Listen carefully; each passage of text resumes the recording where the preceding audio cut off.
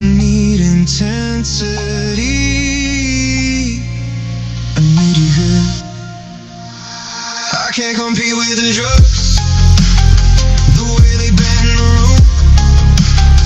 You disappear inside yourself before I even move. It's not that I wasn't enough. I just wasn't loud. I can't compete with the drugs when they pull you underground. I show up when it's hard. You got what you can't hide. You call it feeling alive and let me fucking die inside. I don't wanna be a mirror for something you're running from. I won't turn into a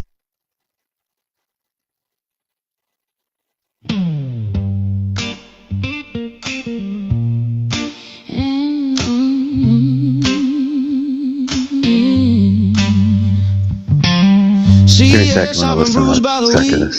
My hands still shake when I speak. You wear that crown like a dare, and I just stare.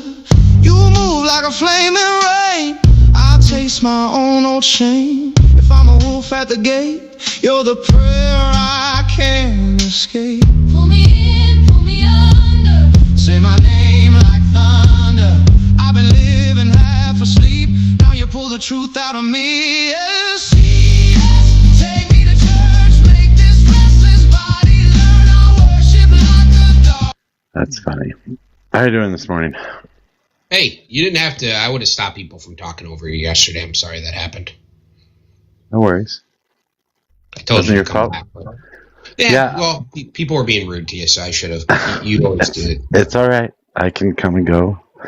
I know. I know that I'm not stuck there. My You're not what? Stuck there. I'm not Oh. hostage. Fair enough. I just didn't like the conversation anymore, so I left. Fair enough. Well, thank you for stopping by. I appreciate it. Yeah, it's fun. I was listening last night. You made an interesting comment that I wish I could have came up and talked to you about. You guys were talking about jail and like healthcare in jail. Mm-hmm. And how like a diabetic should get medicine. I think the guest said he should have to work for it and earn something to get the medicine. And I said something about slavery, and you're going to ask me about Marxism and work for it?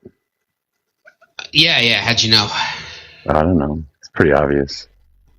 Well, I was just going to ask, like, if your basic needs are being met, like, as a slave, what would make that a slave if his basic needs are being met? I don't know that all of his basic needs are met.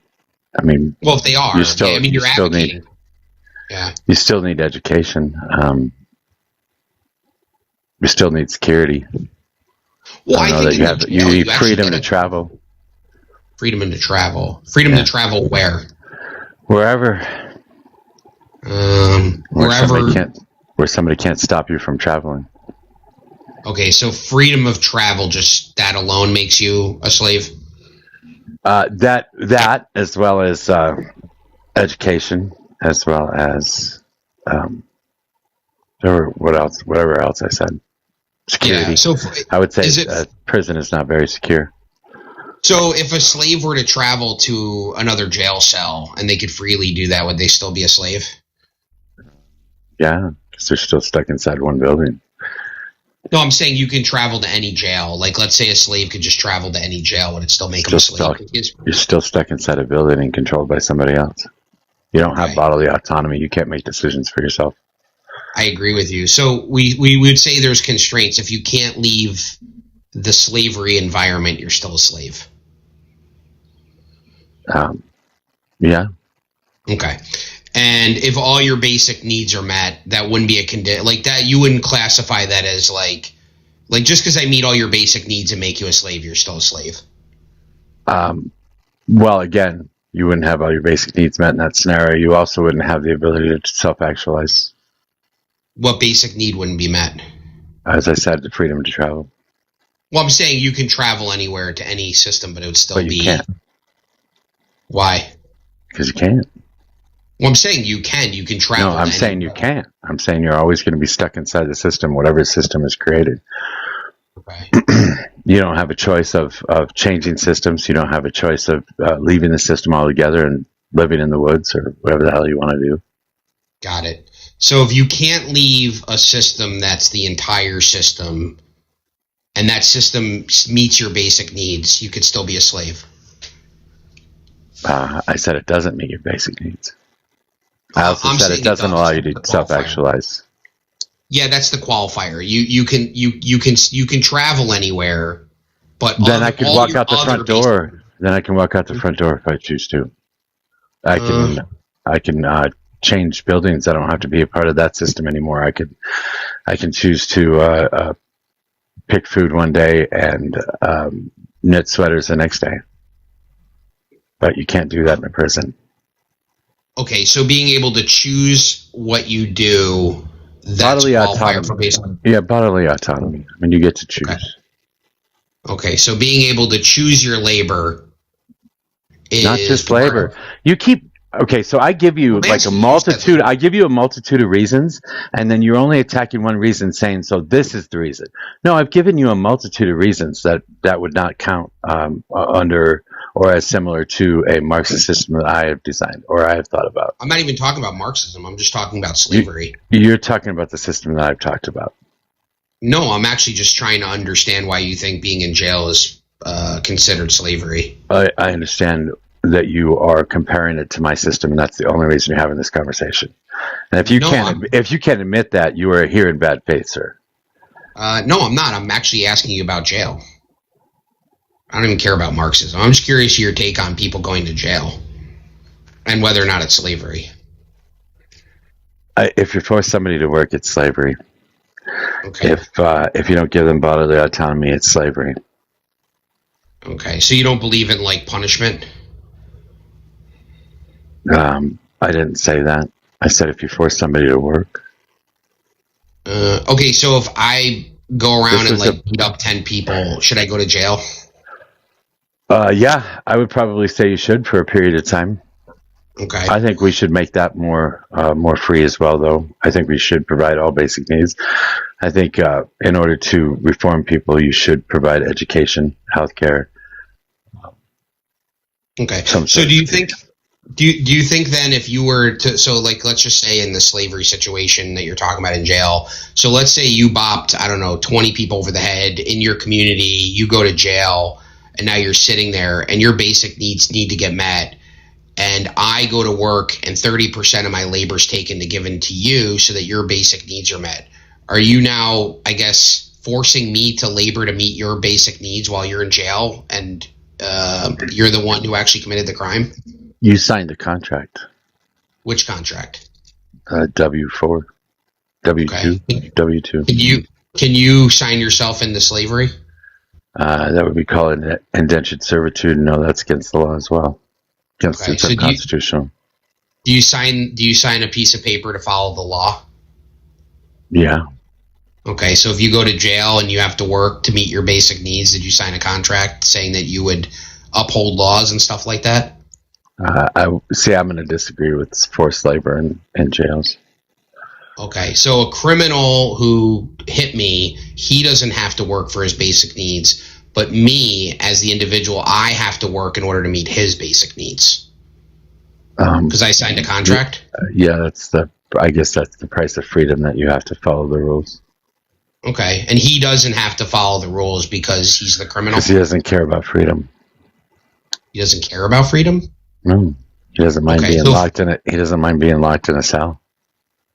Wait, so if I don't care about freedom, I can just, I don't know, have my basic needs met then by other people?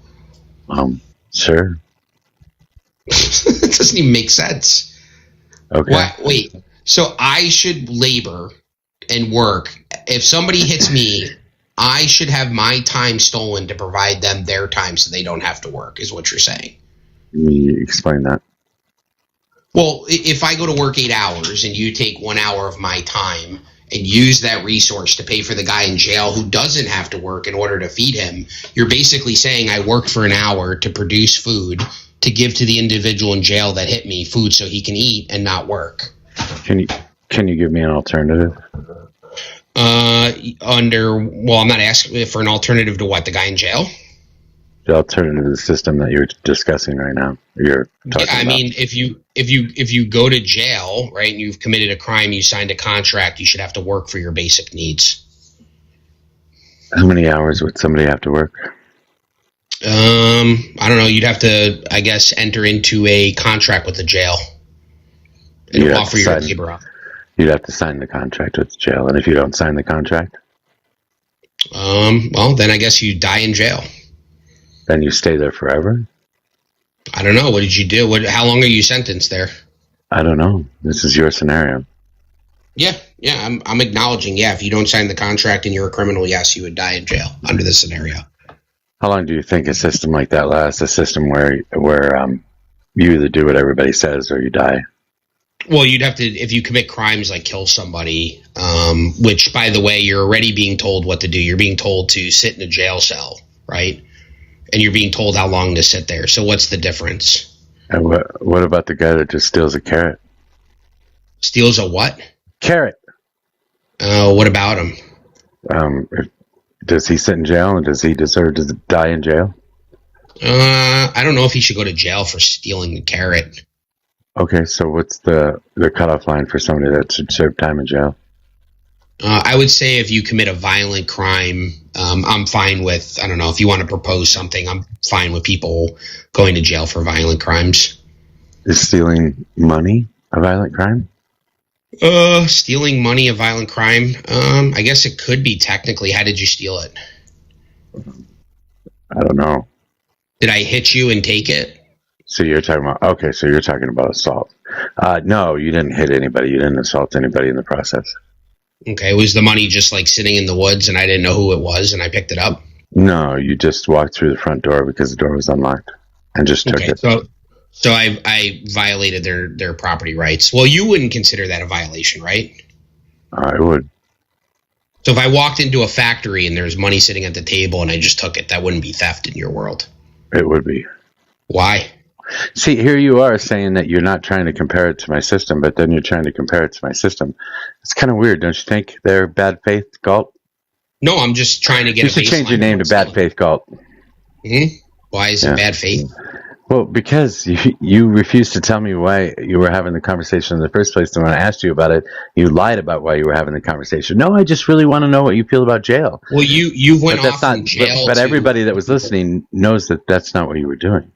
Well, I think you changed the scenario to like whether or not people stealing go to jail or not. So if you want me to engage, I need to understand if you consider something stealing or not. Wouldn't that be important? But again, you start comparing it to my system instead of just asking questions. Well, I think it would be stealing. Do you think it would be stealing? If you walk into a factory and just take money off a desk, yes, I think that would be stealing. Okay. What if I took a machine? Would you consider that stealing? If I took capital? Yeah. You would? I would. Wouldn't the community own it, though? My community doesn't own it. I would consider it stealing. I don't think you would. That's why I don't want to talk past each other. I would say individual co-ops own it. The community doesn't own it. I guess it depends on what kind of business you're talking about. But okay, so I believe that. I believe in ownership. I didn't think you did. That's why I wanted to make sure we didn't talk. But okay, see, there you go again. I'm just making sure we're not talking past each other. But you understand that there's a difference for a socialist or a communist between public property or private property, public property, and personal property, right? Yeah, that's why I was very clear about it being like a machine, a part of capital, right? So if I went in and took it and I was part of the community, I would consider that theft. You wouldn't. And I think that would be. But do you understand how a co-op works? Yeah, I understand how a co-op works, yeah. Okay, and the co-op owns the capital, right? I don't know. I don't want to ask you about your system. I don't want to be in bad faith. So can I ask a clarifying question? Because I'm trying to disengage with that. You are in bad faith. You came here in bad faith. You started the discussion in bad faith. I pointed it out, and now you're saying you don't want to be in bad faith. Are you serious? I'm just trying to clarify positions to make sure we're not talking past each other. If that's bad faith, and I don't know if you know how to debate. Again, yes, you said that before, and I explained to you that it is bad faith because you said you don't want to compare the systems, but when you ask the questions, you're comparing the systems. No, I'm just making sure we're not talking past each other, that we agree on terms. Because I would consider stealing, because I consider the ownership of the machine to a person. Okay, so that's it. Go ahead and leave it there. How do you define a co-op? Well, it depends on how the co-op is structured. If it's structured in the sense where 5 people get together, they all throw in money, sign contracts, and agree to own things mutually and share the benefits off of it, then anybody who's not part of that contract doesn't own anything there, right? Just like any other business. That's how I would define a legal co-op. Would you define it the same way? Yeah, sounds good. Okay, so you believe in private ownership of the means of production now. This is what I mean. This is why you're bad faith. You agreed with me, but you don't believe that. No, I believe in the ownership of one's own labor. Yeah, but you just agreed that 5 people can get together and own a Market. factory. Okay, see, here you go again. You go right back to the fucking system saying that I'm not in bad faith and I'm not talking about your system. I just want to clarify definitions. But here you are in the exact same place you started in. Okay, so then you agree that there can be private ownership of the means. Just say that you fucking want to challenge my system. That's it. That's all you have to say, man, instead of being an asshole. I'm not being an asshole. You're just saying something. I'm asking you to clarify your position. Do you believe that? I believe that the way a co-op works in a market type system would be that individual co-ops own their individual means of production, and those co-ops are owned by individuals that split all profits and losses equally. That's the way I would set up a co-op. That's fine. So I believe in the private ownership of the means of production too. We agree. Okay, this would be a cooperative ownership of the means of production. Yes, privately owned by individuals. I agree. No, a cooperative. Yes. But yes, as an individual, actually, I would agree with you too. If it's just one person running a business, yeah, you absolutely can own your own means of production.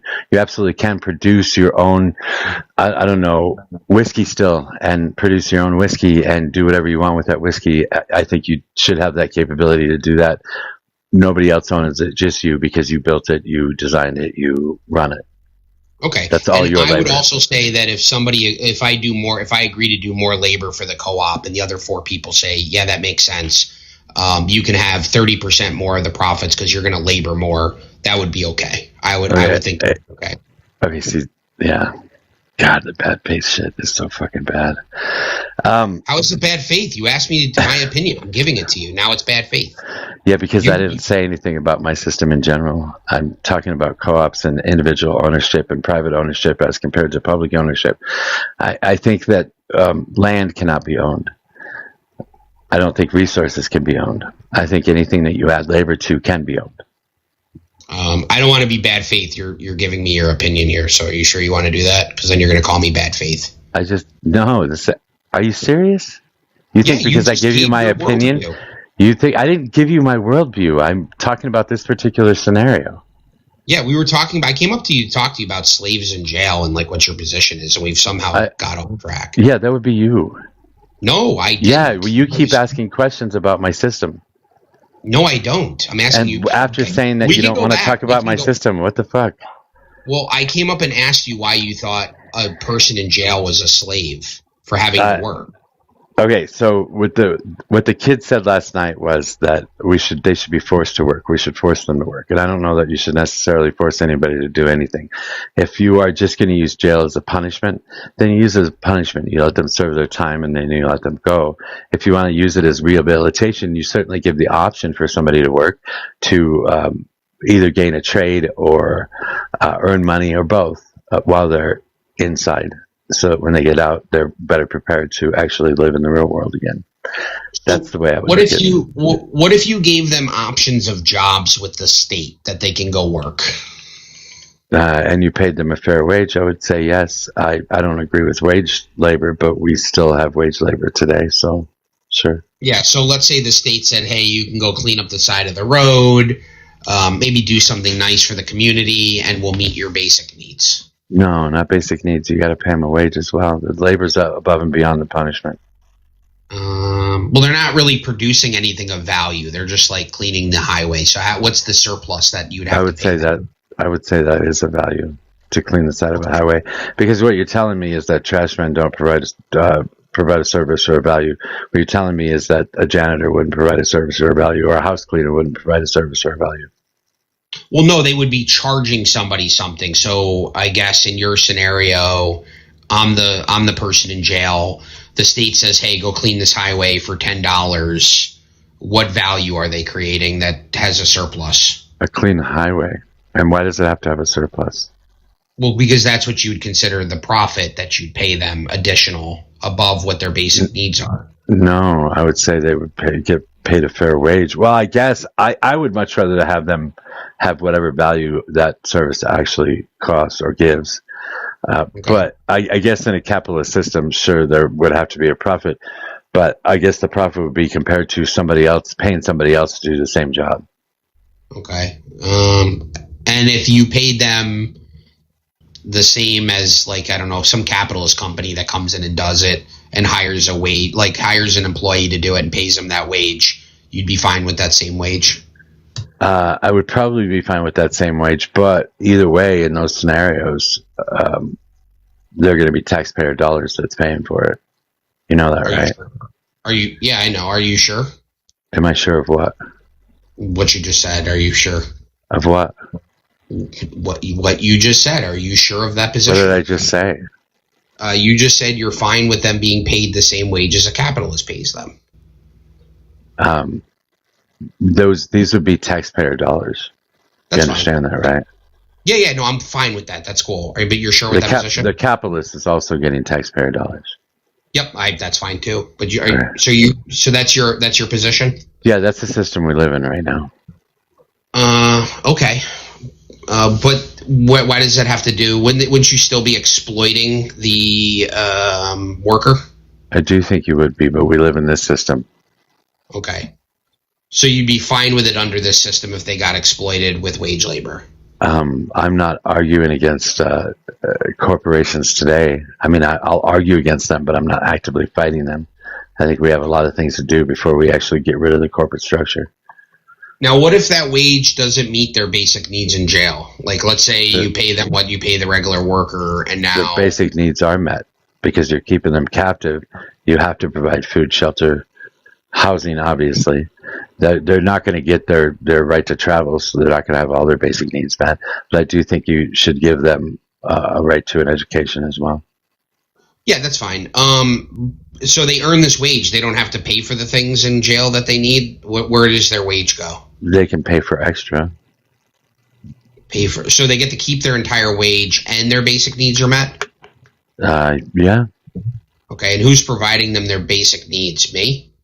Yeah, taxpayers. Because we're the ones who lock them up. I'm still forced to labor for somebody, and now they also get to keep their wage? Yeah, that's the system we've created. I'm not asking about that. I'm asking, like, just in general, that's the way you think it should work? Yeah, that's the system we created. Where people can go out and earn money, and do you think that's fair?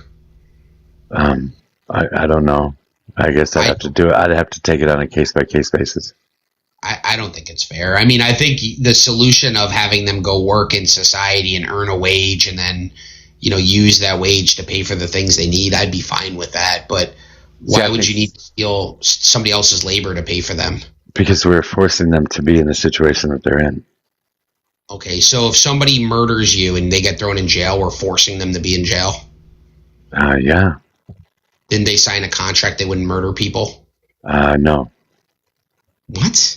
Nobody's ever signed that contract. I've never signed a contract that says I won't murder people.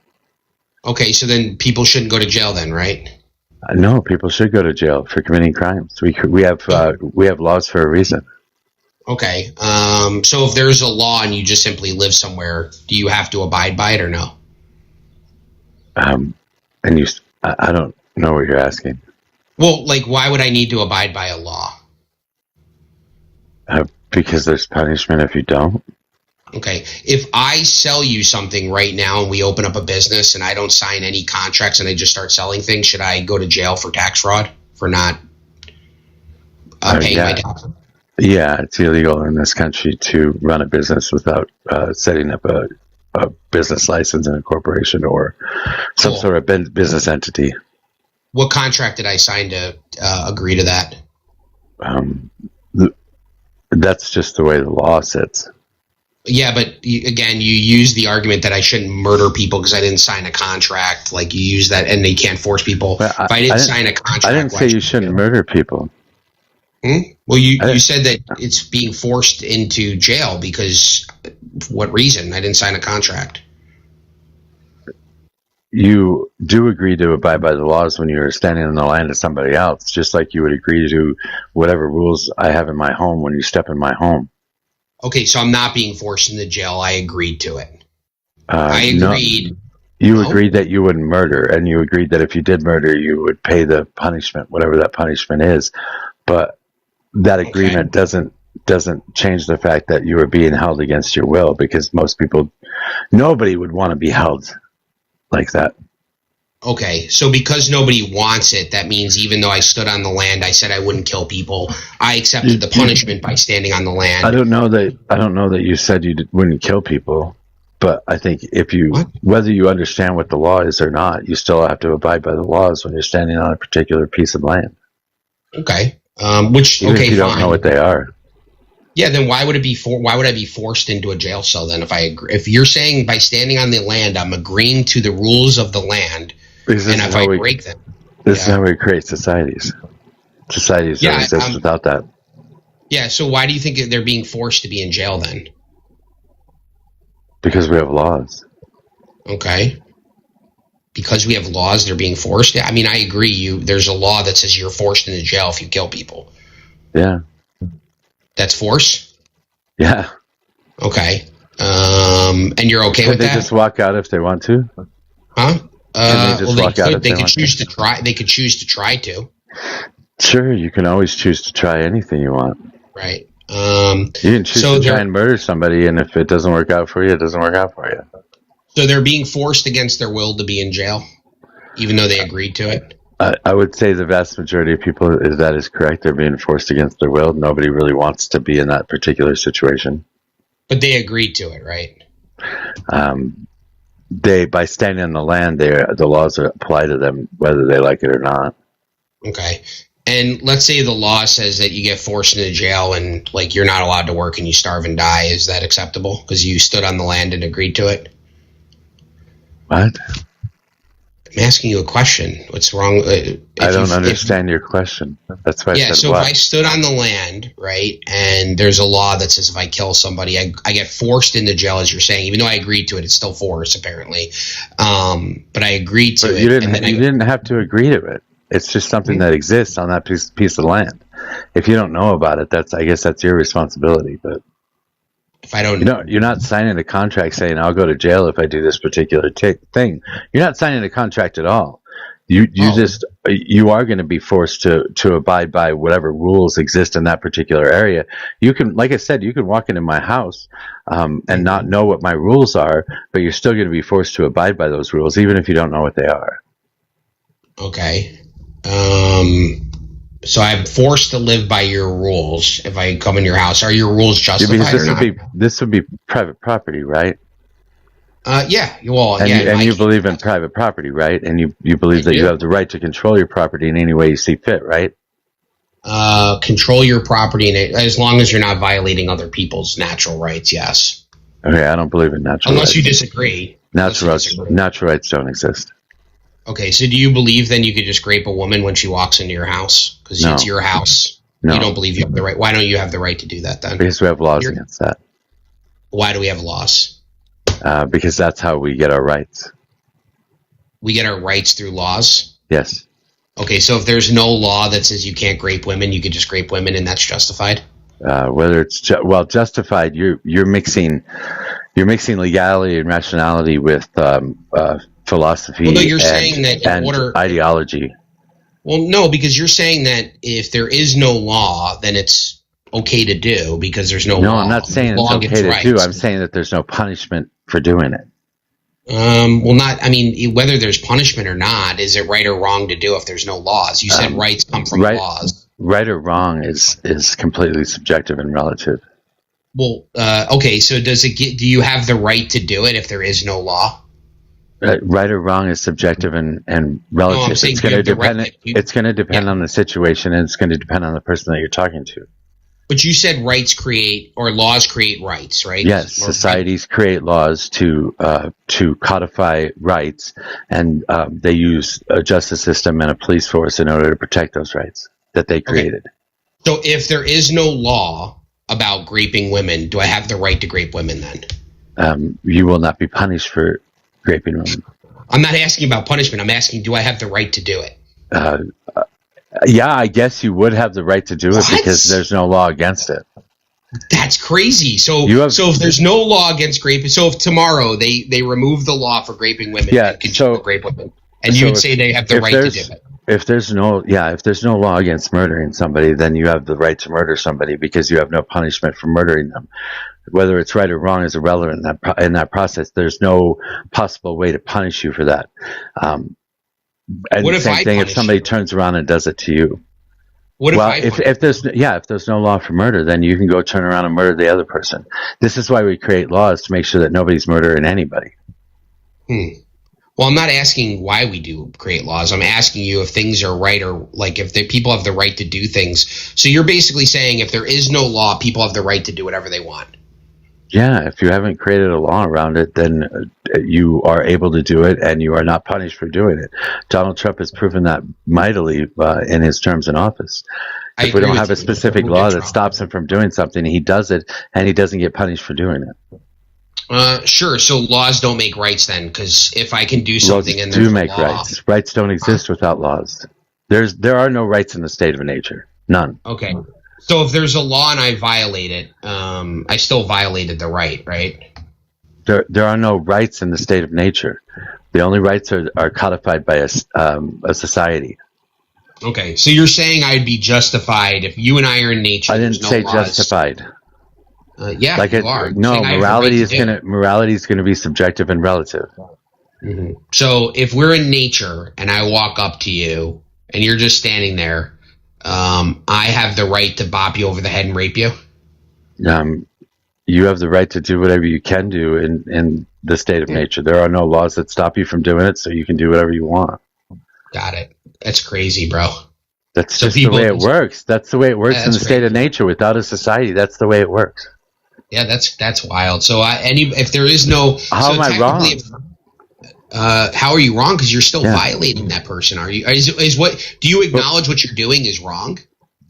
That's a different scenario. Now you're talking. I'm You're just trying to asking you, compare. is it Now you're wrong? trying to compare philosophy with a right. That's not grape- correct. Is grape okay if it's not against the law? I just told you there are no rights in the state of nature. I'm asking you, is grape okay if it's not against I just the said there are no rights in the state of nature. So in the state of nature, Okay. grape is okay. Wow. Okay. As long as somebody can't stop you, then you can do it. So is raping a child in the state of nature if there's no laws As against long it? as somebody can't stop you, then you can go ahead and do it. Okay, that's really gross, dude. It's That's just gross. reality. That's why we choose to live in societies. That's why we don't want to live in the state of nature, because See, the I state would of say nature is raping a child because the is wrong. state of nature is cold, brutish, and short. So we choose to live in societies. We set up societies and we codify laws and we create justice systems and police forces in order to protect those laws. Those laws become the rights that exist in that society, and anything outside of those laws do not exist as a right. Okay, so your position is you have the right. So if we remove the law today for raping children, you'd say everybody has the right to rape All children. societies are going to have laws. If That's- you go step out in nature, a fucking bear could grape you. Yeah, and I would say it's wrong. I don't need a law to tell me something's Well, wrong. you let me know Maybe you what do. that bear. You let me know what that bear thinks about you saying it's wrong. Hey, man, this is wrong. Let me Wait, know how do that you works think- out for you. Yeah, it's still wrong. Just because somebody violates Well, your let me know rights- how. Let me know how that works out for you in the long run. Just because somebody violates your rights, does that mean it's not a right? It's not a right because it's not codified. Because the bear That's not doesn't what I asked recognize. you. Because the bear doesn't recognize the right. The land doesn't recognize the right. The nature doesn't recognize the right. There are nobody that recognizes the right except for you. And if it's only you, then it's irrelevant in the state of nature with other beings around. Got it. So if you don't recognize a right, so your position is if you don't recognize a right, then it's not a right. Hey, man, in the state of nature, I have the right to spit in your face. Okay. Even if it's a law. But there are no laws in the state of nature. No, I'm saying, but if there is a law, then it's a Yeah, right. but there are no laws in the state of nature. I'm not saying that. I'm asking you a question. If it's a law, then it becomes a right, correct? If it's a law, then you are living in a society and you have to abide by those laws. And by living in that society, you agree to abide by those laws, even if you don't know what the laws are. And what if I don't abide by them? I say your laws. Then I you have get a thrown in different jail. There are particular punishments that are laid forth for every particular crime that is committed.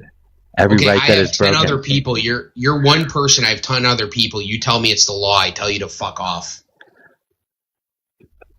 Then you're not accepted in the society. You can go ahead and live in the state of nature again. No, you're not accepted. I have 10 people. You're one person. You tell Oh, me yeah, it's the then law. I would of the have- land. Then I would have to live in the state of nature myself. I would just have to leave. I don't get to force 9 other people to live a specific way. Well, so then you're not. So then we could just come and, like, I don't know, rape you and it's right, even though you're saying it's the law. You're saying, hey, this is In the the law state of of the land. nature, yes. And if that's okay. society you created and you chose to allow that to be legal and not punish for that particular thing, then yes, they can do that in their society. Okay, so when you break a law, it's no longer a right then, even though it's a law. What? You just said if you break a law, it's no longer a right. No, I have it's the- still a right. That's why there's a punishment for it. Well, nobody's going to punish me. I told you there's 10 people. We come along. You tell me it's the law, and I But kill you. you said there are no laws against it. No, I'm saying there are. You have. Oh, your there are society laws with against people. it. Oh, okay. Well, then somebody will Yeah. come along and arrest all your asses and throw you out in jail. I mean, I don't know kill what you're them. looking for. I kill all those people. Good luck doing that in a society. Well, they all agree with me. So the people This that is called war, Dr. Galt. That Right. happens in systems Sure. with societies. correct, is it justified? It's necessary. It's necessary. Okay, but is it still a right? So if you're in a community and we go to war and there's 10 of you and 20 of us and you say, hey, this is the law of our land, and I say, I don't care about your law, I'm going to come and pillage you and take your kids and all this shit, would you say I have the right to do that even though there's a law? Now You you're said talking. law. You said law makes rights. Yeah, now you're talking about the state of nature. If I can't enforce those laws, then you have no right. Okay, so enforcement. So it's not just laws; it's enforcement of the law that creates. How the did you rights. miss that? That's what I said. Yes, we create societies. We codify laws to protect rights. Those rights are in some sort of a law book. Then we create a government that and a justice system and a police force in order to protect those rights. Yes, that's what you do. That's where rights come from. Sure. So I show up and I enslave you guys, and now you're saying, and I make it the law because I'm stronger than you, and you're like, hey, you're Then not. that is, You then should that is accept the law, slavery. and those are your rights. Yes, those So are you the should rights just I accept have. slavery then.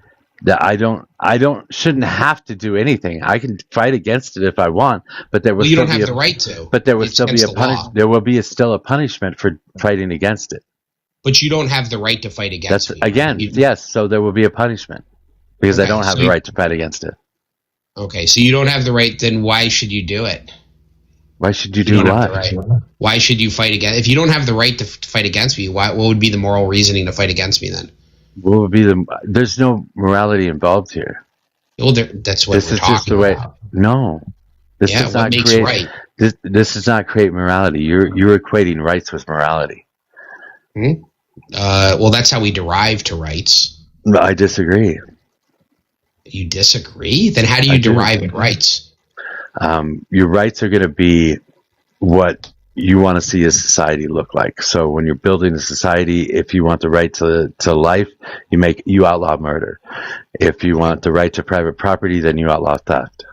It's How going do to you be a come yin to and those yang. conclusions? How do you come to those conclusions?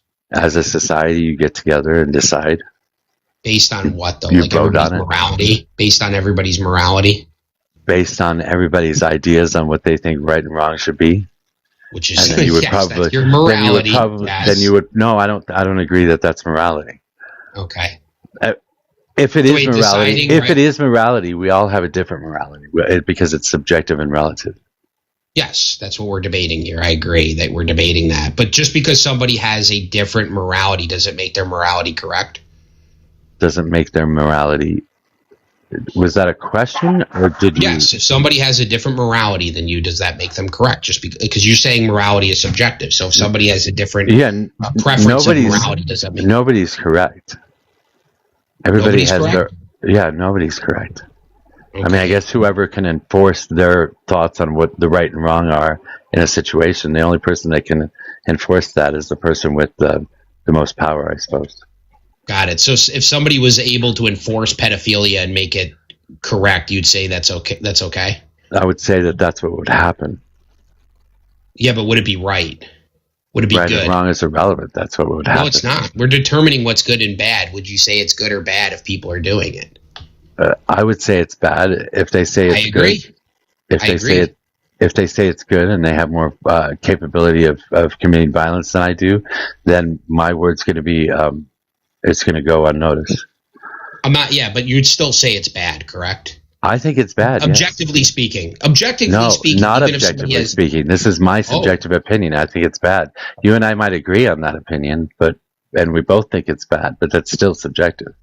So you don't think objectively speaking that touching children is bad? Well, see, now you have to go into what makes a child. At what age does a person become an adult? At what age is this okay? At what age can a person consent? And what are the scenarios around consent? Can an employee consent to a boss? Can a child consent to an adult? Can an 18-year-old consent to a 65-year-old? Mm-hmm. I don't know. These are all questions that would have to be. You don't know? These are all questions that would have to be subjective and voted on or decided by a majority. No, I think you can use science and a rational brain to determine these things, and I think that's a viable option. Wait, what kind of science tells you that murder is wrong? What kind of science? Because the person's no longer breathing, so they lost their life. That would be the science behind it. That's not science. Ending somebody's life. Do you know what science is? So scientifically, no. So that's philosophy. It's either just philosophy or reality. I mean, sure. If somebody's no longer breathing, they're no longer alive. But you're talking about right and wrong. That's not science. Well, you asked me how I would know if somebody's dead. No, I didn't. You didn't? Okay, maybe I misheard your question. Can you rephrase it or re-ask it? No, I don't even know what the fuck you're talking about right now. Mm-hmm. Well, you're saying that it's like society can decide if like 4-year-olds are okay. That's what you're saying. And it would be right. What I said is that this is not science. No, but there's can you no address science behind any of this? Yeah, but you're saying a bunch of thieves and thugs can get together and bully a society and say that 4-year-olds are okay and that they would have the right to do that. We've already gone through this, right? Haven't we already gone through this argument, this discussion? You've done it like 3 different ways now?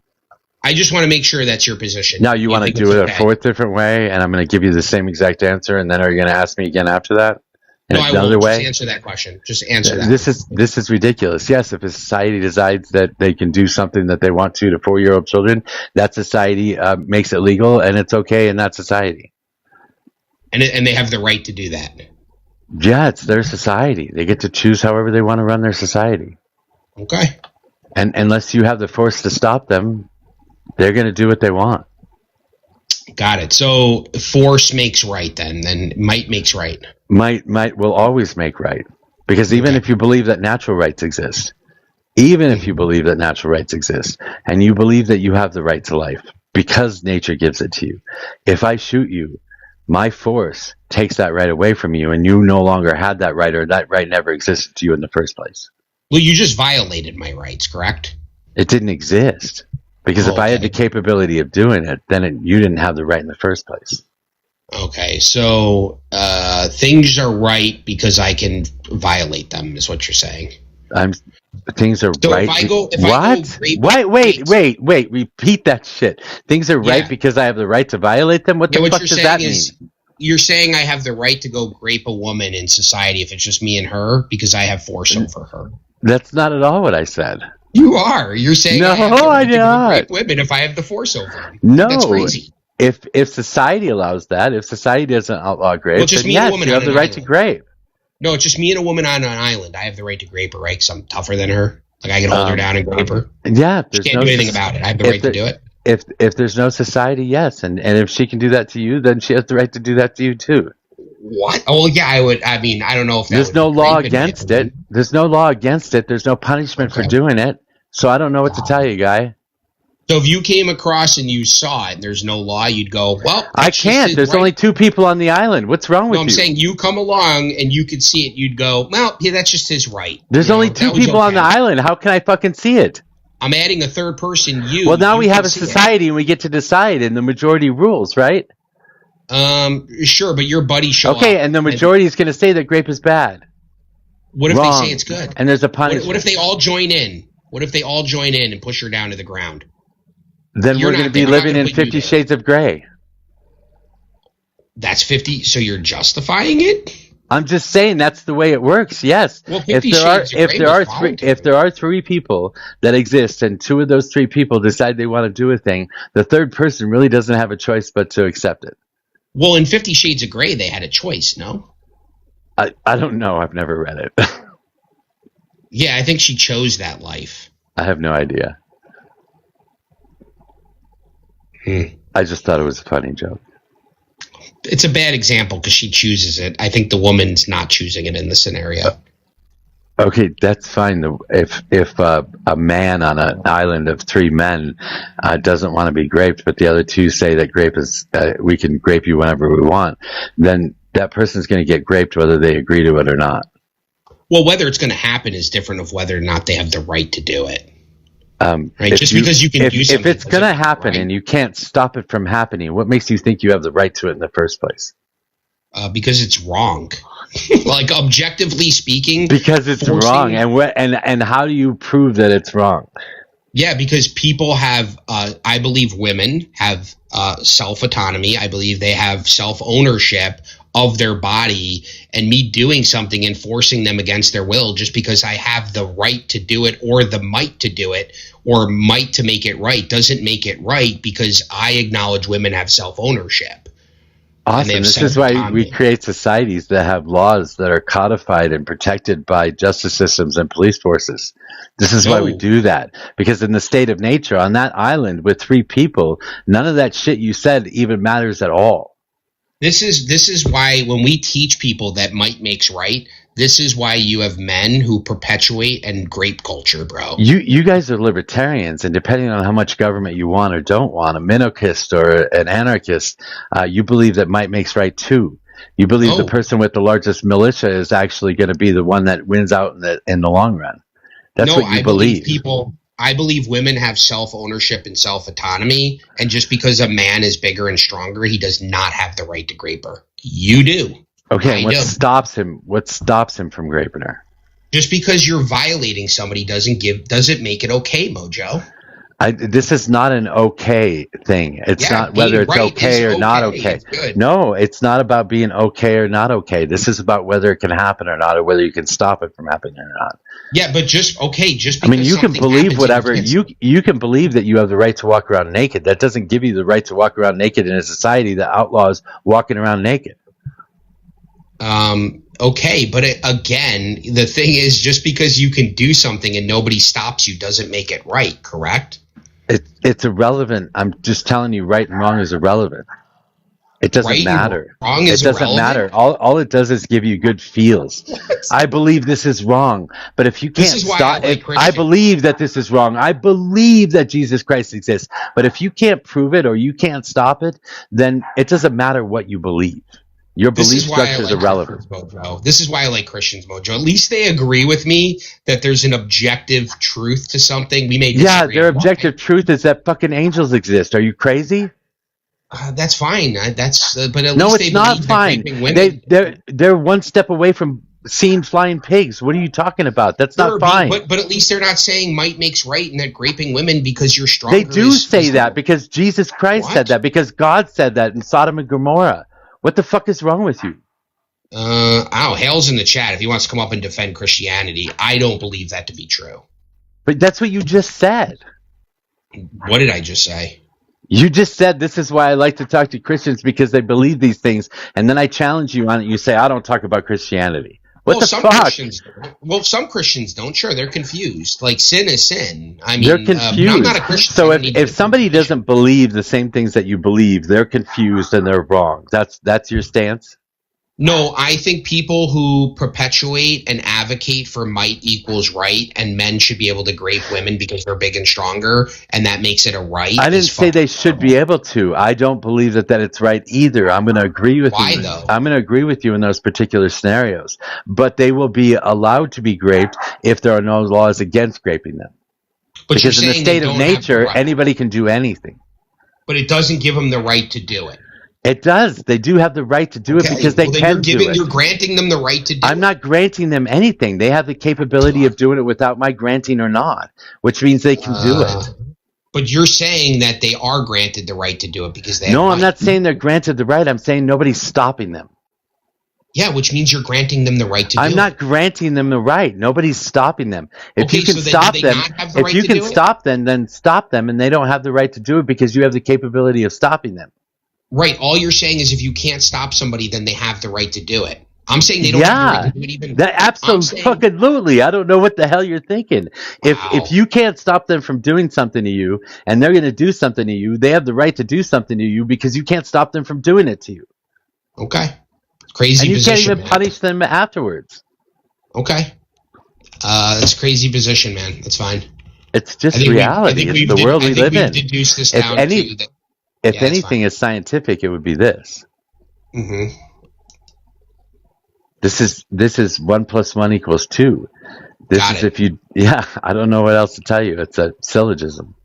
I guess you know what we can agree. I think that even if somebody has the ability or force to grape somebody, I still don't grant them the right to do it. I think it's still wrong. Okay, you scream that into the I fucking will. clouds. You scream that into the clouds as somebody grapes you. You have no right, sir. Mm-hmm. As you're taking it up the rear end, I don't know what to tell you. That's crazy, bro. It is crazy because if you can't stop them, they have the right to do it. Okay. All right.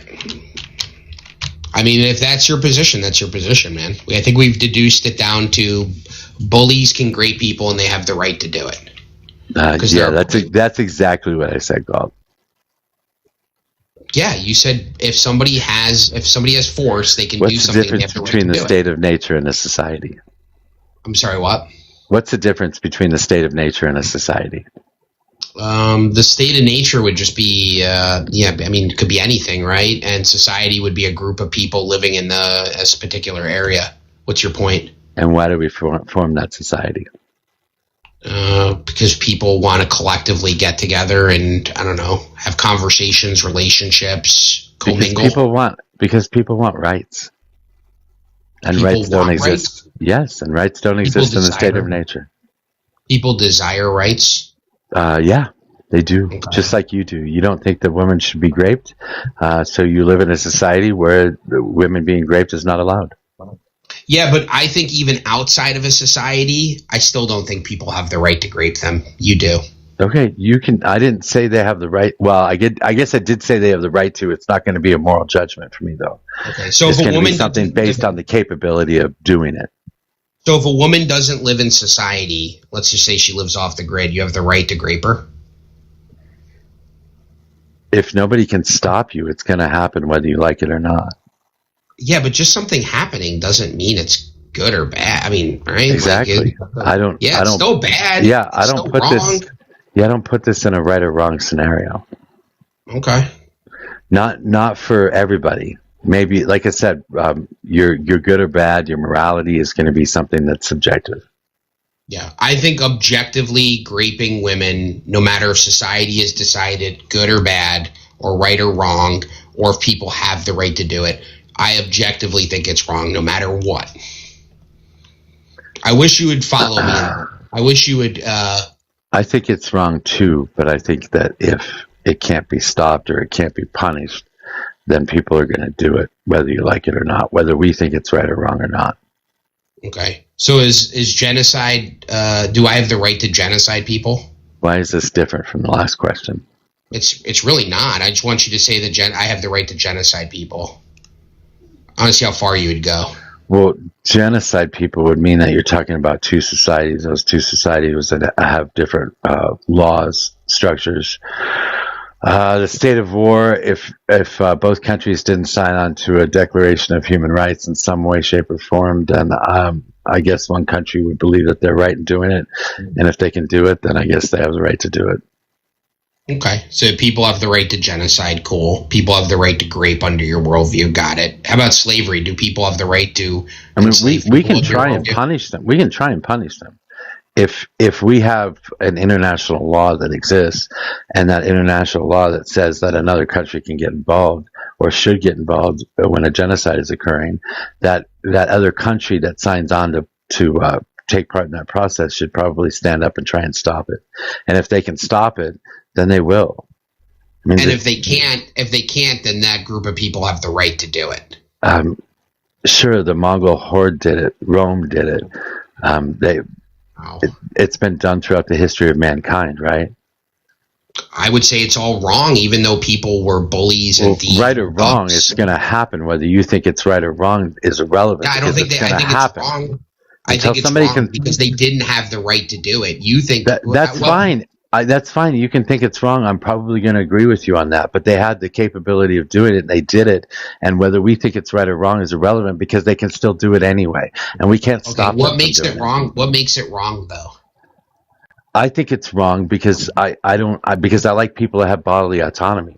I would much rather live in a society where bodily autonomy exists. This is why I want a one world government, or part of the reason that I want a one world government where exists a universal declaration of human rights, and those rights are codified and defined and even protected by militaries.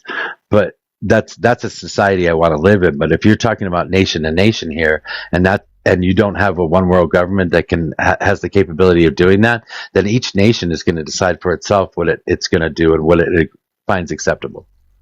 Got it. And if that one world government as centralized, if they all agree grape is okay, then great. That grape then becomes a right for people to have. I would say that would not be a human right. I don't No, I'm think saying that they anybody. decide that. Yeah, I don't think that they will. I think Well- that's an irrational thought process.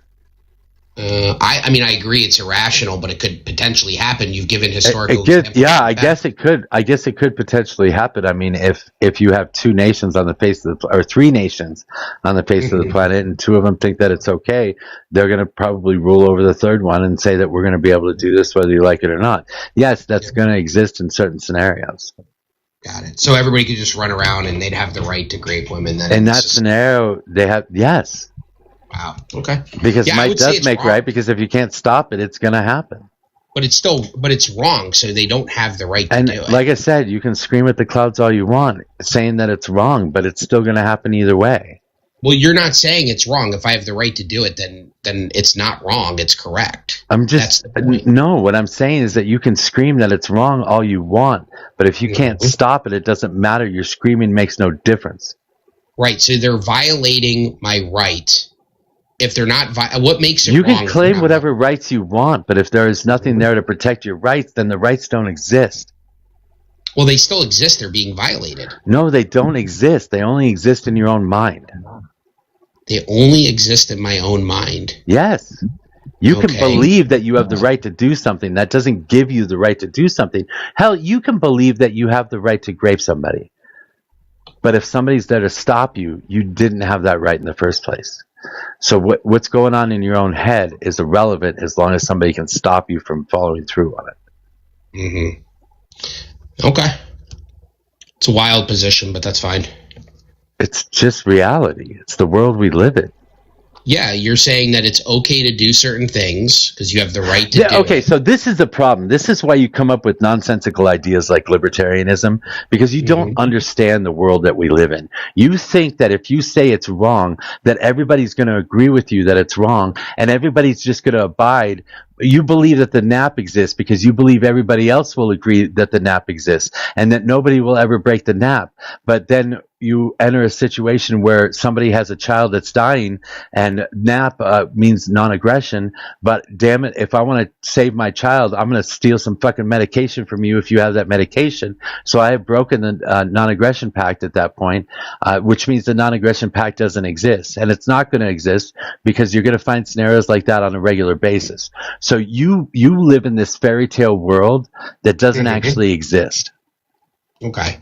So that's not the case. There would be a conflict and you'd resolve that conflict. Just How do because you resolve that conflict? Well, you'd resolve it through who the aggressor was, right? So And who decides who the aggressor was, and who decides what punishment there is for the aggressor? Yeah, you'd have governing bodies in the society that would determine who aggressed. And how does that government? How does that? Because we believe in self-ownership. So if you violated my self-ownership, right? Like here, I'll give you the example. If you came and raped me in my society and forced me to do it, you have now taken away my bodily autonomy. Therefore, you're the aggressor. You don't think you're the aggressor because you had the power to do it. I think you don't have the power to do it because I think we have self-ownership. That's the difference. Okay, how does that government body stop you from doing or punish you for doing what you did? They don't have to stop you because you violated. They would punish you because you violated my rights. Now, if there was somebody there, how do they punish? How do they punish you? How do they force you to be punished? Can I just walk away? Yeah, you can walk away. Sure. Okay, so then there's no punishment. So why would I abide by any rules that you have if there's no punishment for the rules that you have? Well, anybody can walk away from a punishment. Doesn't mean that the punishment can't exist, right? Oh, sure. You can add the punishment on there, but only if I agree to that punishment will that punishment even matter at all. Because if I can walk away, then there is no punishment. Sure. If this happened in the scenario today and cops showed up at your door and you refused to comply, what would happen? You would get arrested and thrown in jail. Okay, same thing in my society. You would be forced to comply? Okay, Cool. So what you're telling me then is that might makes right? No, what I'm saying is you violated my You just fucking agreed that might makes right. What the fuck? No, I didn't. Yes, you did. That's exactly what you just did. That? You did, because you said in your society the police will force you to comply. And that's might. And then might makes right because they will force you to comply because this is something that you agree with, and the police are going to enforce that through force. So might makes right. You just agreed with me. No, might doesn't make right. What I'm saying is you didn't have the right to grape me. You violated it. Therefore, there's a punishment. You don't have the right to punish me. You're cutting me off, dude. So, okay, you could say that. That's fine. And you can choose not to comply. And then there's a conflict that occurs. But it doesn't mean you didn't violate. And then what happens what happens with the outcome of that conflict? Well, what happens? I don't know. What do? Do you take out a pistol and try to defend yourself? I'm asking you. You said a conflict ensued. Yeah, sure. So I show up to you. Well, I'm not going to say you. Some guy raped a woman, right? Her rights get violated. The governing body decides that your rights were violated. They show up to bring you into court to try you. You're found guilty with evidence. No, wait. Hold on. When they show up to try me, I tell them to fuck off. Okay. Yeah, you can do that, and they will drag you into court, and they will put you in front of the court. No, because you violated somebody's rights. So you have to pay the crime. You have to pay. They're not forcing me by dragging me. No, because you violated my natural rights. So they're not forcing me by dragging me. No, it's called. So I can drag you when I think you've done something wrong, whether you think you've done something wrong or not. I can just drag you into court and force you to stand trial and give you a punishment for it. If it's justified, yes. If you have evidence that I violated your natural rights, yeah, why not? Okay, if I just make up my own natural rights, you can do that, and I punish you. I punish you for taking those away. Who stops me from punishing you? Well, the governing body or the people in the society. Like, what are you talking about? It's the same thing that happens. How does the governing body stop me when I just tell them to fuck off too? Yeah, again, you can still violate laws. It doesn't make you right. Okay, again, this isn't about right or wrong. Yeah, this isn't about right or wrong. Yeah, but because the only way you The only way you can enforce any of this is through force. That's it. That's the only way you enforce these Yeah, things. force is It's force is acceptable when okay. when So then natural, it's right? might makes right, and then you're going to No, it's use the not. democratic. Then you're going to use the democratic Dude, situation you're where so far off then you're here. going to use. Yes, you just said that Mike makes right, and you're going to No, use it the doesn't. democratic, and you're going to use the democratic system to decide what is right, the difference between right and wrong. What democratic system are you talking about? The democratic system that decides what defines the nap. Okay. Well, there doesn't have to be a democratic system that decides the nap. There has to be. Why? Because am I actually aggressing on you if I take medication that my child needs to survive? Or are you aggressing on me by holding that medication and not giving it to me when my child needs it to survive? It's easy. You aggressed on me. You took my stuff. Okay, but you're aggressing on me by holding the stuff that I need to live. It's mine. You already acknowledged that. It's I my know, but property. I'm going to die if I don't get it. I'm going to die if I don't get it. So if you don't give it to me, then you are forcing me to die. No, I'm not. It's mine. Not giving you simply restricting from something But from see- somebody is not a violation. Do you see that there's two different sides to that scenario, and you and I can disagree on where the aggression actually exists in that scenario? No, I don't, because I think what if you take the medicine and then I die? Do I have the right to self-defense? Sure, you can go ahead I and kill do, me at that. You can go ahead and kill me at that point. Okay, so I have the right to self-defense. Well, What gives me yeah, that because right? then it's just it's not aggression; it's all self-defense. So when I'm taking your medication, agree. it's in my self-defense, and when you come and hurt me for taking your medication, then it's in your self-defense. So we're both defending ourselves in that scenario.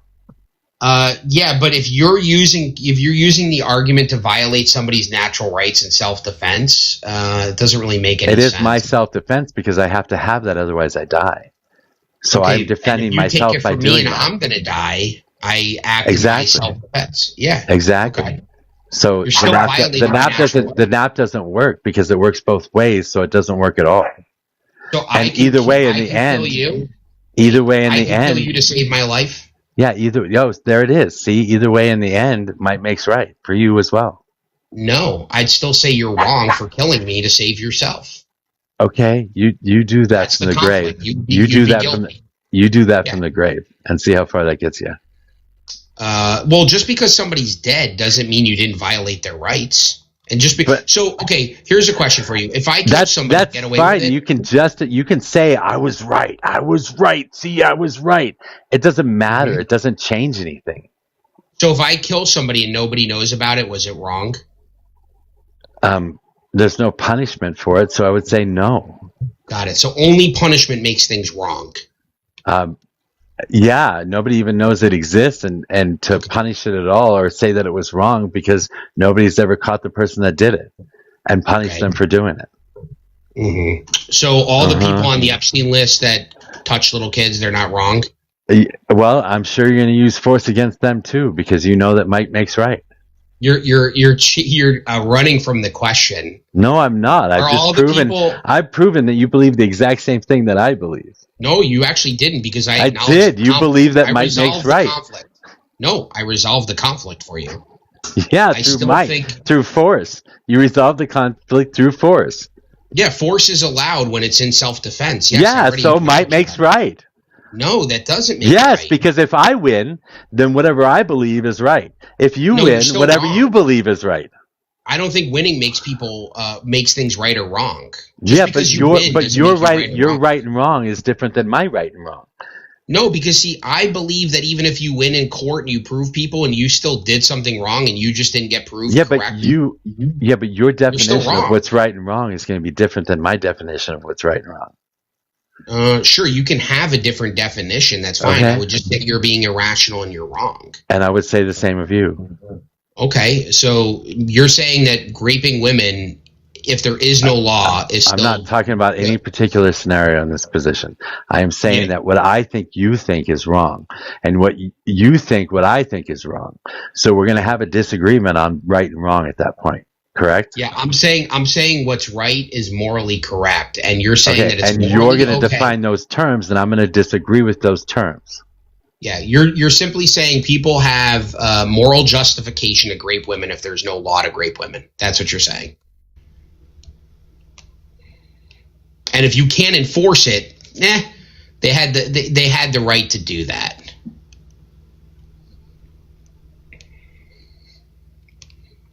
And if they get away with it, let's say if they get away with it. Yeah, so let's say they get away with it. Do you say they were morally justified in doing it because they couldn't enforce the fact that they did it? I'm just going to tell you that morality exists only in as far as it can be protected.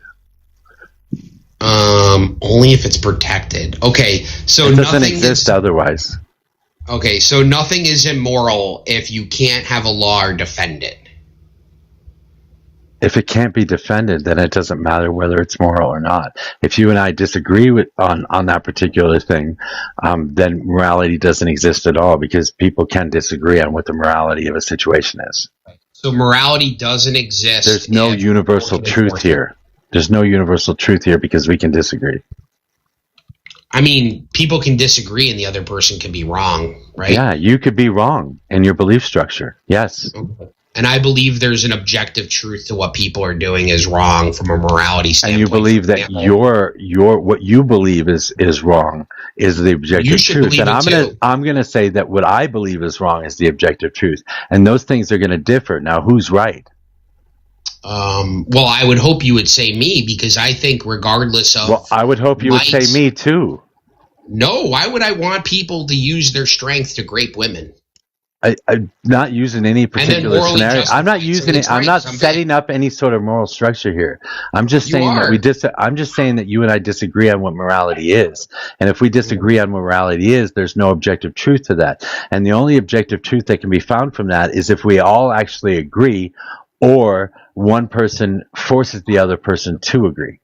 No, I think there's a rational way to look at it, and that's through the fact that people are born and they have self-ownership. Therefore, you shouldn't violate it. And when you do violate it, and it's not in self-defense, and in self-defense, force is okay initiating because you have the right to do that. But if I'm not self-defending... So then might makes right. You just said might makes right, and you've been arguing against might makes right the entire time. How is might makes right? I'm saying because if somebody force is acceptable. You just said force is acceptable. In self-defense of defending my natural rights, but that doesn't mean you get to violate them. So you said that force is acceptable, and that means might makes right. That means that if you can win through force, then whatever you believe is the way it is. No, what I'm saying, even if you lose. So here, if I go to defend myself against you and I lose, it doesn't make you right. It still makes you wrong. So just because I have the right to self-defense, and even if I lose... What makes your definition more correct than mine? Yeah, because I believe in self-ownership. You don't. I do believe in self-ownership. As a matter of fact, and you should don't. Just agree because with me. In capitalism, you don't have self-ownership. So you don't believe in self-ownership. Okay, that's fine. You can pivot to capitalism, but no, I'm not pivoting. I'm just explaining to you that you don't believe in self-ownership. Why? Because you believe in capitalism, and you believe that you are forced. You believe that forcing somebody to work for a wage in order to eat food is justifiable, and I don't. No, I believe that women should have autonomy over their body, self-ownership. No, I'm talking. Yeah, can I finish? There are things that we're going to agree on. I probably agree with whatever the next statement that you have is. That's not something that we should even be talking about. If we agree on it, it's irrelevant. Let me see. Let me make my statement. The things that we disagree on are the only things that are relevant. Yeah, I believe that the two things that freed slaves and women from the patriarchy, people like you who are upholding it, and slaves, is women's self-ownership and self-autonomy. That's fucking crazy. Yeah, I'm not getting past that. Yeah, I have no answer for you. Yeah, that's fine. Women's self-ownership and their ability to own the means of production privately. That's what they advocated for, right? Owning a business, a woman being able to own a business, and slaves owning property and owning themselves. Those are the two things. You want to return that back to the white man. You let me know if you ever come up with some sort of a system that where might makes right doesn't exist. You let me know when you believe that to be true, and then we can have another discussion about it. Yeah, I don't think self-defense is might makes right, because even if you lose in the self-defense scenario, you're still correct. Does that make sense? But who says you're correct?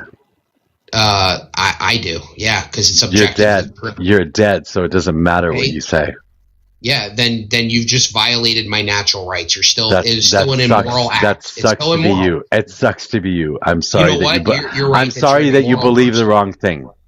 Okay, that's fine. I mean, just because you violate my rights and I couldn't defend myself against you doesn't make it a moral act. No, it just means that you were wrong about your morality. Okay, so you're saying it's morally acceptable to rape a woman and then kill her I'm saying that it's because she morally couldn't defend herself. I'm saying that it's only morally acceptable if you can defend that it's morally acceptable, and Right. you were saying the same thing. No, yeah, you're right. So that's exactly what you're saying. If a woman gets raped and Yeah. then murdered, that it's a moral And that- act because she couldn't defend and- herself. And that defense takes might, so what you're saying is might makes right. No, I'm saying that it's still wrong even if you can't use force to stop it. Yeah, but it still happened anyway. So And it's still wrong. it's not still wrong. immoral. It's not wrong because it happened. Wow. Okay. It's not immoral because it happened. So when things happen, it's morally acceptable. You believe the same thing. No, I don't. I said Yes, it's you do. immoral. You believe that you can use force against me when you think I've done something that you don't agree with. You think you can use force against me. You absolutely do. to defend So you myself, absolutely yes. believe that might makes right. I believe that if you're using force to violate my autonomy and self and my Then you body, can use yes. force to violate my autonomy. Well, then I'd be wrong. No. You believe that if I use force to violate your autonomy, you believe that you can use force to violate my autonomy. Yes, there's context here. Self-defense, yes. I Yes, can so you use believe force that to might. stop you. Yes, so you believe might makes right because I'll just No. split the middle finger to whatever force you want to point at me. No, because even if I can't use force, let's say you come up behind me and hit me and I couldn't self-defend, it's still wrong. It's still So then you immoral. can say you suck, I hate you, and walk away, and there's nothing you can fucking do about it. Yes, and it's still immoral. It's still wrong. Okay, good. Go sit in your corner and say, "God damn it, that was wrong," and you cry about it. I don't know what to tell you. Okay, well, society shouldn't look at it that way. Society should still look at it as a wrong act. I And agree. genocide still- I agree. Okay, And if you they agree, should then you codify. agree with me. They should codify it. They should create laws around it. They should have a justice system that punishes it for it, and they should have a police force that forces people to abide by it. Yes, I agree with you. I agree that these things should be codified. And if they're not, it's morally acceptable. If they're not, it's going to happen whether you like it or not. And you can scream into an abyss all you want about whether you think it's right or wrong, and it's irrelevant. Because if you don't have the force to protect it, then it doesn't matter. Mm-hmm. Okay. It's a wild take. No, that's your take. No, It's it's the exact not. same take. Yes, it No, is. it's not. Yes, No, we it's are not. using your nap argument. We are talking about self-defense in this particular scenario. No, because I'm saying even if force doesn't exist to stop the action, it's still immoral. And even if force does exist in self-defense and you still couldn't win, it's still immoral. And I defended myself by stealing your fucking drugs, and you defended yourself because you think that I stole your drugs. So Well- either way, both of us are gonna utilize force to defend our rights and our belief structure. Well, I don't think you still have believe, that right. and in the end, whoever wins is the person that takes out the other person or beats them up or whatever they do. So in the end, it still might makes right. Okay. Can you address what I said? So even if I can't defend myself and I use force and I lose in self-defense, is that might makes right? Yeah, because whatever. Wow, I lost. Because if you lost, then whatever you are screaming at the clouds is irrelevant. Because you no, lost. I'm not saying that. I'm saying in my scenario in self-defense. No, I'm saying you said you lost. If you Right, lose, it yes. doesn't matter what you say. So the stronger person didn't win, right? I went to defend myself. The aggressor was stronger than me. I went to defend myself with force, and I lost.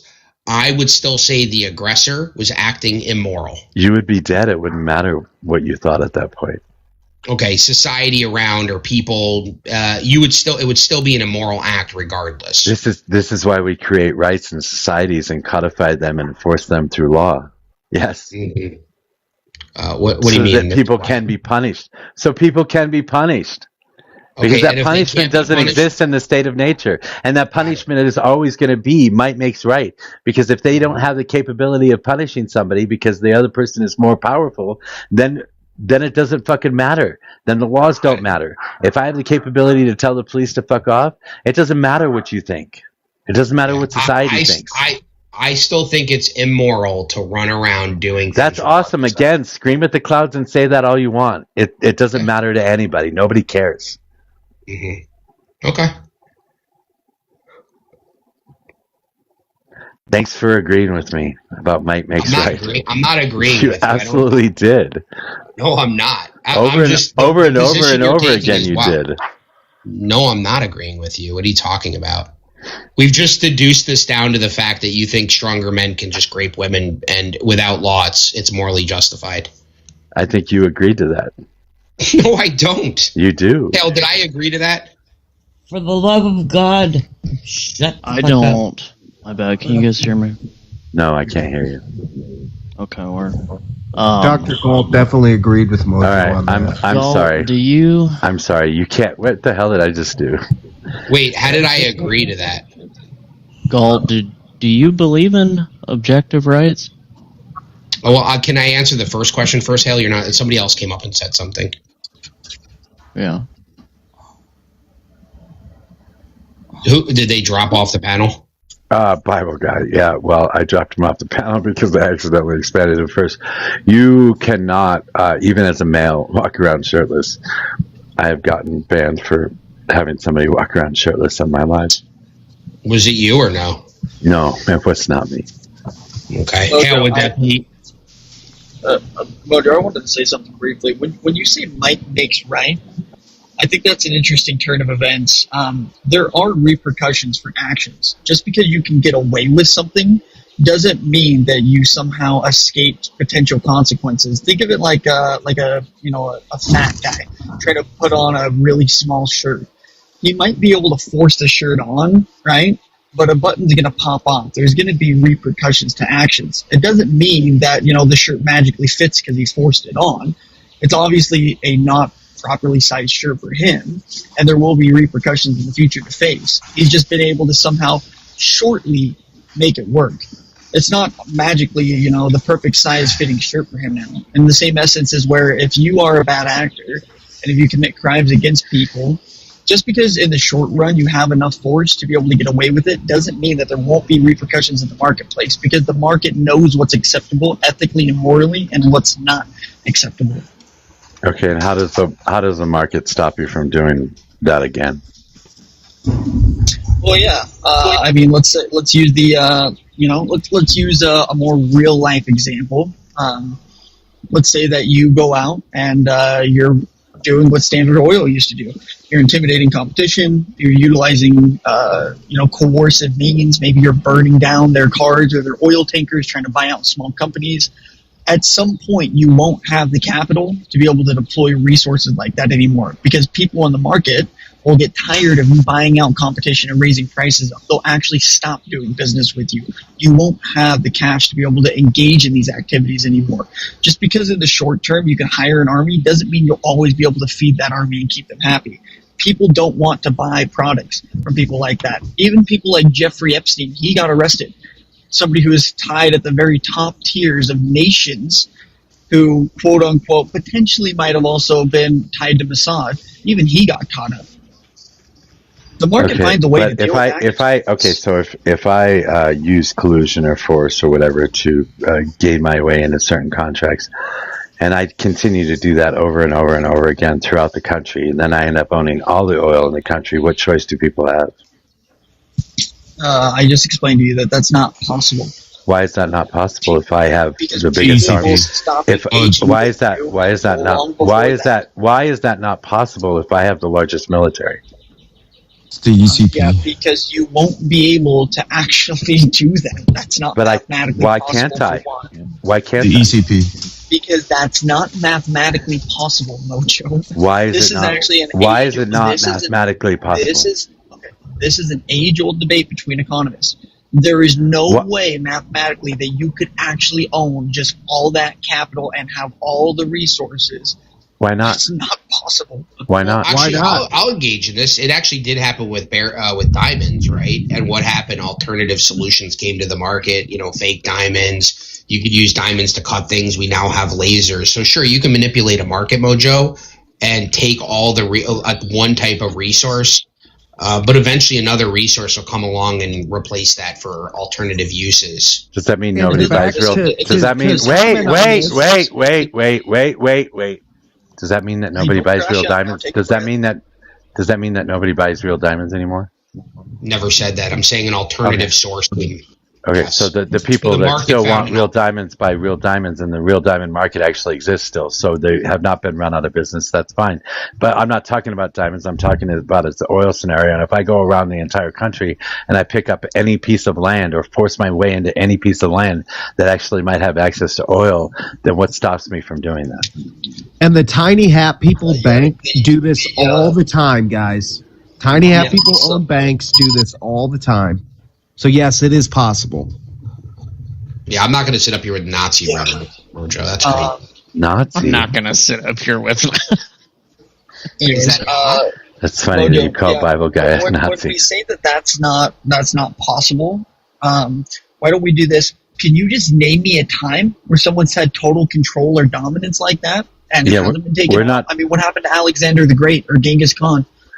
We're talking about Do philosophy. you We're have not. any real life examples We're of this talking ever about. happening? We're talking about philosophy, not history. Jesus Earlier I said, ruling let's use for a 1,000 realistic years on example, Earth. and I referenced Standard Oil. Like, you only talk about space commie shit. Space commie shit. But sure, we can talk. This is philosophy. This is Yeah, sure, we can philosophy. talk It's not history. philosophically. Yes, we're talking about right and wrong. Yeah, sure. That's philosophy. There is no scientific method for right So- and wrong. Yeah, the issue right now is you're engaged in what's known as two things. One, you're engaged in the lump of labor fallacy. Okay, Okay. Yeah, I don't want your fucking little Phil bro attempt. Not at all. wait, I try to respond and then you cry. And No, crash you out just about try to talk about fallacies. This is fucking stupid. Answer my question. it. But I you mean, just or said you respond wanted to what talk I about said. Philosophy. Didn't This you? is I philosophy. am responding. What we are talking about is philosophy. It's Okay. not history. Okay. Can you crash out on mute, please, so I can at least respond to your question? Is that possible? Here, I'll just crash out in this way. How's that? Anybody else? Mojo, you cold. Anybody else? Anybody else? Hell, you had a question Wait. for me. Does that prove that might makes right? What the fuck? Look, I think today in 2026, there's only 3 ways to get people to do something: force, deception, or mutual agreement. And I don't think anyone can disagree with that. Wait, Lily, can I get your age and who you voted for, please? Lily, are you there? Hello? Okay, never mind. He probably doesn't know she's up there. Yeah, that's fine. B-Guy, what was your statement? There's only 3 ways to do things? There's only 3 ways to get things done or put people in action: force, deception, or mutual agreement. What's the difference between force and deception in your book? Physical. Isn't that the same? Black. No. So, deception would be a lot on the means of blackmailing someone. That could be a form of deception. But force would be, what we've done to Venezuela or what we're doing to Iran, Okay. things of I that think- nature. Force militarily. I think categorically that would just fall under force, but whatever, that's fine. You can make it a separate category. All right, I've got 2 of you in here. Galt and Phoenix. Mike is pulling the troops. He's commanding you to leave right now. So you guys can go ahead and exit if you want to. I mean, I'm- Mojo, can I ask you a question? Yeah. Was there a period in time in U.S. history where slavery was acceptable? Yes. In your opinion? Yes. All right. And then at what point did that become unacceptable? When we fought a war. you still have So when slavery. society decided slavery was okay, it was okay. And we used force to prove that it Then we wasn't. fought a war, so society decided that it wasn't okay. Yeah. We used So in your force. opinion, it wasn't okay at Yeah. that point. All So again, might makes right. right. So then wouldn't it contradict the previous standing in society that it was okay? Yeah, societies change, belief structures change. Does why slavery there's still no- exist today, Mojo? That's why there's no objective morality. Does slavery still exist in the United States today? It depends on whether you call prison labor slavery or not. And I actually don't know. I don't know if any state actually utilizes it still. So Mojo, if we went back to a society, if society decided that slavery was okay again, then would it be okay? If they can force it, yes. I just think there's so many definitions that you can categorize into slavery. Like, for the most part, I feel like most of us are slaves if we have to work 60 to 70 hours a week just to afford our rent. Well, you don't. You don't have to work 60 to 70 hours to afford your rent. You just need to downsize where you're living. So if you want to live where you're living and you have to work more to live there, then yeah, that's true. But So if do you we're all being honest here, and we're all being adults, and we're all being, not disingenuous, then we can all agree that if you want to work 20 hours a week at a Burger King and afford rent, you certainly can. Well, does the same mentality apply for food? As far as what? If you want to go eat at a Ruth's Chris Steakhouse, then you're going to have to earn more. If you want to eat at a McDonald's dollar menu, you don't have to work as much. Yeah. But You can either also way- choose to live in your mom's basement and do that too, right? Real. Yeah, and you can choose to have 4 roommates in a 1-bedroom apartment. It's a matter of, how you choose to live dictates how much you need to earn. Sure, Right. but let's be reasonable.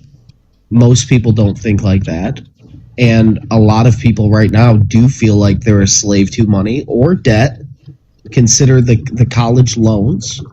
So I think slavery has really just taken a different mask than what we've been taught.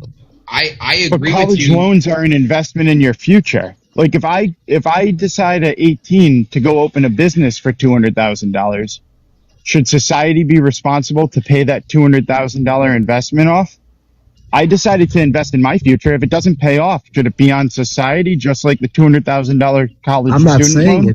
I'm not saying that it should be on society. What I'm saying is that at that point you've become a slave to that debt. By choice, correct? You chose to go to college. You chose to inherit that debt by investing in your future. I'm not debating on why it happens or the means of why. I'm just simply stating that I believe that slavery has now taken the mask of money and debt. Yeah, I mean, central planning, which is what's got us here, has put us in this position, which again goes back to Keynesian economics. It's gone back to the superstructure that we've built that's not capitalism. So I don't listen. I actually don't disagree with you that the government has created debt slaves to the government through central planning and socialism.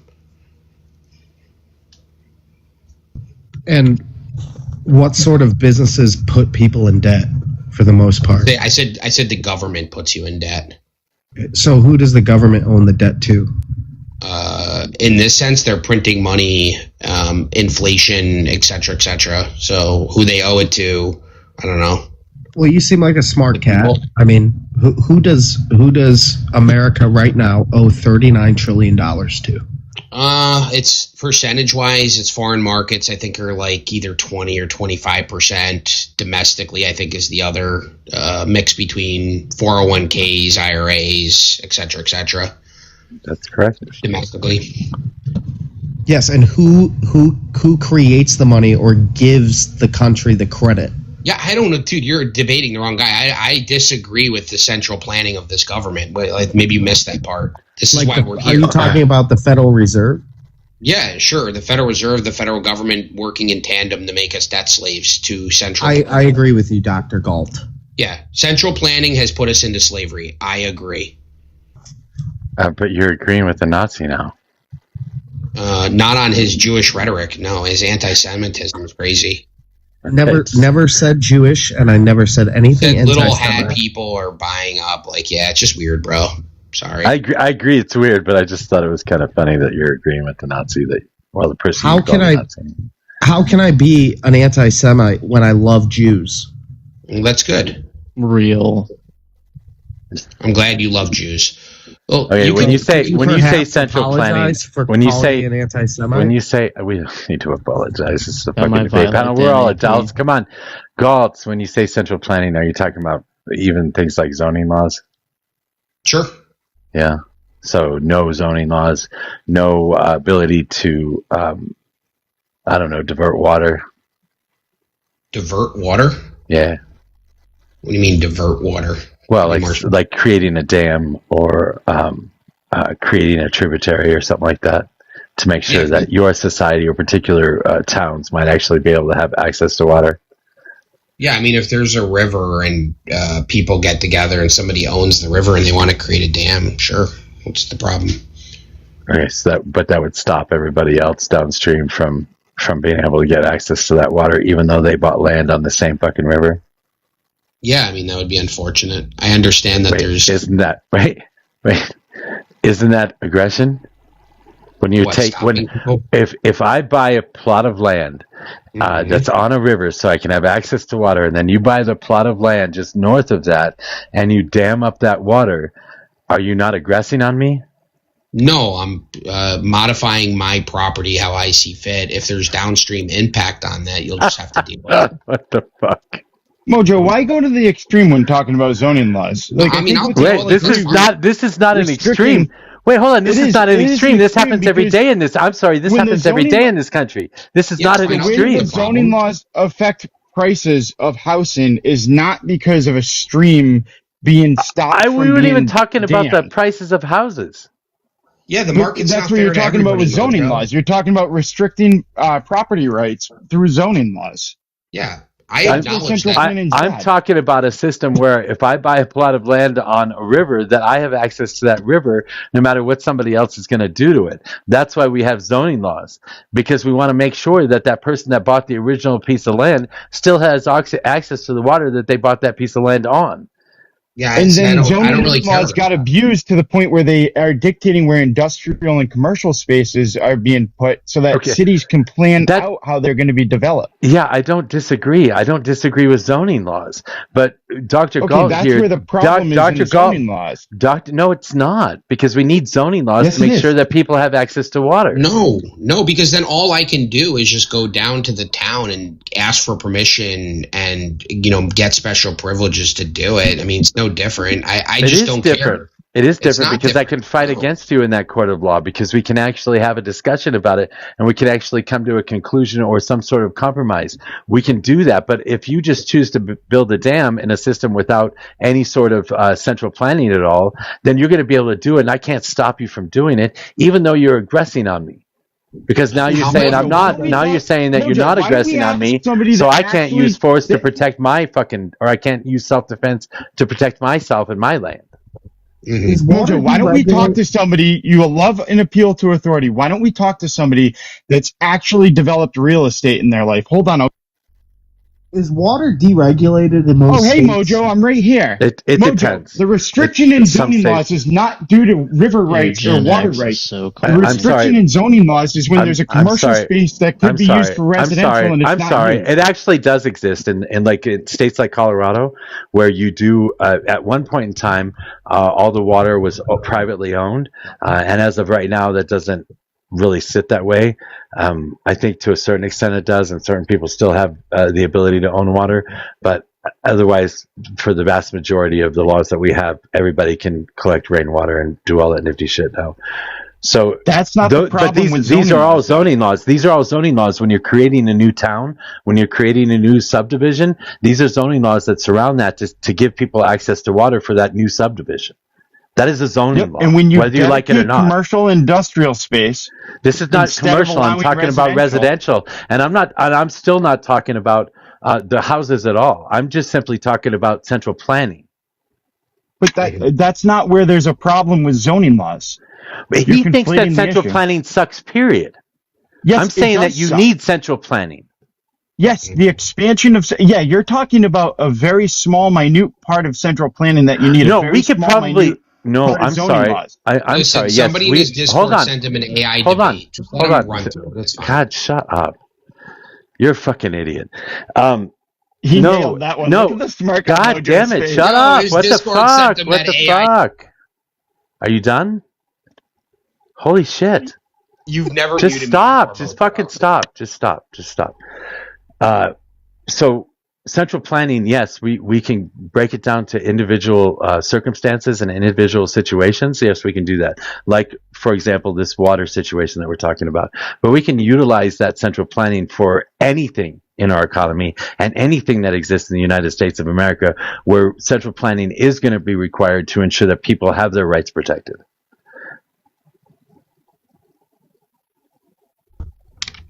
Yeah, in your example that you got from your Discord from an AI example, if I were to build a dam and block the water coming to you, and let's say I sold water to the people in the society, I would assume that if I was, I don't know, doing something bad, people probably wouldn't buy water from me, right? Or let's say in your example, I started, I don't know, I went to the town, I got zoning laws, I started pouring chemicals into the water downstream, but I got the government to say it was okay. Would you say I have the right to do that? I don't think you could get the government to say it was okay No, I'm saying today. if I think did. I think in the past, Hold on, past, answer the question. I think in the past you were able to do that. No, I'm And you saying, can't would do I that have the now. right to do that? No, if I got the government to change it. In the past, you did have the right to do that, but because we have central planning, now you don't. Mm-hmm. But if I did it and I had central planning change it, would I have the right to do it?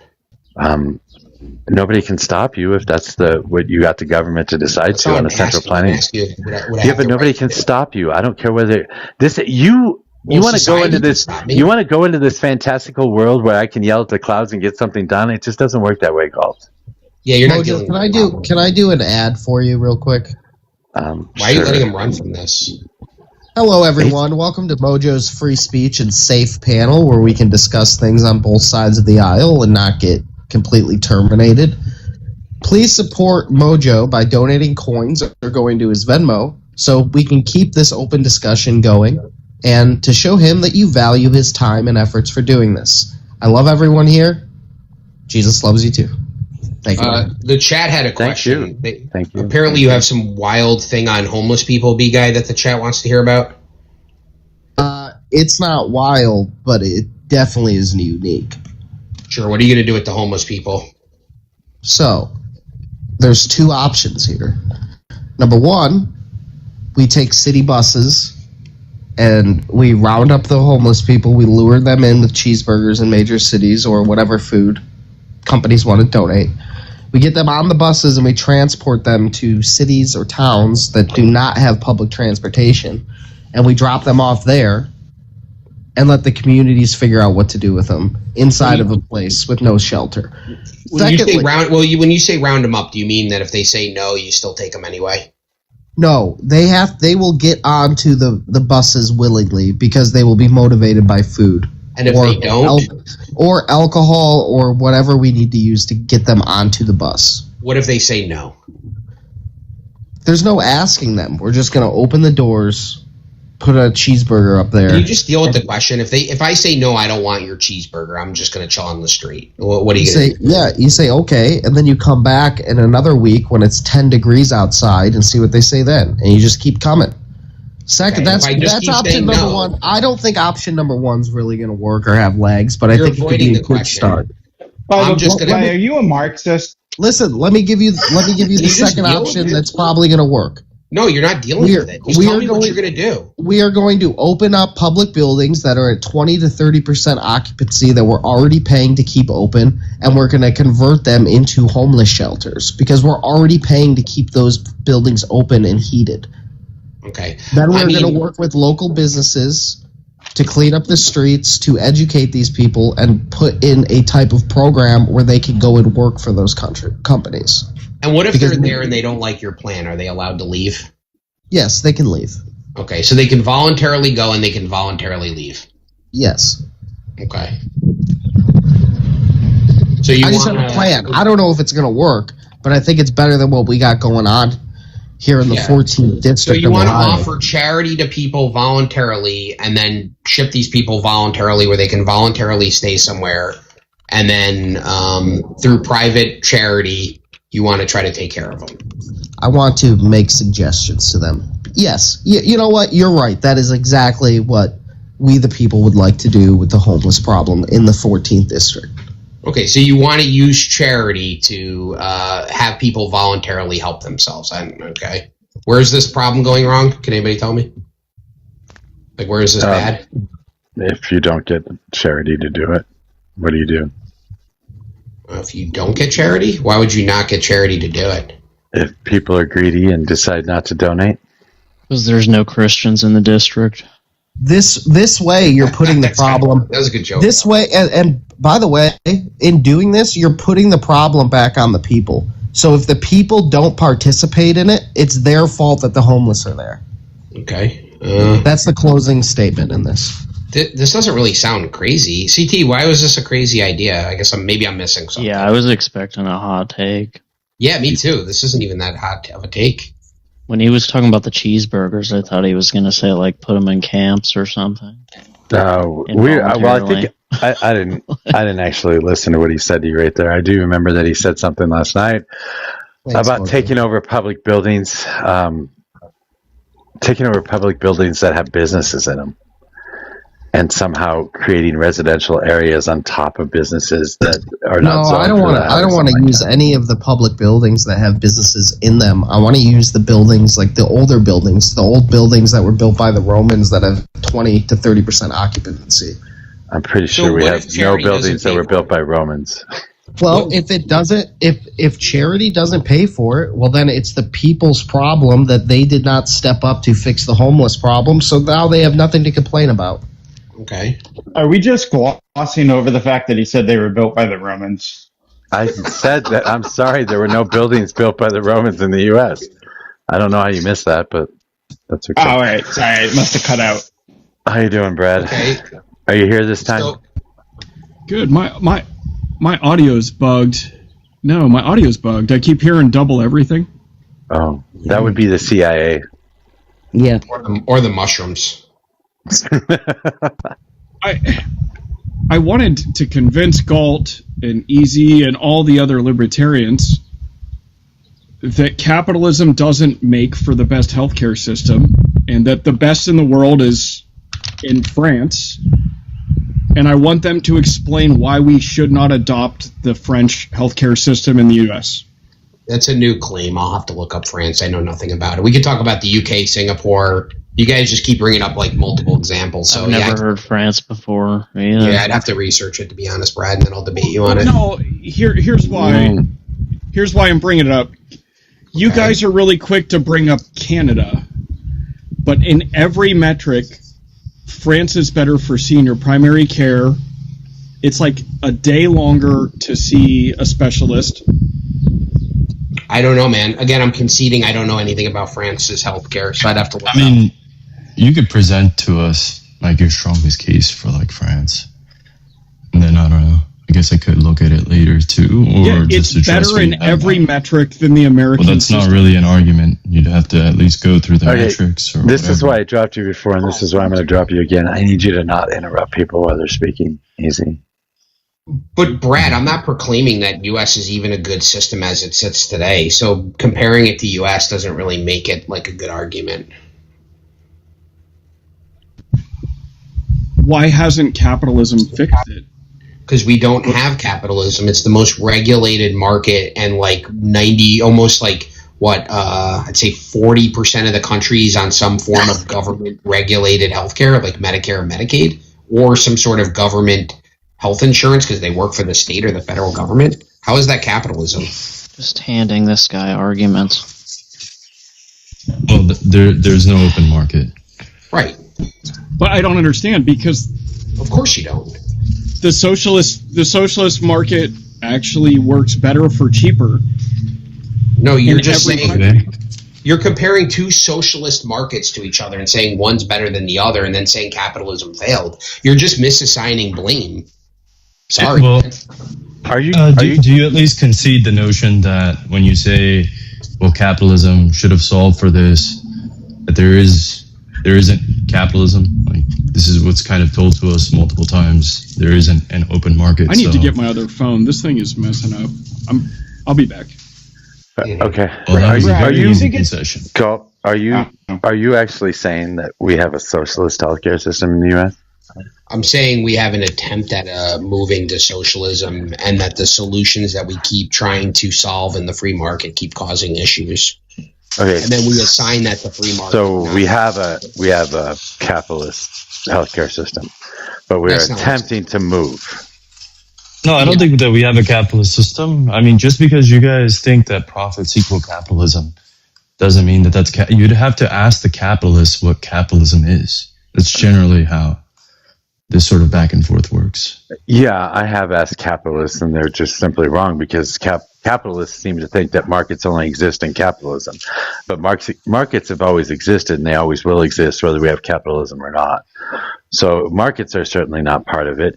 I said open. Free competition, allowing anybody to start a business, starts and ends when somebody has a monopoly or an oligopoly or some shit in an area, meaning that no new businesses can come in and compete with them because they can't get the economies of scale that they have.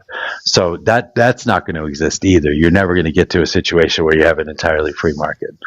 So I'm not sure. I'm not sure what the definition of capitalism by a capitalist would even matter. Yeah, I mean, this is... I think we the can term make we're like some looking sort for of here- relative agreement. Yeah, we can make some... Okay, fuck. Wait, We can make some let sort of Easy go. relative agreement outside Hold of- on, Bible. Let Easy go.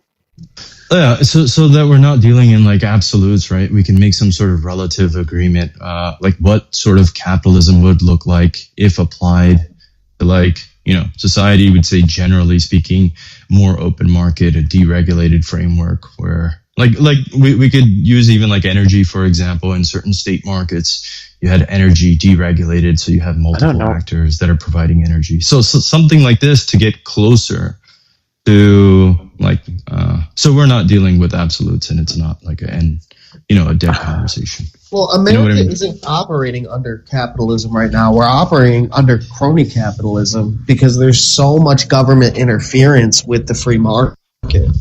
Well, then how is it capitalism? I think most economists, most people agree it's a mixed market, which again, I think that's fine if you want to say it's mixed market. But then when we assign blame to issues within the market, we should assign them correctly. So when there's an issue when government interferes, we ought not call that capitalism, because it's not an issue of the free market. It's an issue created by government intervention. And you can assign whatever ism you want to that: socialism, That's right. mercantilism. Wait. I don't care. All right, Tariffs are mercantilism. Fine. I have a question then. Direct democracy.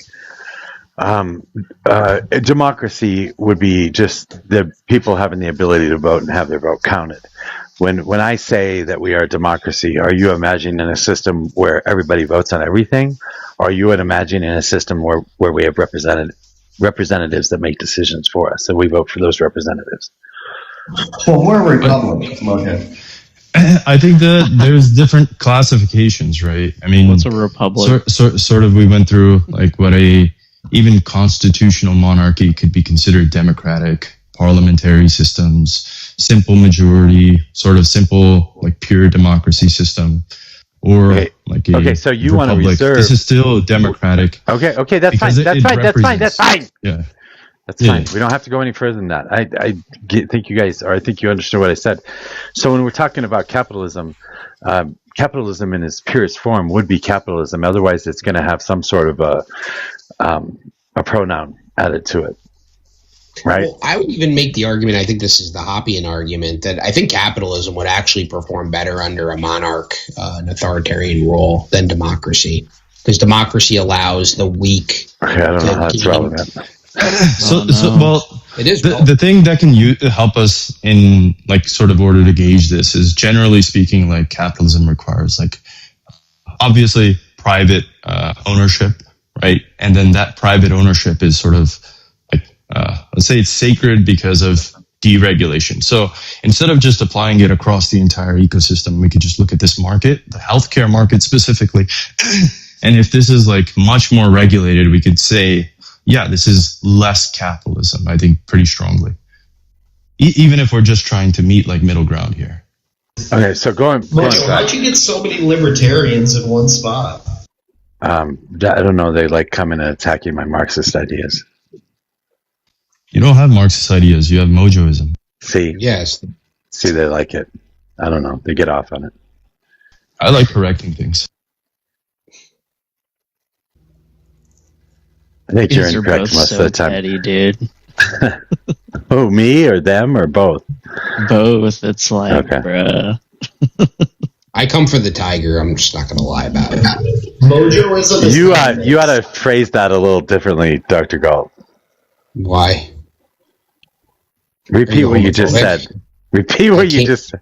Yeah, I come for the tiger. Okay. Say it again. I come Say it for the again. tiger. Say it louder. Is this some kind of weird fetish? Are you trying to imply Recording some this and playing this innuendos or? Yeah, it's just weird. I'm sorry. I just thought it was funny the way you said it. Oh my god, man! We all have a child inside of us. Sorry. Listen, we'll just knock this up to like boomer humor, whatever. But shit. No, this is like that was like second grade humor. What are you talking about? Sorry, go ahead, Brad. I played into it. It was funny. No, I wanted to bring up, right? So I don't understand, because the other day you were arguing against socialized medicine. And what I don't understand is we're like 37th in the world. Our system has evolved over time to what it is now. And when I look, and then I always hear, well, Canada has long wait times. So I looked up socialized medicine systems throughout the world, and I don't know why we need to use Canada as an example. They have the population of Florida. But I could take a look at France and say, okay, their system really works. It's ranked number 1 in the world. The people are taken care of. They don't go broke. I don't understand if this already works, regardless of your worldview, Galt, where you think that everybody should write all these dumb contracts and all this stupid shit.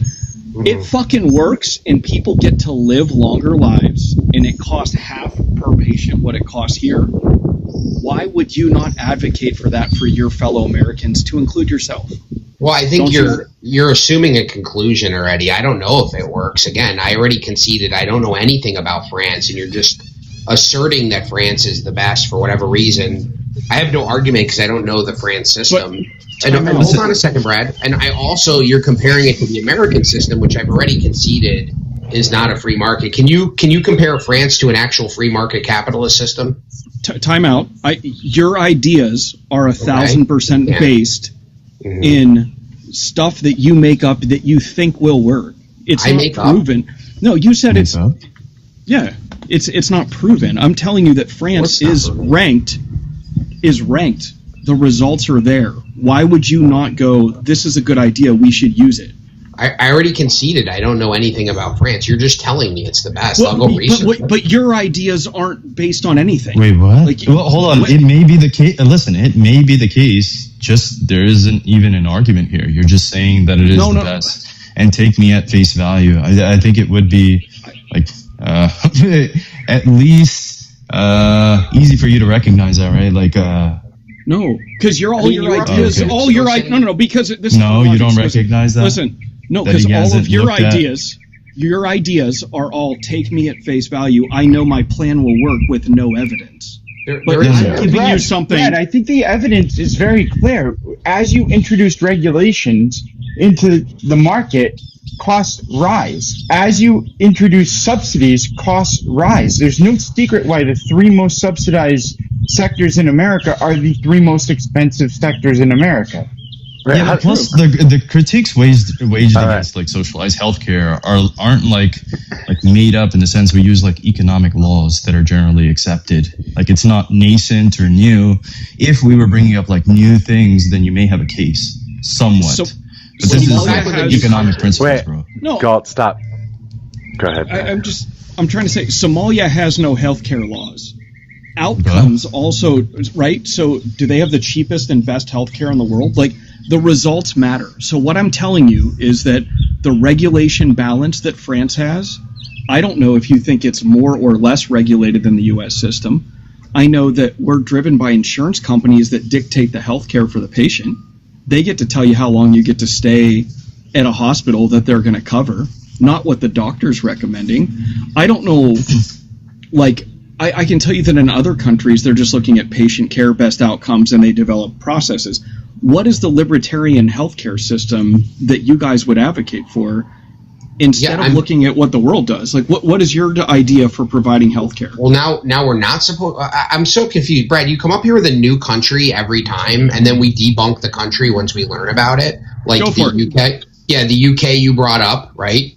I brought up that they have less fraud than our system, and that's a fact. Well, that's actually not true. That's actually not true. There's pure. Yeah, that's not true. There's actually less encouragement to find fraud because everything's run by the government. They acknowledge this. Actually, there's plenty of research and study that acknowledges that the reason why they're not finding fraud is because it is government run, number one. Number two, there's a two-tiered system in the UK where there's people literally dying of cancer because they don't have enough resources, and the rich people are getting the resources first. So there's still an inequality. So sure, those people don't go bankrupt. They can't afford it, but they're dying because they're actually not getting the cancer treatment. So I guess if you want poor people to die, and that's a good system, then sure, we ought to do that. I don't. My point was that a hospital that's government run is not going to defraud the other government. There's not an incentive for the hospital to like overbill and all these things. Well, the doctors still earn a wage. Listen, hear me out. France is rated to be the most equitable system. You're going back to France. Stop. I am for a reason, Galt, because the only context which we were talking about the UK the other day was fraud, right? And I pulled up data that showed that they had a 0.67 or 0.77% fraud rate. The U.S. Medicaid system has about a 6 to 7%, and that the private market here has a 10 to 25% fraud rate when it comes to overbilling and fraud that's found. So and most of that's through Medicaid, right? So that was the only reason I pointed out the UK, right? But what I'm pointing out right now is that France is the top-rated system in the world. It's cheaper than ours. The ability to see a doctor, your primary care, is faster than ours. To see a specialist is like a day behind, slower than ours, but it's more accessible and it's considered the most equitable You're system. pivoting back to France. I've already. I'm going to France for one reason. Well, yeah, because you lost. Can you let him finish his statement? Holy crap! I didn't defend UK's entire system. What I'm saying is, when we're looking for what is the best result for America, how did you land on we should do less regulation and that'll solve all of our problems, instead of looking at here's the best healthcare system in the world, we should use that one? Well, how do I know you're telling me it's the best? I'm telling you I don't know anything about it. So you didn't come across that when you were developing your worldview for what healthcare works best in the world? You just skipped over the number one in the world? You caught me. I didn't study every country in the world's healthcare system and look at every nuance. But government-run healthcare. What kind of fucking disingenuous argument is this, Brad? Government-run healthcare in America has failed. Obamacare made healthcare more expensive. It's harder to see people. In fact, it failed so bad that there's a multi-billion-dollar industry of alternative medicine coming out of the free market to try to fix this. Right. I'm going to disagree with that, and I think I could probably prove you wrong on that. I don't know that it's necessary, though, because every situation where there's a socialized or more of a socialized healthcare system or a fully socialized healthcare system that exists in the world today, it is going to be less expensive and they're going to have better outcomes. All of those countries have better outcomes than we do, and we can actually do it. We can actually do it. They have better outcomes than we do. No, they don't. Oh, yes, they do. They do. Like, no, they don't. This is my point. Yes, they do. You research Dr. Galt, show me that we have better outcomes than France. You have not. I already conceded. Is this guy retarded? Like, no, really? No, but oh my God! You fucking can't say that stupid shit. Oh, what is? Sorry. Hold on. Here's the problem though. Is he's saying I'm asserting that they have, the U.S. has better outcomes than France, but then the next sentence says I never researched it. Messi, how does that coexist, dude? Sorry, Dark. What's your argument technically, here? he's a doctor. Was he trying to make a diagnosis by saying that? There it is. Yeah, that did get a violation. Okay, I'm sorry. I said Messi don't do that because I wanted to see if he was actually going to get a violation or not. He did. So you cannot use the R slur on TikTok. You fucktards. That's close. I know it's close. That's why I said it. But I guess I mean my point is this: I don't understand when you were like I know why I'm picking a socialized system because I see it works for people, even the least among us. I feel like it provides the most equality. So I'm a democratic socialist for that reason. But when I look at certain things like healthcare, I figure if it's working really well somewhere else, like I think it could work really well here. And I don't understand, where is libertarianism working really well that you guys are saying, yes, we should do everything libertarianism here to include healthcare? Like, how did you guys get there? Well, I don't know if you could say that just because it works in France, it would work here. I mean, we just have like a much larger population, much more diverse sort of economy. Brett, like sphere of people. Like I can make up a bunch of arguments right now, just prima facie, without you saying anything other than I believe France is really good. So like you haven't really given me your argument as to why it would work, other than this is data, and then it would just like easily transition to America. This is like ridiculous. I mean, that's kind of why he was I don't know, calling you out on that. Like, what kind of argument is there here? Why is it not scalable, is my question. Whenever you guys say that, I want to know why, like, oh, we're a bigger country. Why is a process not scalable? Like, you could... Can you tell me if the rural areas in France are like... are they meeting their healthcare needs there? Yes. Are they? Yes. This is one thing that I do know, that one of the biggest like gripes about France's healthcare system is that they're not able to meet the demand within the rural areas. It's sort of like centralized to where the urban population is.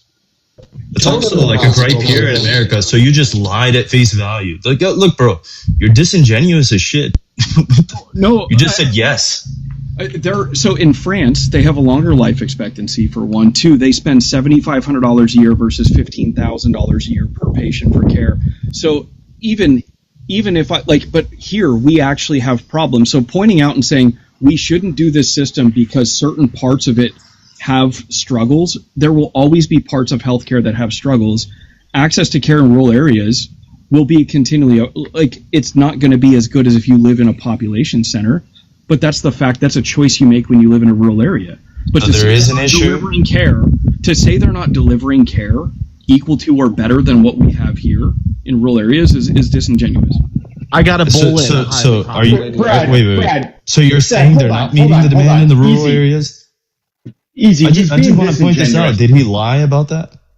Because this will like dictate the conversation. If he's bad faith, then what the fuck is the point of any of this?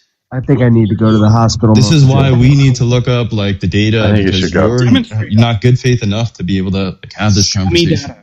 Show me data that they struggle. You just admitted it. Okay, can you stop interrupting? What the fuck? No. I'm saying you said a friend told you that they struggle in rural areas in France. Show me data that France has a. Show me data that shows that France has a problem.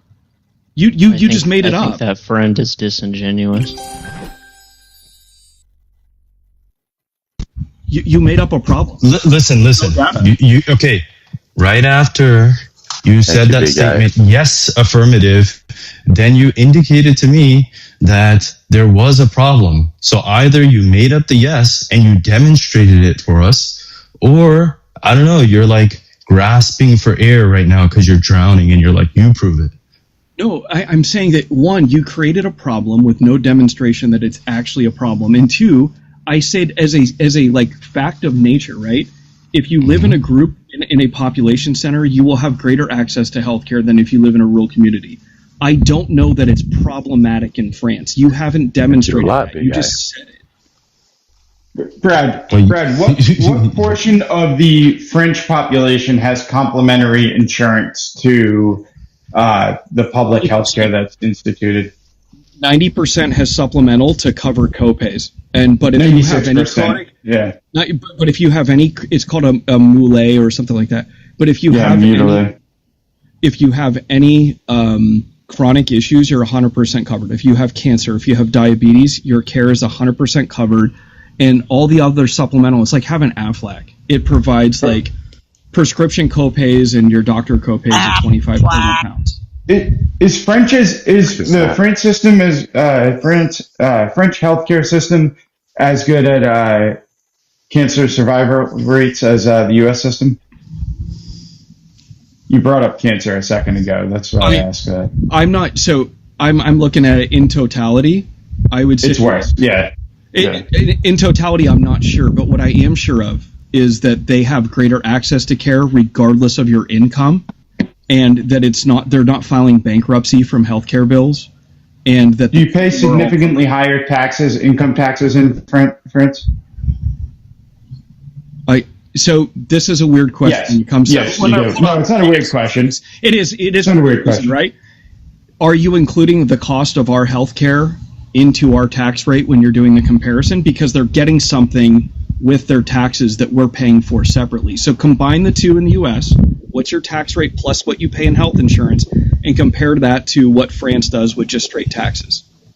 So the people earning money are paying significantly higher there than they are here, correct? No, well, no, not if you combine the healthcare costs. What do people spend in health insurance a year here? No, add that into your tax burden. Hear me out for a second. Income tax. Are they paying significantly higher in income tax? The answer is yes, right? The benefit, you're saying, is the universal health care. But they're not just providing universal health care for themselves, correct? They're providing it for the people that don't work also, right? Well, what's the income tax rate in France? On top of that, on top of paying significantly higher income tax, they then have to go out and pay for supplementary insurance to get the proper coverage, which we've accepted. If there's a catastrophic situation and you get cancer, you have a far less chance of survival in France as you do in the U.S. So no, I'm looking up the income tax rate. It goes from 0% to 45% if you make over 181,000 pounds a year. It's a progressive system, a lot like what we have. But what I'm saying is if you make $85,000 a year here, what percent of your income is actually going to pipe health insurance? Plus, you're going to pay copays. If you make $75,000 in the U.S. compared to France, you take home in the U.S. Somewhere between $4,000 and $8,000 more. Depending on what state you live in. And do you think that your health insurance costs between $4,000 to $8,000 a year? Yes or no? My health insurance? Sure. Yeah, my health insurance costs about $4,000 a year. Okay, and what's your employer pay? My employer is myself. Okay, but many people are matched by their employers. My point is to compare. No longer in the U.S. That's the system that we broke away from with the ACA. That system was working, and that's why we had far more competition in the market, and that's why you had employers incentivizing employees to come work for them through the benefit of health insurance without the government subsidizing it, which skyrockets the cost. So I agree with you. That is a better system. The government the government kind of subsidized it by doing like they didn't tax when you're paying for your insurance. So the government lost out on some potential revenue for that reason. But what I'm saying is, France, for your money, if you're making $85,000 a year, your marginal tax rate between 30 and 85,000 pounds, right? We're not using or francs. Well, no, it's euros actually. It's in you're going to confuse people when you don't use the currency exchange. Okay, but you know what I mean. So that's what, but 85,000 of European money, right? You're actually paying a marginal tax rate of 30% for the money that's earned over 30 to 85,000. Okay, that's it. That's not crazy different than what you pay here, but it also includes their health insurance. It's not crazy different. And the one other thing that you said that was incorrect was that they require that supplemental insurance. I didn't say they require it. I never said they require it. I said 96% have it. I never said they required it. If I said they required it, I misspoke. They do not require them to have it. Okay, but look at the cost of it. So if you look at the cost of one of those plans, which I'll pull it up. The additional cost to the additional cost of income taxes. for the people that work and pay It's taxes. between $20 and $70, right? And it actually. Oh wait, sorry. Brad, this is. I want to just talk on a more broad basis for a second here. This is where I think there's a disconnect, because I think the goal for everybody is that health insurance is too expensive. We need to get it cheaper. The single payer system, we've seen evidence that it's not the cheapest way to go. And the closer we get to that, we Where's see that evidence? that our Where is that healthcare is evidence? increasing. Where's that evidence? We do see Wait, where is that the evidence? healthcare Phoenix, Mojo. you keep saying evidence. I want proof of that. You say we have evidence that it's not cheaper. I want evidence that it's not cheaper. The cost Mojo, per patient per when year you in France is increase somebody's taxes $7,500. to pay for So something, you don't have evidence. So you said we have evidence, but you don't have evidence. That cost is included. Wait, stop. I'm asking you for evidence. You said you had evidence. I'm asking you for the source. Your thoughts are not evidence. It's more expensive to live and work in France than it is the United States Jesus due to fucking the Christ. healthcare. I don't know why that's a hard concept for you to understand. So you have all no in- evidence. All in with the The government evidence is and the income tax rate. No, No, please, it's let me- not. Let me have no finish. evidence. No, it's not. Let me finish my statement, please. In the it's U.S., not. Oh, okay. Wait, So- just stop. so healthcare- Rising. Healthcare Rising. is not a benefit of paying the income tax. Rising. Chill Rising. out. Just chill. So there's a metric, right? And it's done through the PetersonKFFHealth.org. You can find it, and it actually shows what we pay per patient per year, regardless of who's paying it, whether it's the government or it's coming out of income taxes or private money. In the U.S., spending per patient is roughly $14,700 per year in the U.S. France spends $7,300 per patient. Where are you finding that the U.S. spends less than a socialized system per patient per year in healthcare costs? Well, first off, I thought we all went over earlier that the U.S. is not a capitalistic system. It's a heavily subsidized system. So I don't understand what you mean when you say less than a socialized system, because it is socialized through subsidies. It's not. It's not 100% socialized. I agree with you on that. Neither is France. We're doing something far worse. But neither is France. What France is doing, I don't care about how the purity test of whether it's 100% socialized or 90%. France's coverage is essentially as close as you're going to get to a pure socialized system that actually has huge success. And the co-pays for doctors are like 20 euros. Prescriptions might be 20 to 25 euros. Like, the stuff is capped at minimal costs. And so the supplemental plan covers that, and it's like $20 to $100 a month is what you might pay, depending on what kind of plan you want to get for supplemental, what coverage you want. But like, we also, even with all the insurance costs, have a lot of co-pays that exceed that. A lot of people need to spend $5,000 or $10,000 a year before their insurance kicks in, which is that's insane to me. That you're like, yeah, but we have lower income tax. That money is gobbled up by insurance companies immediately. Is medical innovation? It's great in France. Important. It's great in France. If that's Absolutely. Is it important? It's actually important to have. It is important, Rising, and I'll give you an example of somewhere that had medical innovation that's completely out of this entire model that we're talking about. Cuba. Please tell me it's either going to be France or the U.S. We're not going to be disingenuous. Cuba has medical innovation. Perfect. There we go. Okay. So back to what I was getting at. France has significantly worse medical and pharmaceutical innovation than the U.S. I think those two things are very important. Brad, that study Very you looked important. at that France is number one. Is that from 2000? I don't have it up right now. Oh, well, can you provide? I mean, Mojo asked for evidence and then called. Can you provide us evidence that? Well, I within wasn't the last 2 provided. I decades- wasn't provided the evidence. Right, you weren't. So the claim gets denied, right? So can you provide me evidence that France is the best in the last 2 decades, as you stated? Well, real quick, I'll go back to that. But breast cancer 5-year survival rate is 90% in the U.S. compared to 88% in France. Prostate cancer is 95%. in the U.S., 93 in France, and colorectal cancer is 65 in the U.S. compared to 60 in France. Lung cancer is 20 to 25 for both countries. What is the big disparity? Because there's a lot of people who have no access to care in the U.S., and that is when the population is covered. Fat people, smoking, degeneracy in our country, different types of people. Right? We're a multicultural nation. We have different types of cultures here that live different lifestyles. So what you're actually advocating for is like sort of hegemony equals better health outcomes, and like France obviously has better food. They probably have less degeneracy in their country when it comes to like things like smoking. I don't know. Wouldn't that be the argument? No, Hold on. Wait, you guys are yelling over each other. Please stop. I have the data. I have the data for smoking. In France, 25 to 33% of French population are regular smokers. In the U.S., it's 9.9%. Yeah, because they're all vaping. That's true, but all those other points apply. Yeah, and we vape now. So do you have vaping statistics? Because obviously smoking went down.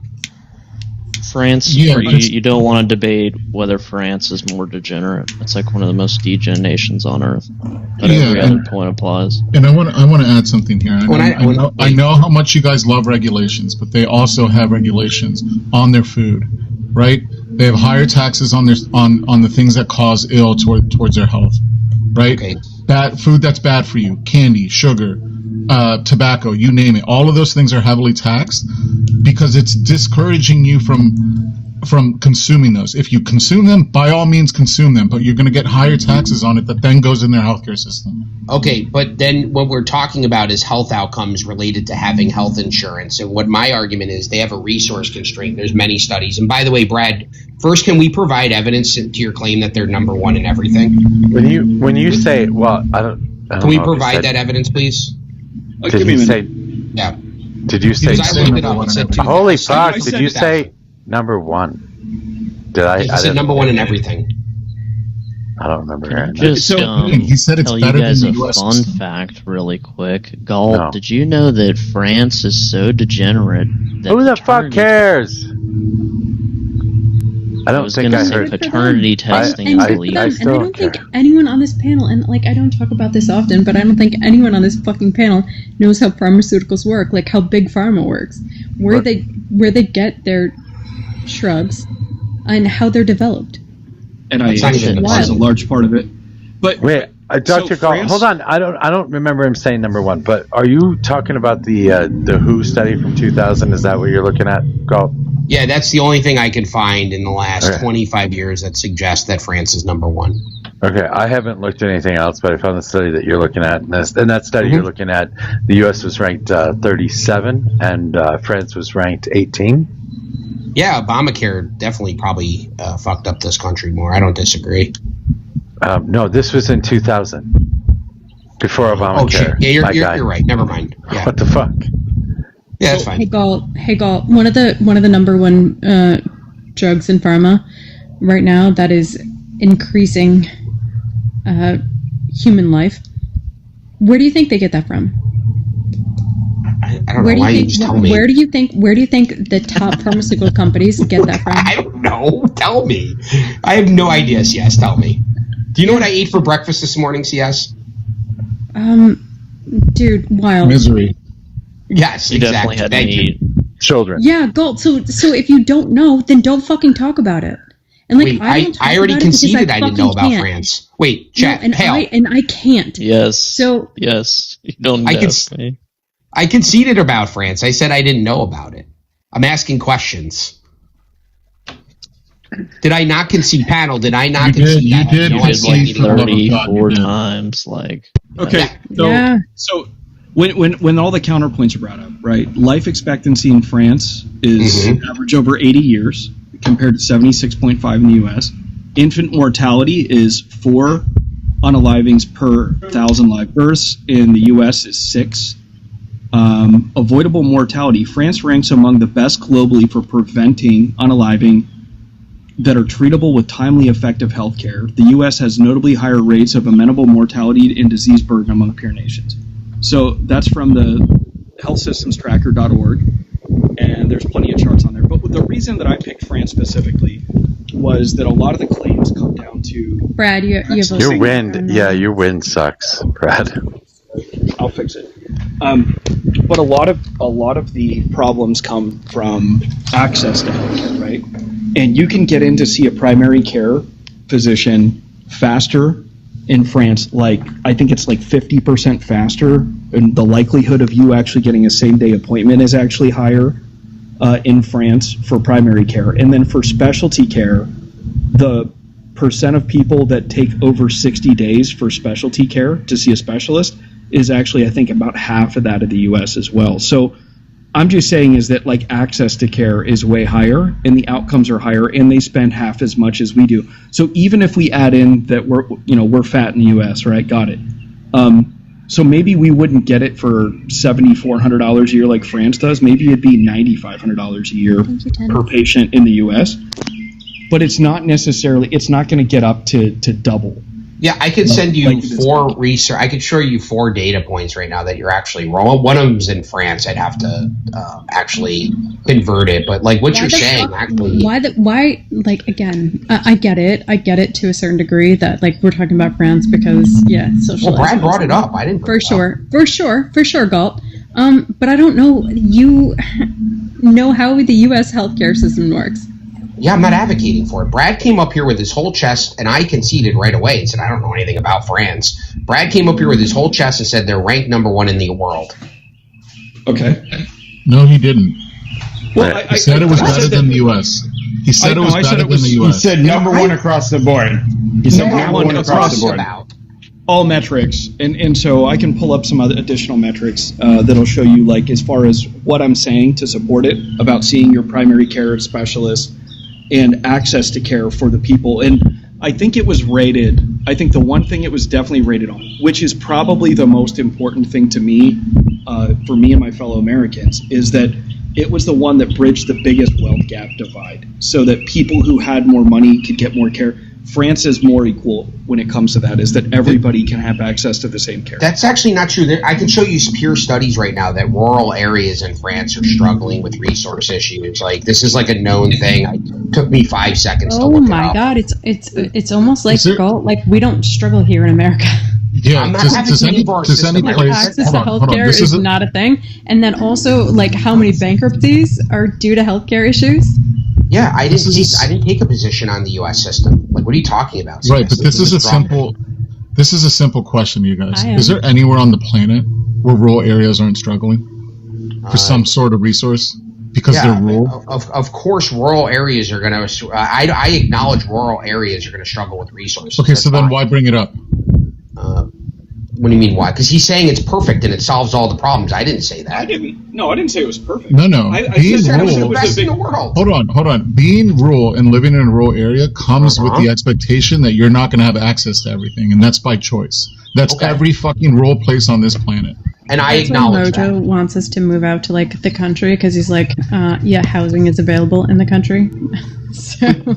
But I acknowledge this, and I acknowledge this issue would even exist under free markets. But you use that argument against free markets. I'm now using it against your system because you say it's better, and somehow it's not a problem because it happens everywhere. The issue is though, Galt, is you're misinformed. That's the problem. That's it? Okay. Yes, that is the problem, and I will, like. Listen, my friends know, so I'm not going to do this with you because I'll fucking dox myself. But yeah, no, you're the problem. You don't understand how the healthcare system works here. That's a great argument. Okay, can you actually make an argument against what I said? Yeah, what is PDUFA? I don't know. What was this random Jeopardy thing? I'll take the next question for 500. Yeah, well, you were Quizlearning before, so what did I Quizler? Yeah, the what did guy I who Quizler, asks Civics? so many questions is afraid of a question. No, I think you just don't fucking know. Okay, Civics, what did I Quizler before? Give me an example. The entire fucking morning with Mojo. Questions. I think maybe Mojo asked you 3 questions of the 300 that you asked him. Yeah, Chad counted it in the comments, and it was hilarious because we were doing an over-under. And honestly, so if I ask you a question, because based on the fact that you don't know how the healthcare system works here in the United States, and I bring up a fucking fact that you don't know about, I'm so sorry. What's the fact that you know I'm about? sorry. What is it? Yes, what is it? Tell me. Explain it to me. PDUFA is the pharmaceutical companies, like when they get approval from the FDA to market their companies or to market their shrugs. Okay. So that's how it works here. You didn't tell me how it works. You just said they get approval. How does it work? Dude, you apply and you get approval. That's it? Just you that's apply? it? No. There's and like I honestly like this sucks because I can't talk about it, but legally they have like there's so much regulatory and like legal things you have to pass. Like there's been literal I hate it. There's been literal things that I've been involved in, and there's been pictures that have been too sad that you can't put on a website to market a drug. You still haven't told me what it was. You just said it's an approval process. Yes, it's an approval process because you cannot. It's a regulatory board. That's what it is called. It's a regulatory board that you have to apply to. Yes, and you cannot approve a shrug until you get that regulatory process done. Okay. So, okay, cool. What's your point? I don't know what that was. You don't know how it works. My point is you don't know how it works. Okay. And I'm so sorry. I'm so sorry. But, yeah, there's other experts on the panel, so. Okay. Well, then can you explain to me why PBMs are bad? Since I'm so stupid. I didn't say you were stupid. Why do you think I would say you're stupid? Well, no, I'm not. I'm just saying, like, if I'm not an expert, you are. Can you tell me how PBMs work, then? I need to learn. No. Okay. Cool. I'm interested in live discussion sources, and it's basically a study comparing the U.S. system to a bunch of socialized systems and outcomes for heart attacks, for aneurysms, for all that stuff, and it's showing infant mortality. So the outcomes are overall better in all those other socialized systems. So I just don't understand defending a pure capitalist healthcare system. Where does it work in the world very successfully? You know what? I'll concede. Can you tell me how their approval process works for drugs in France, Brad? So, one, they actually collectively buy them, so their prices are substantially lower. No. Their approval process, not how they buy them, dude. Well, yeah. Tell me how their approval process. There's a standard one throughout Europe. That's not an answer. If you don't know, Brad, don't come up here and advocate for it. No, there is. I'm sure there is. You don't know it. What do you mean I don't know it? You don't know their approval process. What's it called? What is it? How does it work? Sorry.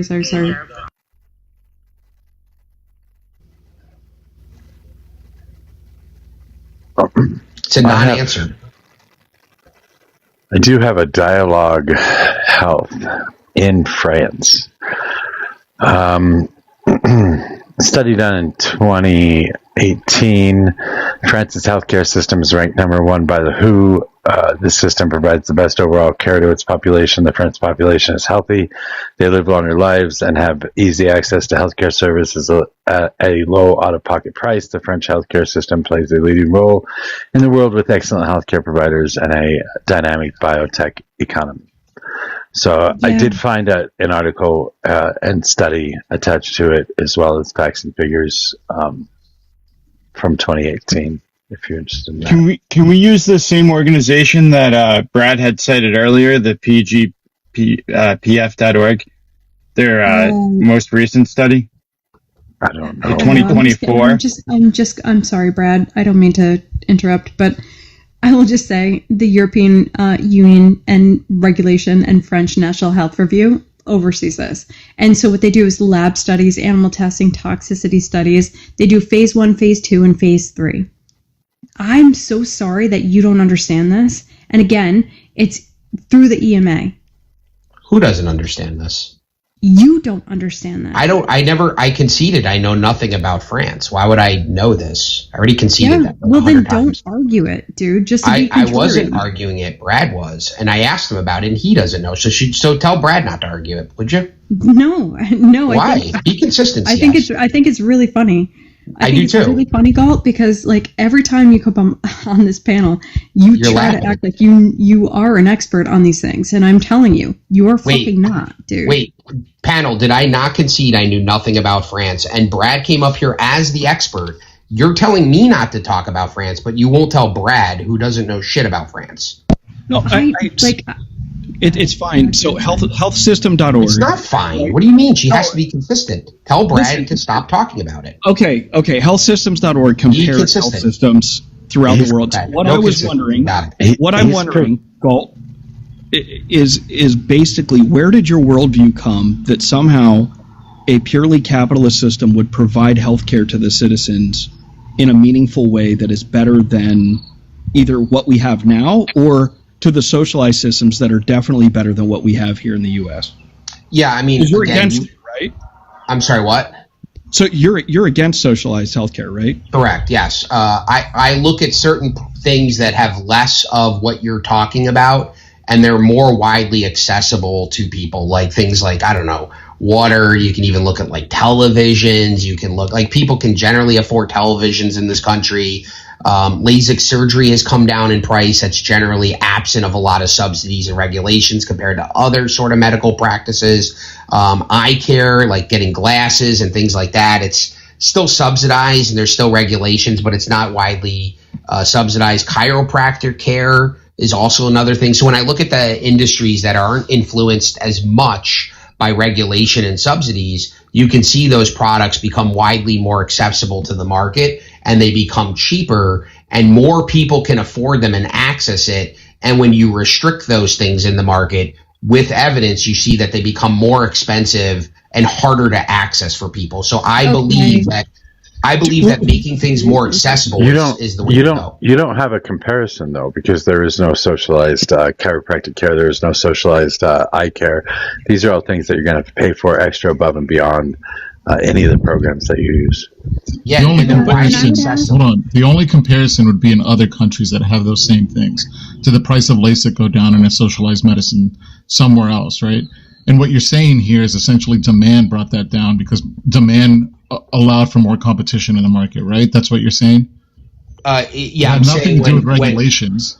Yes, it had nothing to do with regulations. It's demand and competition. Correct. When things become more widely acceptable and more people are bringing it to market, generally the price comes down absent of government intervention. Yeah. Okay, so why can't the government act like the player that's going to fucking bring those down? The demand is still there.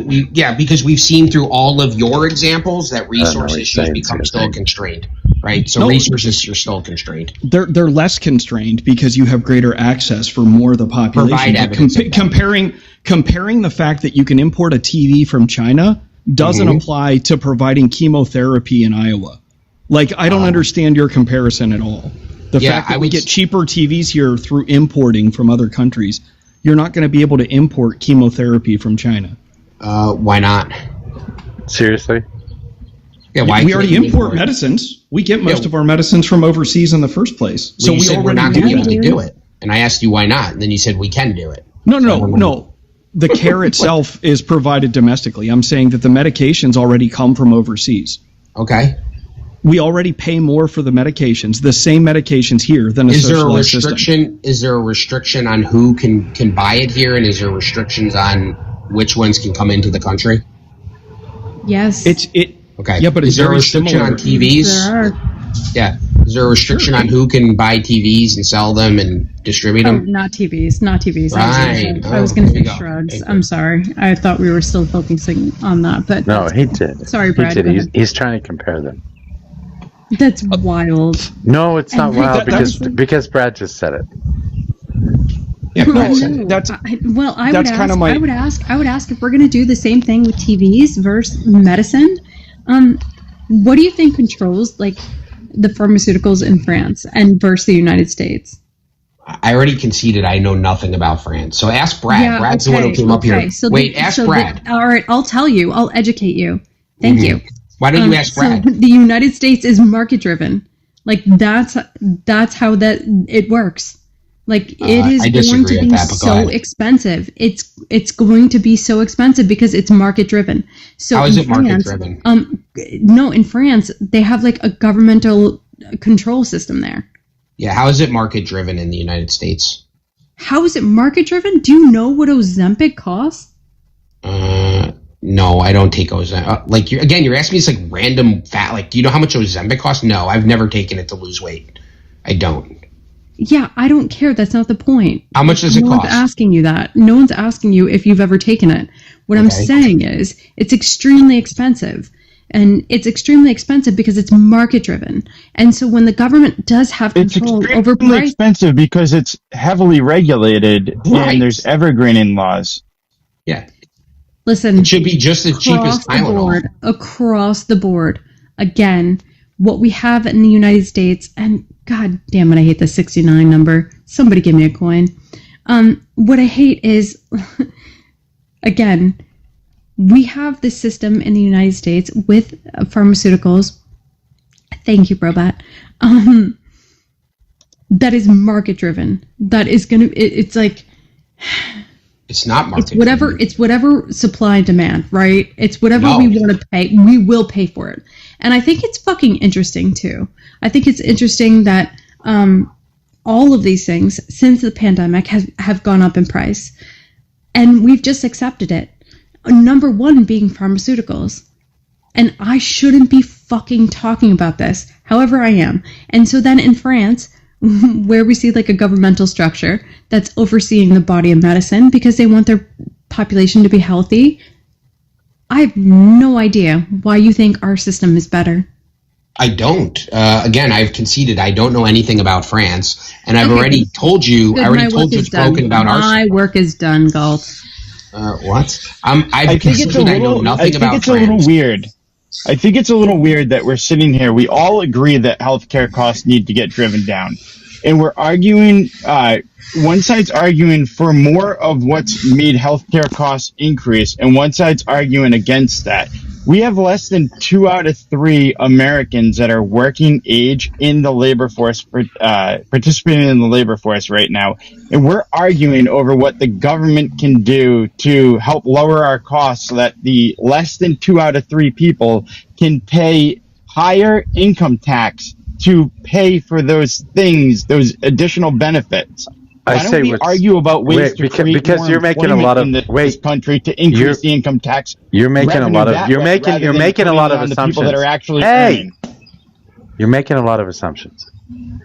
Because I think the reason that healthcare costs are rising in the U.S. are because of insurance companies.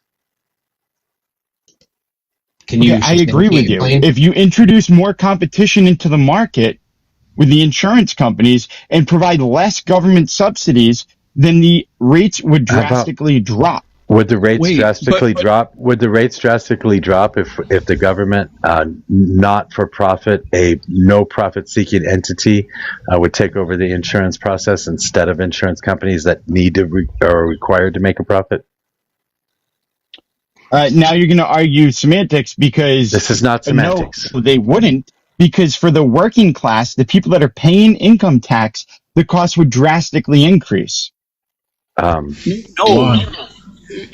argued against it already because when you add in the cost of healthcare plus your existing tax burden, it exceeds the tax rate of those other countries. And for pharmaceuticals, the U.S. is 4 times more expensive for the same medication as France. So they don't have competition. Finish my line of thought. I want to finish on my no line. problem. Wait, stop! I want to finish on my line of thought. What the fuck? I'm sorry, but when you have a government take it over, whether it's paid for by taxpayer dollars or not, you're talking about a for-profit industry. So insurance companies make billions of dollars every single year. If the government takes over those insurance companies, they're going to make billions of dollars every single year. So if they can do a no-profit model, even if you pay the exact same amount that you're paying right now, the extra billions of dollars that are going into profit would actually be able to be utilized to pay down the debt or the deficit or some shit like that. If you don't want to do that, you can give refunds back to people. You can charge less for those insurance companies, or you can give better premiums or better whatever. Either way, if the government runs that insurance system, it's going to be cheaper than private companies running that insurance system simply because of the profit motive. Yeah, but you agree that demand, if people can access healthcare more than they can today, then expenses would go up, correct? Well, I don't know. It depends on how many people you're talking about. Yeah, if you're going to add people to the marketplace, then yes, there is expenses will go up because you're adding more people. But the cost of each individual treatment is going to go down because you're adding more people. Wait! You didn't even let me finish my goddamn statement. What the fuck? What was the last portion of that statement? What was the last Would the portion of my price per statement? capita What go was the down? last Would the portion price of per my capita- statement? I'll What was tell the you right last now. portion? What was the last portion of my statement? What the fuck? Yeah, you're claiming that. Jesus, you guys, can we just have an honest conversation, please? Sure. I'm hoping- I'll agree to an honest conversation if you tell Brad to stop talking about France, like you told me. No. Brad can talk about whatever he wants to talk about. No, I don't know what the shit. fuck the last statement I made was. What was the last Yeah, statement then I I don't made? think You we're were being going to say the honest. price per capita goes down. But so wouldn't you agree that the price per capita goes down because not everybody utilizes the healthcare system? No, because you get That has economies of scale. If you had 20 million people to a marketplace, and there's one particular service that's providing that, or one particular agency that's providing that service, the economies of scale means that you can do it cheaper. Can you Mojo, provide if you evidence? added Wait, hold on, Andrew, 50 million people to the system right now and they didn't use the healthcare system, right? You added them, but they didn't use it. The price per capita would drastically go down, correct? That would be another reason that it would save money. Yes. Can you do that without putting price caps on things? No. Yes, you can. We're Yes, setting- just the simple. Hold on. No, don't tell me to hold on. I'm in the middle of an argument. Yeah, tell her to stop. Mojo. Well, I'm Mojo. talking You wanna about do this something in privately, or particular. You want to do it publicly? I would Yeah. vote for publicly. Yeah, I vote publicly. Jesus Christ, just let him finish. Addresses misogyny. He's not misogynistic. I'm like joking. that's not it. That's not it, Galt. Nice try. He's just having an argument, and he deserves to be heard. So, yeah, I will mute up. No, I'm good. Go ahead. Nope. Mom and dad are fighting. I'll say something. Love us. Listen, I know that note very well. Mojo's in trouble. All right, who cares? Listen. Wait, who cares if a woman has been hurt? Civics? No, Jesus, no, Galt. Galt, you are the most disingenuous motherfucker on this app. Will you stop for a second? Wait, please? I am? She told me not to talk about France because I knew nothing, but she won't tell Brad the same thing. How am I disingenuous? Galt, I want to thank you for sticking up for Wild. women. Thank you. You're welcome. Wild, because like I'm not hurt. Mojo is not misogynistic. I think if anything, Galt, you are. I think if anything that you've brought nothing to this conversation, and I've brought everything. So Give me one thing I've said that's go ahead with your misogyny. Give me 'Cause one thing I've said. I know more than you about this subject. So Good, I'm it's going to glad. be You know what? embarrassing for you, and you should probably stand the fuck down. And no, he's not misogynistic. Yeah, you That's are wild. smart, yes. And but so he and I have a back and forth all the fucking time. Can you sorry, give me- you don't have that with people in your life, but that's where we stand. So nice try. Can you give me one I thing know I've you know said more that was than me. misogynistic? Oh, good. Yeah, give me one thing I've said ever that's misogynist. Because you're making a claim against my character. Can you tell me one thing I've said? Can we talk about healthcare?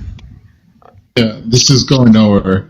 Well, I was trying to make a point. Don't trying to wait make a anymore. point about economies of scale. Wait, why and are the you getting fact that white you fucking free market capitalist loving motherfuckers should want a healthy You're workforce. getting angry, Civics. Sorry. You should want a healthy workforce, like the majority of the rest of the countries that we brought up in the OECD that all have universal healthcare, including our neighbors of the South and the North. They've all agreed as a society that, like, hey, it's beneficial for us to have universal healthcare because of economies of scale. It makes things cheaper. We want a healthy workforce that they can go out and fucking work. Somehow, you guys are still pulling on this goddamn old ideology that it's me against the fucking world and it's the individual. This is just and again, performative. the last point I'll land Civics, here. in The your last system, we point, just and I will need fucking end less than here. 2 out of 3, Stop. and we're fine. Hold on, So- guys. Hold on, guys. So, Hold on, guys. the Please last stop yelling point. over each other. The last point. You guys love the ability to be able to move and have free market and have competition. I also believe in the competition of being a laborer and being a worker. But in the U.S., you are tied to your employer. You might fucking hate your job. You might hate your employer because they give you bad working conditions or something along those lines. But at the end of the day, you have a family and you have to provide for them because they're the ones that provide your healthcare. If we had a government healthcare system, then there would be free movement of labor in the market, which you guys should fucking love. There, I end there. Yeah, the system you're advocating for is also an old system, so it's kind of funny. And the system you're advocating isn't even done in practice today, which is funny. And when it was done in practice, you literally threw gays in jail for 5 years and forced women and called them labor. So when you say to me that my system I'm advocating for, I let you ramble. Huh? Don't put words in my mouth. Nobody's advocating for what you just said. Well, you're advocating for socialism, correct? No, you have some dystopian view of socialism. No one on this fucking panel. You've talked to us for fucking months about this. Hey, guess what? I'll just make it very simple. Fuck the USSR. I'm not advocating for that. Mm-hmm. Okay. Which other 11 examples do you want to use then?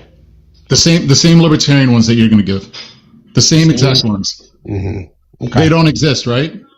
What, libertarians? It's real easy to sit on the fucking sidelines and complain about society when your fucking ideology's never been implemented either. Well, I would argue that self-ownership, which exists under my ideology, freed women. I would argue that women owning businesses and property brought women out of the patriarchy, right? So unless you want to go back, dude, to a system where women are not allowed to own businesses privately, a system a white man created to keep the women down. Sure. Go ahead, bro. Sure. What kind of straw do you use for your straw man? What straw man? That was wild. What kind of straw man do you use? Like, is it that's like not really an argument. So make an argument against it. I didn't make any of those arguments. Were women allowed to own businesses in Russia? You're stuffing a straw man that no one is talking about. Are women allowed to own businesses privately under your system? In communist systems in Vietnam, women can own businesses. They have social security equivalent, and you have access to healthcare. But to bring it back, my point is we know that it's actually cheaper to provide healthcare with better outcomes in a lot of other countries throughout the world. And I picked France as an example because it overcomes the access to specialists, and it's highly rated by many, many organizations throughout the world. So I want to know why that wasn't part of your calculus when you're determining a healthcare system as a libertarian. Well, let's not glaze over what you just said. In the country where the women owns the business, are they allowed to hire people for wages? Yes. Okay. Is that socialism?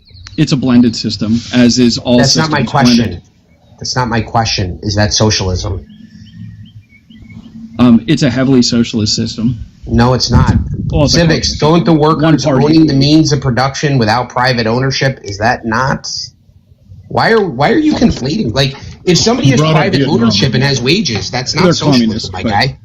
But socialized medicine is what we're talking about specifically. No. One element. I was talking about private ownership of the means of production. But I'm talking about socialized medicine, and compared to what does libertarian medicine look like? I would love to know. Help me understand. What is libertarian medicine? It looks purple. No, I mean, give me a real answer. If libertarianism is the solution, is a government system, how does it provide health care to its citizens that live under it? Yeah, it's very simple. I don't know why that happened. Yeah, it's the same way water gets provided. It's the same way TVs get provided. It's through the market. Where people voluntarily exchange and buy things. That's how it's provided. But those things are protected. Those things are protected through regulations that wouldn't exist under your system. Right. So the things like IP that protects people from excluding people from the market, that wouldn't be there. So there would be more of an abundance of things. There'd be, because capitalists seek profit, more people would come to market when there's a demand to try to beat prices to eat market share. So things would become cheaper. That's how basic economics work. But right now with capitalism, you could start a healthcare company on your own right now that was cheaper than the other companies. You're saying that it's only driven up due to regulation, that there's not. I'm saying competition is restricted in the market, which causes prices to go up. You asked me about my system, and I'm saying that under my system, things like IP and those sort of restrictions wouldn't happen. So the greedy capitalists would see you price gouging and want to come to market and steal your market share. What's stopping you right now? There's actually a real life example of this. CS might be familiar with it. Have you ever heard of Sidecar Healthcare, CS? I'm sorry, I couldn't hear you. There was some background noise. Can you say that again? Yeah, Sidecar Healthcare. Have you read anything about them? Are you familiar with them? sidecar healthcare. Yeah, I think it would be. I think it would be like if you have to call an Uber versus an ambulance because like the ambulance is like costing way too much. So sure, you want to talk about like people who cannot afford healthcare? Sure, let's do that one. What sidecar healthcare was when we talk about how deregulation can be effective and how over-regulation can be bad. So sidecar healthcare actually came into the market. They were offering to give services to people who had pre-existing conditions. They were offering direct-to-consumer, consulting and price matching. They actually got shut down. They said that it was unethical business practice. They actually got lobbied by a ton of the big pharmaceutical companies and health insurance providers, and they came in. I think Sidecar Healthcare came in. I want to say they had about a year worth of going strong. They wrapped up a ton of market share in that time for good reason. I mean, they're offering services to people with pre-existing conditions, and then they got dragged into court, got shut down, and told that they were engaged in unethical business practice, and they were forced to actually divest a lot. So wouldn't you say? I guess if we're talking about pre-existing conditions, wouldn't you say the ACA helped that? That the ACA helped pre-existing conditions? Yeah, that's one of the areas that the ACA did. Yeah. Yeah, I think W. Right. I think there was trade-offs for that, and I don't know. I don't think that the ACA would be my personal pick. But I think Sidecar Healthcare is a prime example of the government not allowing competition to actually come into the marketplace. I mean, these guys came in offering a great product and got shut down for unethical business practice just because they were taking market share from the big insurance companies. I think that's a very regulation. They're still open. Yeah, Mike, are they still shut down? Or are they operating within the ACA? They operate within the ACA, but they had to shut down specific applications that they engaged in. So they either had to conform and operate inside the ACA, or they had to actually just shut down those types of opportunities that they were offering to people. Okay, so it was their choice to operate within the ACA and change their practices so that they would meet the regulations of the ACA. Which is not free market. Can we just acknowledge that's not a free market? They got forced into that. They didn't even voluntarily choose to do that. They were actually forced into that. Is that not government intervention, though? Which you asked me about our ideal situation. We gave you one. Yeah, and we gave you one, and you're saying, well, they're still operating with government intervention. No, we're not disputing that, Civics. We're saying in our system that would have never happened to begin with. Well, you're just saying it happened. Where does your system work? We just explained it to you. I just gave you a great example. There was a company that was here. They were offering to take care of people who had pre-existing conditions. They had extremely low pricing. They took up a bunch of market share, and then they got that absolute shit sued out of them, and the government forced them to divest from all of their unethical business practices. Like, that was a system that was absolutely working, and over-regulation, like, unalived that. Right. Yeah, so some outside force, like, changed their ways, right? No, this is wrong. No, this is right. But you're saying that they were operating. Mike's just bringing up like. Okay, well, can I just make this point really quick? He's wrong. I'm still trying to get Galt or Mike to tell me where their system works, and can I have some evidence and some examples of it working? Yeah, and Sidecar Health is like, it's a newer type of U.S. health insurance company, and like I didn't know much about it, because I'm not going to fucking dox myself. Like, somebody stop me. But anyway. It works with the HMO and PPO network model. Okay, and those are created by what?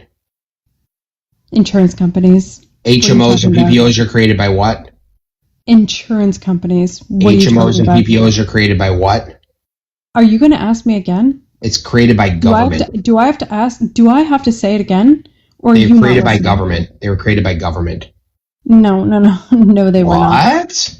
Yep, no, they were not. They're so PPOs and HMOs weren't signed into law by government? They're literally what you can sign up under insurance. That's not what I asked. I have no idea what you're talking about.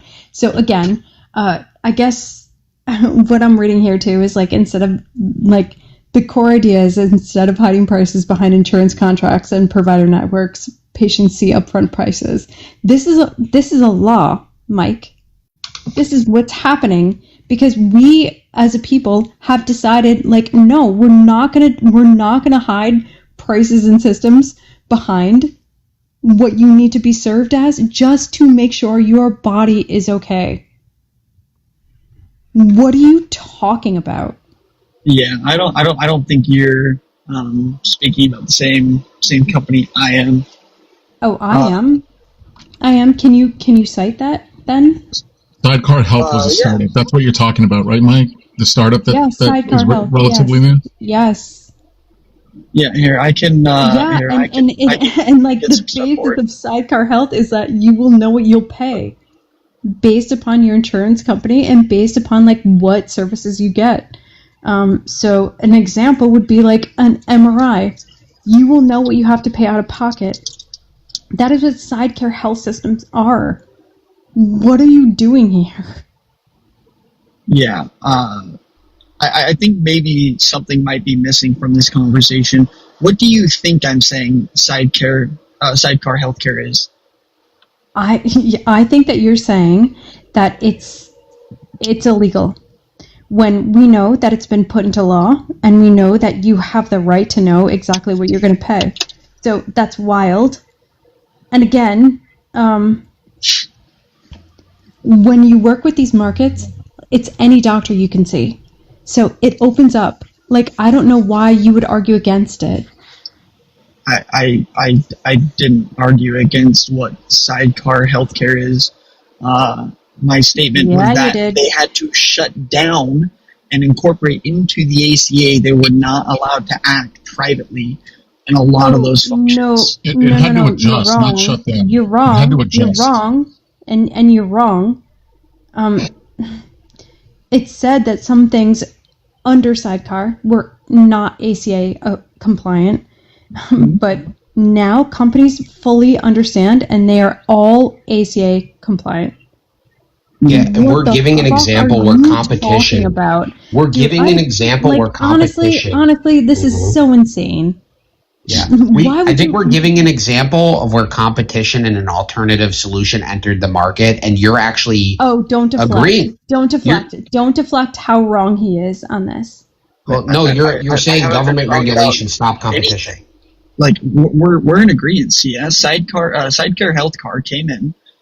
And Sidecar Healthcare? Sidecar Healthcare? I'm sorry, Sidecar Healthcare, I misspoke, came in to the market. They offered solutions, okay, 100%, and I think those solutions are great, and I support those solutions. My only argument is when people ask, can you give us an example of, some sort of libertarianism healthcare setup working? I said this was a prime example, and it worked so well that they got shut down from being allowed to do it privately. You keep saying shut down. You keep saying shut down. They had to adjust. They did that voluntarily. No, they didn't. No, but hold on. Sorry. Did they adjust? Did they adjust what they were offering so that they could be ACA compliant or not? Jesus Christ. Could they not have if they wanted to operate outside the ACA, they had that right to do so. But because they understood that they wanted to have more access to a larger market, they wanted to be ACA compliant. That was their fucking choice. They could have been operating outside of those rules if they wanted to. Yeah, he's going to teacup and look it up because he doesn't know. And he came up here like acting as if he did. So, funny. Okay, well, while he's waiting, Galt, where is there an example of your healthcare system working? Oh, did Galt leave? Oh, damn it. How come the socialists always have to prove where their ideology works, but the libertarians don't? I guess my point was in the absence of a demonstrated model of libertarian healthcare. All I pointed out was that the socialist system, a purely socialist system that's in many countries throughout the world, has better outcomes for a lot less money and provides more care to more people in those countries with literally zero bankruptcies at the end of it.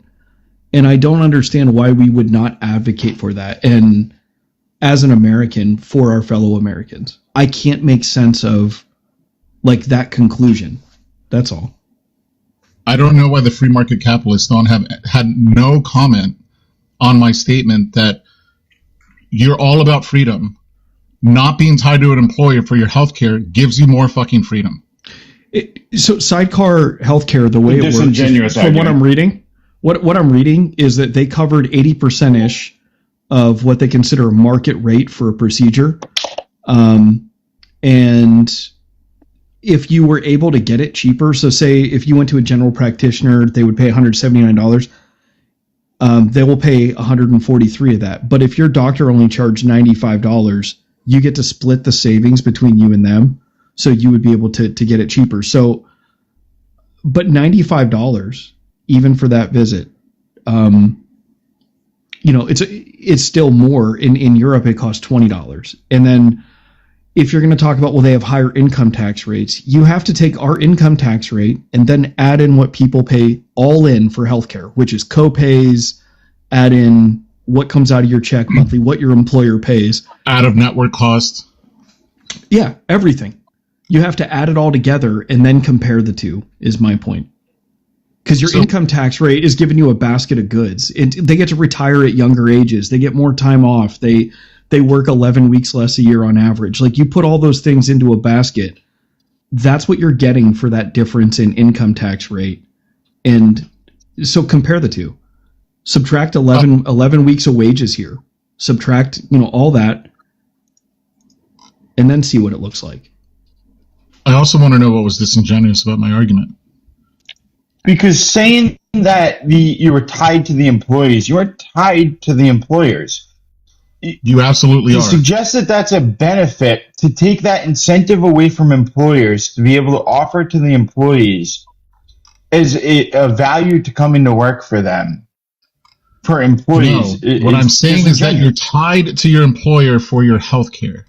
You don't have the freedom to search around the market for a new employer if your family has that medical need or something along those lines, right? Like, you don't have that freedom to be like, fuck this job, I'm quitting, because your employer's tied to your healthcare. That's what I'm talking about. You could have kept health insurance if you left your employer. It was called COBRA. And so on top of that, if you were looking for another job, what would you look at when you were looking at another job? You'd look at the benefits that they offered, correct? Yeah, right. Sure, but what you miss is that Cobra is insanely expensive. When you there's have trade-offs, to correct? job, Cobra is insanely expensive to keep. And why is it expensive to keep? Because the system that we have in America. No, stop it. It's because the employer is no longer subsidizing the insurance for the employee that no longer works there. Right. But it's cost prohibitive. So I think the idea is this. If your insurance is not tied to your employer, you are more free to switch jobs or even go off and start a business, chase that good idea or invention you had. And I think that for a society, that is a good thing. I don't know why we would argue that you want to have a leash to your employer that would, if you go take one of those risks, you're putting your family at risk at that point. Yeah. Wouldn't you say that not having insurance is also a risk?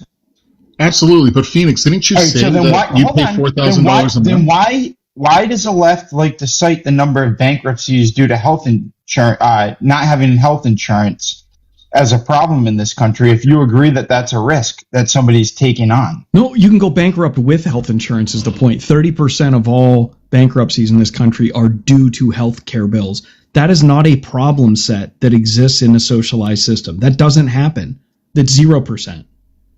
Not to mention, you said that you pay $4,000 a month and you're self-employed. Imagine not having to spend $4,000 a month, because we have $4,000 a month. I said $4,000 a year.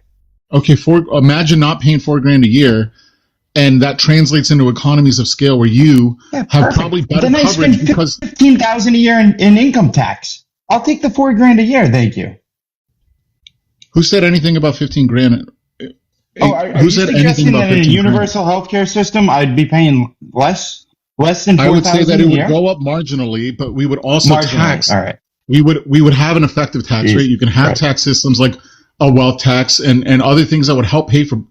that would help pay for a socialized system. Our taxes don't have to go up that much. When you compare how much we pay on average in the U.S. compared to our comparable OECD countries, their tax rates, yes, they're higher, but they're not that much higher. It's not like they pay 60 and we pay 30. That's not what the tax system's like. It's more like they pay somewhere around like 40, 43, and we pay around 30, 33.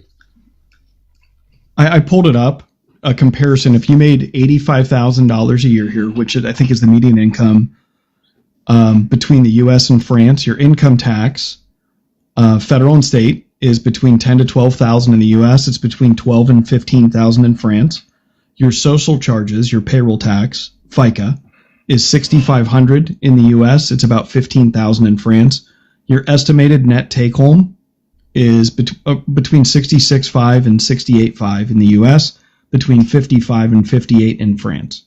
But I think one of the other differences is that you actually get healthcare in there with no copays, which is huge. That is a huge cost. You can definitely get up to $7,000 a year in additional healthcare costs. And then you have to get complimentary insurance to be able to get comparable insurance. Sorry. Yes, you do.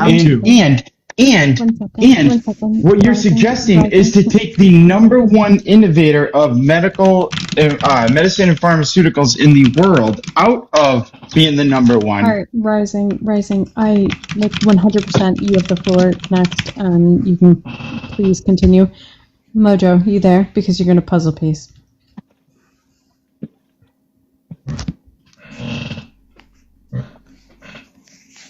So, anyways, my question is, you cited the source earlier, the pgpf.org. They did a study in 2024, and they have Switzerland listed as the number 2 in all their categories except for fiscal sustainability, and it was ranked number 3.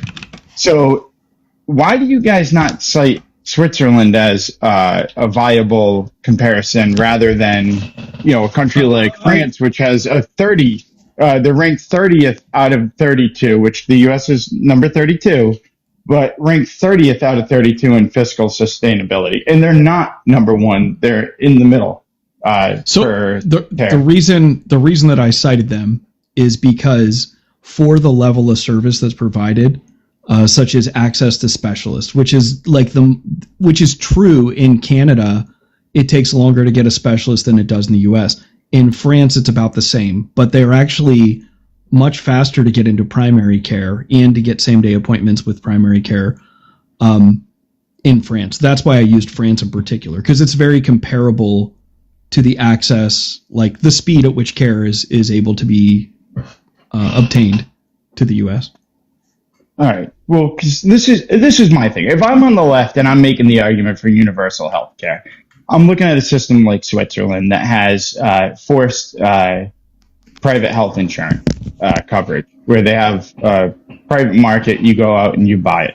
And I'm saying if we had forced coverage, if we didn't repeal the mandate, if we had forced private insurance, then it would work. But we need to take the regulations off of private insurance to be able to get the market to be driven down. But that's not how the scary part to making that argument is you start talking about free market policies that prove that competition is good for the market to drive prices down, and that's a little scary to the left. I know. Right, but Switzerland they have heavy regulations on their private insurance companies. That's the difference. You took the regulations out of your analogy there, but like in Switzerland, there's basic coverage. Yes, there is private that they have to choose, but it's a standardized coverage that all of them have to provide. Yes. But so it's still government regulations. That's not the regulations that are driving healthcare costs up in the United States. One of the biggest drivers dude, you and I are is the both lack of saying competition in markets. We're both saying the same thing. We both want to end the things that are driving up costs. We're arguing that if there's one player in the system that is advocating for all Americans, because of the sheer amount of economies of scale that would come with that, it will be cheaper for everybody. And it will be beneficial to employers. It'll be beneficial to the workforce, because if they're healthy and they do early detection, our cost will also go down, right? Sometimes when you go to the dentist or an eye doctor, they might catch certain cancers early. And then rather than you catching your cancer in stage 1 or stage 2, it's way cheaper than catching it at 3 or 4, right? With access to healthcare means the cost will also go down. Preventative care. I looked up the Swiss system as well, just a few facts to help level set for the argument here. Is the insurance companies can't deny anyone basic coverage, regardless of pre-existing conditions or age. The government heavily regulates pricing for pharmaceuticals and procedures to keep healthcare affordable, and the government subsidies are provided to help lower income residents pay their monthly premiums. Basic insurance is mandatory and insurance is non-profit. Supplemental insurance is voluntary. So that and France, the supplemental insurance is like minimal cost. It's like $100 a month maximum for the supplemental insurance. So even with the tax rate, that when you line up the numbers, if somebody was paying $4,000 a year for health insurance, the gap is so minimal and you get such better outcomes.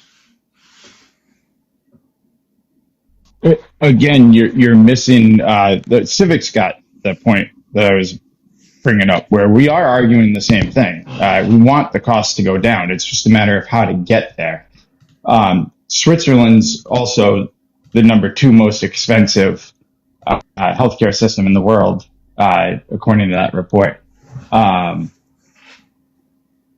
for some reason they have sustainability and we don't. And I think one of the biggest drivers to that is the laws that we have and the costs associated with it that protect pharmaceutical companies and protect the innovations that they make, which drive costs up. It's the regulations. They're buying and if the we same remove pharmaceutical the regulations. They're right? what? They're buying, like, these countries buy the same pharmaceuticals that you get here. They're buying them and providing them to their people in those countries. And I think that the risk of the deregulated system is the adverse effects of no regulation. Regulations in pharmaceuticals is pretty important, I think, so you don't have a bunch of people taking, pills that don't work, placebos, or things that actually cause harm, which would drive up costs. The risk of not having regulations in that marketplace are huge. Would you agree? I think that we're starting to get into the territory of skewing the facts a little bit. Are you suggesting that the U.S. is deregulated? No, I'm suggesting that you can't ignore the value of regulations in, like, the pharmaceutical industry for the way that testing is required, that you can't make false claims about medication. Those are important things, but other countries are buying the same medication we get here at 25% of the cost of what we pay and providing it to their citizens. So you don't have to change. Why isn't the U.S. buying the pharmaceuticals from those companies, those countries? Because there's multiple players, right? When you do negotiate based off of your entire population, because you have a single payer healthcare system, they're able to negotiate with Pfizer and all the other big pharmaceutical companies for a cheaper price for their entire nation. Meanwhile, we have multiple insurance companies trying to bid on the behalf, right? So, which is why I would argue that a larger insurance company like Blue Cross Blue Shield would probably be able to get those prices down because they have a larger network. They have more people on their network. Let me rephrase my question. Why is the U.S. innovating all the medication that those countries are buying for cheaper from the United States? They're not. And we pay. They're not. Oh, they're not? The U.S. is not number one in innovation? No, so NIH supports a lot of the innovation. So it's federal that we pay for the research that are done at universities, and the pharmaceutical companies take it and then they privatize it and then they profit from it. But most of the medication that's in the U.S., 90% of U.S. prescription meds by volume are generic, and a vast majority, along with 80% of the active pharmaceutical ingredients required them to make, are manufactured overseas, while branded and smugs and biologics are often produced domestically or in Europe. Overall, U.S. reliance on foreign drug manufacturing is substantial. Like, you're thinking that who actually creates it? Who creates it? look, so if you look at the approved medication, I think there was 108 that was done. I think it was from 2 years ago. Was a study. 102 of them were funded in part or wholly by NIH. So the federal government is the one who's creating it. It is not the pharmaceutical companies. They are patenting it, It is, but they are not creating it. Yeah, and it is on a low level. So what happens when Big Pharma steps in? Big Pharma buys those companies. They buy them out 100%. You can look this up. This is easily readable. So yes, NIH studies those funds, and then also when a small pharmaceutical company who has done the research, who has done all of that, the big pharma companies buy them out. All right, and then how are those big pharma companies protected from generic medicines being created off of those? Because patents? there's a long term where generics can be accessible based off of what they create from their non-generics. Are you aware of that? So you're saying the regulations are the problem? No, I'm saying it could be anywhere from 7 to 10 years before you can release a generic based off of what the pharmaceutical and the large pharmaceutical companies have brought forth. And that's based off of a regulation, correct? Yeah, in Phoenix, I'll meet you halfway. I think a regulation that allows for a private company to, I don't know, shelve their generic competition for 10 years is a bad regulation. Right? I'll agree with you there. I think that's a bullshit regulation. Right? Like if you want the generic version of Adderall and it's just say it's $20 less per pill, then we should have access to that. In civics, I think this is where the left falls short on this argument, because didn't the number of years on both the types, I don't know what I can say on TikTok as far as this goes, but both the types of pharmaceuticals that get created, didn't both terms get shortened? Parents or patents? I know it's just the small molecule and the big molecule type of pharmaceutical. Yeah, no, they make it exactly. No, it's not the parents. Sorry, CS, it took me a second to find everything on CMS.gov. So what's your specific arguments against sidecar healthcare? Just before we get into this, I want to make sure we're on the same page. What's your argument against it? I have no problem against sidecar. This is what we just talked about. Do you not remember? I do, and I was up here saying that sidecar healthcare is a great example of what libertarians advocate for. And you said I didn't know what I was talking about. Yeah, no. This specific thing that I was arguing against was, you said that the ACA didn't accept, and they did. It's proven. No. I didn't say that the ACA didn't accept them. They got rolled into the ACA. My argument was that them going into the ACA was not just some grandiose idea that they had. They were pretty much pushed there through governmental regulation, was the argument that I had. You were saying that they had to shut down, and we were just pushing back that they weren't shut down, that they had to adjust. Yeah, that was the crux of our argument. It was, and the issue is like, you brought up specifically the fact that pre-existing conditions were an issue, and that's what I think. Number one, the ACA did for all of us. So if you have cancer, I want to ask this really, so if you have cancer, Mike, and you need to sign up for healthcare outside of your work, do you think that you should be disqualified because you have cancer or have had cancer? No, I don't. That's why I really liked sidecar healthcare before they absorbed it in the ACA. Yeah, so you should like the ACA. Do you agree? No, I don't think. The ACA does take people with pre-existing medical conditions. That's absolutely a good thing. I'm just saying that I believe a free market solution could provide better solutions. I mean, we see this all over in healthcare. Look at the Hospital of Oklahoma. They actually do transparent pricing. When you go there, it's not like you're going to a hospital where you don't know what you're going to pay. They literally undercut hospitals around them by 50%. It's like shopping on Amazon. You get to pick what you're going to pay and what you're paying for. You and I agree that Sidecar made that possible. Sidecar said that you have to be transparent about what you're going to spend. Yeah, absolutely. What it costs. Yeah. You and I agree. I don't know why you're coming up here contentious, because it's not an issue, dude. No, well, hold on. The contention was someone asked for an example of what libertarians would like to see, and my example was sidecar healthcare. To which everybody's saying, well, the ACA does that as well, and I've agreed. I think the ACA taking on people with pre-existing medical conditions is a phenomenal thing. But when I was asked for an example of what I think would be the best route to go, I would love to see something like sidecar healthcare before they got absorbed into the ACA. I mean, you're agreeing with us right now that transparent pricing and competition is what's best for the market, and it keeps prices low for consumers and transparency. Yeah. But you know what? My honest opinion is we shouldn't have to fucking pay for healthcare. We do enough in taxes. We should all deserve at least freedom of healthcare. Well, I would disagree. I mean, when you say we should have freedom of health, are you saying healthcare is a right? Yes. Yeah. Yes, I am. Food, healthcare. I think all of those things are a right, for sure. Yes. Did you say?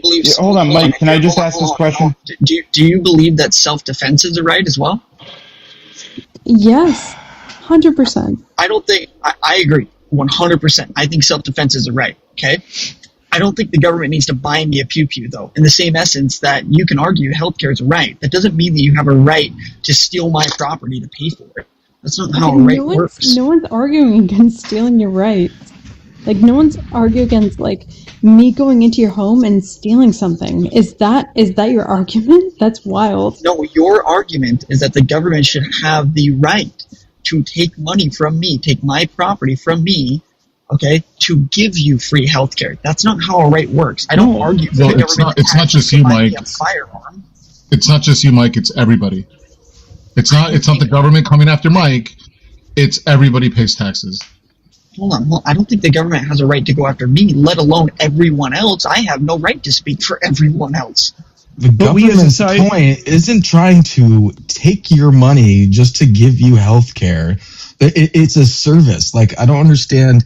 You just think that everything is dubious.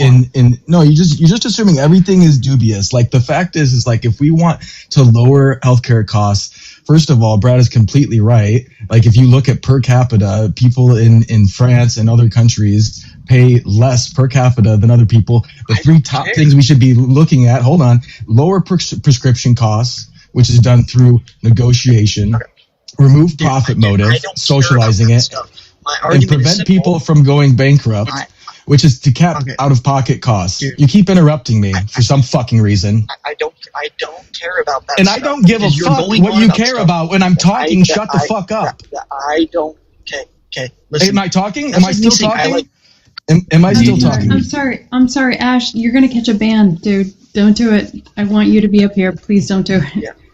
The reason I'm stopping you is because, again, I don't care about that stuff. That's like if I said, hey, I like the color red, and you tried to argue with me about why I should like the color blue just because it's on some fancy car somewhere. I don't care what it's on. I like the color red, okay? I don't think that you have a right to take my money. I don't care if it provides this service or if it provides that service or pricing's cheaper.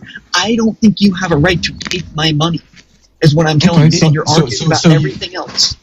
No, so you want to be able to just live out your life until you're 50, 60, and then the cancer. Is that so bad? Yes, I'm a libertarian. Hold on, I'm not done. Go bankrupt from getting cancer and then not have any money to pay your medical costs, and then your children take on all of your. Oh yeah, that's real. That's not selfish at all, Mike. That's not selfish at all. You're doing good. Is there something wrong with me looking out for my best interest? One at a time, please. I think what's the wrong difference with selfishness is that a real question? Yeah, I'm an ethical egoist. We value selfishness. Yeah, can I Ash, it's a Phil bro. Well, Phil, sis. I don't want to misgender you. I know. I don't really care. I'm sorry. I'm doing that. Can I Can I weigh in here? So I think the difference is that in a society, I think we could collectively choose that healthcare as a right should be delivered a certain way. And what I'm looking at is the most efficient model. And I'm looking at the rest of the world and saying, hey, this works a lot better than what we have here. And it provides healthcare to more Americans, my fellow Americans, because I care about them, even the people that aren't doing well, not just the wealthy. And I think those are the systems that we should model after. And I don't, and you're arguing, but I don't want someone to touch any of my paycheck. But if you were to ever require chemo or some very high cost procedures, those regulations are what protect you from getting yeeted off of a healthcare system, and you're advocating to get rid of the regulations and get healthcare. It's not going to work the way you think, Mike. Hold on. One,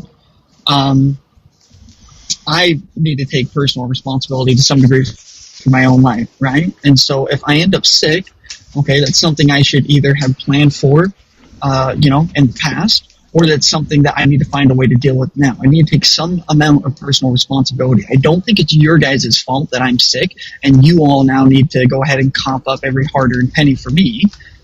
I take personal accountability. It's part of being an adult. Two, you're saying that these regulations stop me from being, yanked off of some healthcare plan when I provided a, like sidecar healthcare, which absolutely would have took me on in a heartbeat. So I don't know why you're giving this like fine line. Because Mike, you just are seeing it from your perspective. You are failing to think about the millions of people who don't have the ability to think about the future, to not have the money or income to plan for the future. Like there's so many people who are living paycheck to paycheck. One terrible thing happens and they're cooked. Like you don't care about those people at all, but I'm sorry, we live in a society where there are people who actually care about each other and want to make sure that we reduce human suffering, but you're not one of them. So why don't you go start your own society for cuts somewhere? I think it's awesome that you want to take care of people. I think that's great. I'm not saying there's anything wrong with that. I'm just saying the ends don't justify the means. You're saying I want to help people, and the way I'm going to help people is by tearing down other people. You can't rob Paul to give to Peter. In fact, if anything, why don't you go start your own society and you can all voluntarily do that together, okay? And people who want to voluntarily just be by themselves, which isn't a crime. You act like I'm committing treason. Just say I want to be left alone. There's nothing wrong with that. And then you get mad at Bree because she asked why selfishness is bad. She just wants to be left alone. Is that a crime in your book? You want to jail people for that? When you live in a society... Yes, because you unwittingly or unwillingly signed a social contract by being a part of the society that we take care of the greater good. That's the whole reason that people wore fucking masks. That's the whole reason that we want to not spread infectious diseases. Like, do you understand that, like, the only reason that people wore masks, the only reason that people wore masks is to try to stop, it was like 1% or less of people are actually affected by it, which was a lot of people. But everyone else was wearing a mask to try to prevent other people from getting sick. Do you understand that? Okay, if we all sign this invisible social contract, when was the last time you gave to the homeless? If selfishness is that bad, when was the last time you gave to the homeless? Better yet, 2 days Slayer, ago. I'd like to ask one question before I get out of here. When you say that there's this invisible contract, where's it at? No, just go. I'm just looking at the invisible contract is the Constitution, by the way. It's what we agreed to. I'm just trying to evaluate the regulations. Life, liberty, and the individual pursuit of happiness? Yeah, our founders were highly influenced by the social contract theories. That's what our Constitution is based on. But it's all based on individual values. That's the invisible contract that you're looking for there. But it's all individual values, Like, it doesn't say that I'm obligated to give my money to civics. They're collective values. Slayer, what's that preamble? To form a more perfect what? Form a more perfect union. Union, okay. Does that include individuals? The union is made up of individuals, but okay, there you go. So it's the same fucking thing. So you're getting off on the synonym of union and collective, but it is a collection of individuals. We are okay. Would a more perfect union be to eliminate regulations and then be allowed to have more competition in the marketplace to offer more medication? Sure. And I'll ask you, like all the other libertarians, name me 2 regulations you want to get rid of. The first regulation I would get rid of in the practice would be the $1 million advance that you have to have for some of the drug testing to get from trial 1 to trial 2. I think that we could lower that to $100,000. Not everybody has $1 million to give to the FDA to test their drugs. That's one regulation that we could lower. And I think also too, does $100,000 cover the cost for the FDA to test it? No. Yeah, 100,000. Where does $1 million come from? Like, I'm just saying that usually a regulation like $1 million would cover the threshold for them to be able to properly test it. So are they covering the cost with $100,000? We could absolutely do that. We all pay taxes. This is a government program. So if you're telling me that we need to have $1 million, if the private market wants to be a player under a regulated system, which I guess you're arguing against, the point is that $1 million threshold isn't just some arbitrary number. That's usually to cover the cost of them being able to. That's the cost of them being able to properly test it. So you want to continue the system that we have now with over regulations and allowing people not to be enter into the market. You're jumping to platitudes. What I'm at, you named one regulation and I'm giving you pushback on it. What's another regulation? You're giving me pushback based on something that you just asked me if I wanted to take away. Right, Slayer. To be honest, I'm okay with lowering that threshold number as long as that number covers the cost of the FDA to be able to properly test it. That's it. If it's less than $1 million, then let's make it less than $1 million. I just have a funny suspicion that $100,000 doesn't cover their costs. So let's just find that number that does cover their costs, and then let's change it to that number. Okay, cool. What's another regulation? The other regulation is taking away the required services through the CMS that the ACA requires. I believe that if you have competition, if you want competition in the marketplace, you need to be able to offer in those services like pregnancy, whatever, and not making the government force you to incorporate those into your prices, which then causes other people to have higher deductibles to pay to offset those costs that the government's adding in for you. So you want to get rid of the regulation that would make insurance coverage more comprehensible?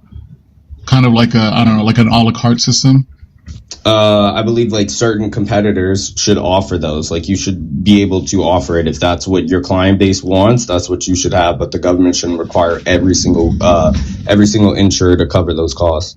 Yeah, but that severely kneecaps the entire Go ahead.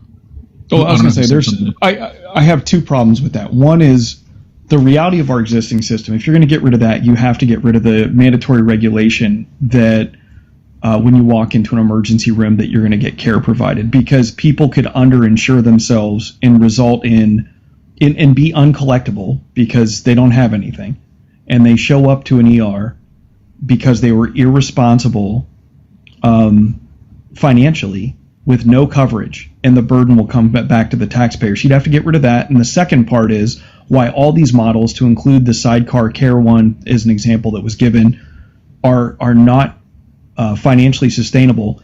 The other models that I'm mentioning in other countries, they don't switch over at 65 to a government model when care is the most expensive. They already include it.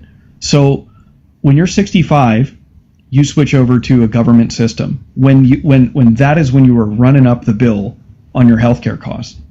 So I think it's very important that we acknowledge that the cost of the U.S. system is not even including the most expensive part of your life when it comes to healthcare.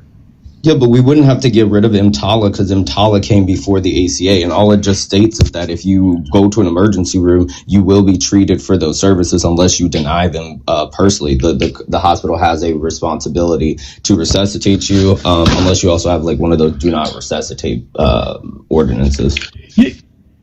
Right, but along those lines, I'm saying is that if you don't have the right insurance and you can't get the care, that bill, if you're an uncollectible person because you don't have enough money and you show up to the ER, those costs are going to be the burden of the hospital, which then they can bill it against a block grant and they can get reimbursed through the federal government. So the taxpayers end up footing the bill for your individual failure. So you would have to get rid of that as well. And additionally, all these, that sidecar care didn't provide care when you were 65. So I think that's important to acknowledge. Yeah, but when you turn 65, you could apply for Medicare or Medicaid. I forgot which one it is. But even with that being the case for like a situation that would require EMTALA, what you're essentially stating is like, yeah, if they don't have it, then that bill gets deferred to the taxpayer. But then the other issue with it is that under a universal healthcare option, it still gets deferred to the taxpayer because we're collectivizing and pooling our money to then subsidize for those that may not be insured, even those that are like not even legal citizens here. So I mean, that's a big part of it, is these other systems deal with immigrants as well. Their cost is half what it costs a year. You know, France was $7,300 a year, but their insurance goes all the way up until you unalive, like until you stop breathing. Whereas in the U.S., when we're looking at the cost modeling, we're at $14,300 per person per year, and that's before you hit age 65. When you hit age 65, that's when you actually are taking on tons of the healthcare costs. And so I think it's important, if you're going to remove the system and you want to get away from socialized medicine, you got to remove the whole system to compare it to a country that doesn't have a partial socialized system, that has it all the way through until end of life. Well, I mean, like that makes sense, and that's partially what I would also advocate too. Is like we need an entire reform of the system before we even talk about like a universal healthcare option. Because I mean, as you know, most of our healthcare system is built upon information that was tested on slaves. It was tested on people that didn't really have a will or an autonomy to their body, and so some of these like procedures and practices that we have now are not universally accepted for every single person as an individual. So I agree with you. I think we need to tear the whole thing down and relearn, but that's also partially why I'm against a universal option right now. Can I get everybody to tap the screen, share the live out, do the heart me, all that nifty stuff, gift the panel, help me with my gift goal, please? We have like 88.8 thousand likes. I've been on for 3.5 hours. Thank you. So France provides nearly universal healthcare coverage to all their people, and it's actually really cheap if you were there visiting or an immigrant. Like, it's affordable out of pocket because you're just a +1 model compared to the U.S. system. Why wouldn't we switch over to that and then rethink the system? Like, hey, that works. Let's mirror what they do there, which is twice as cost effective as what we do here. Like, why wouldn't you advocate for that? I don't know much about France. I have to come back and do some research, and then we can talk about that. Pick a socialized country that actually has good outcomes and good wait times and good access and no bankruptcies. Like, you can pick one. I mean, they're throughout the world, but we are definitely not the most cost effective, nor are we the best outcome based. I mean, I don't like Switzerland's model, but I mean, like Switzerland, where they require you to have some sort of insurance and you still get the option to choose from it. Yeah, they have a minimum. They have a minimum care that actually is provided by law as well. But I mean, yeah. So you can sell Cadillac plans, fine, but everybody should have minimum coverage, and you should be able to go see. Everybody should be able to go see a doctor. Because it reduces your costs if you get it caught at your primary care as opposed to waiting until you're stage 3 or 4 to get seen, right? Sure.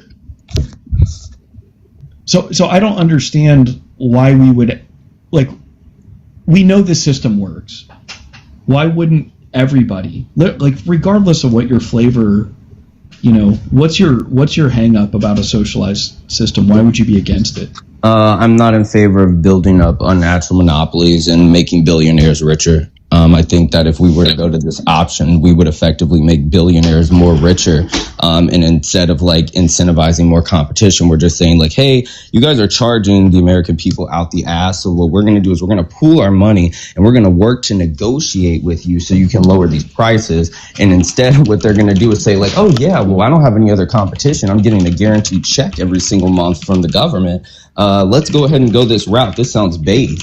Yeah, I don't want to build up unnatural monopolies. With a country as large as the U.S., usually there'd be regional providers, right? So there would be some competition. And if those regional providers provide better outcomes for their patients, eventually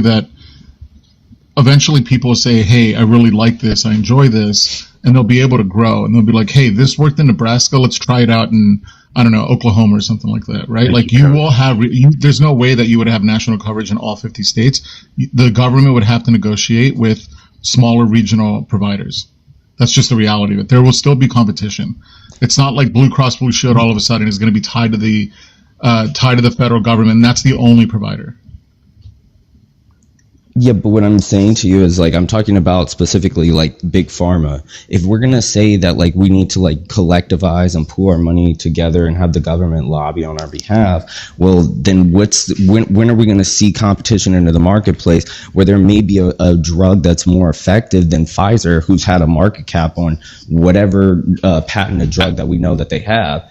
And instead, we're just saying, like, yeah, like, let's not have competition in the market for new drugs that can be on our shelves. Let's just, like, have the system keep going the way that it is and lower the prices.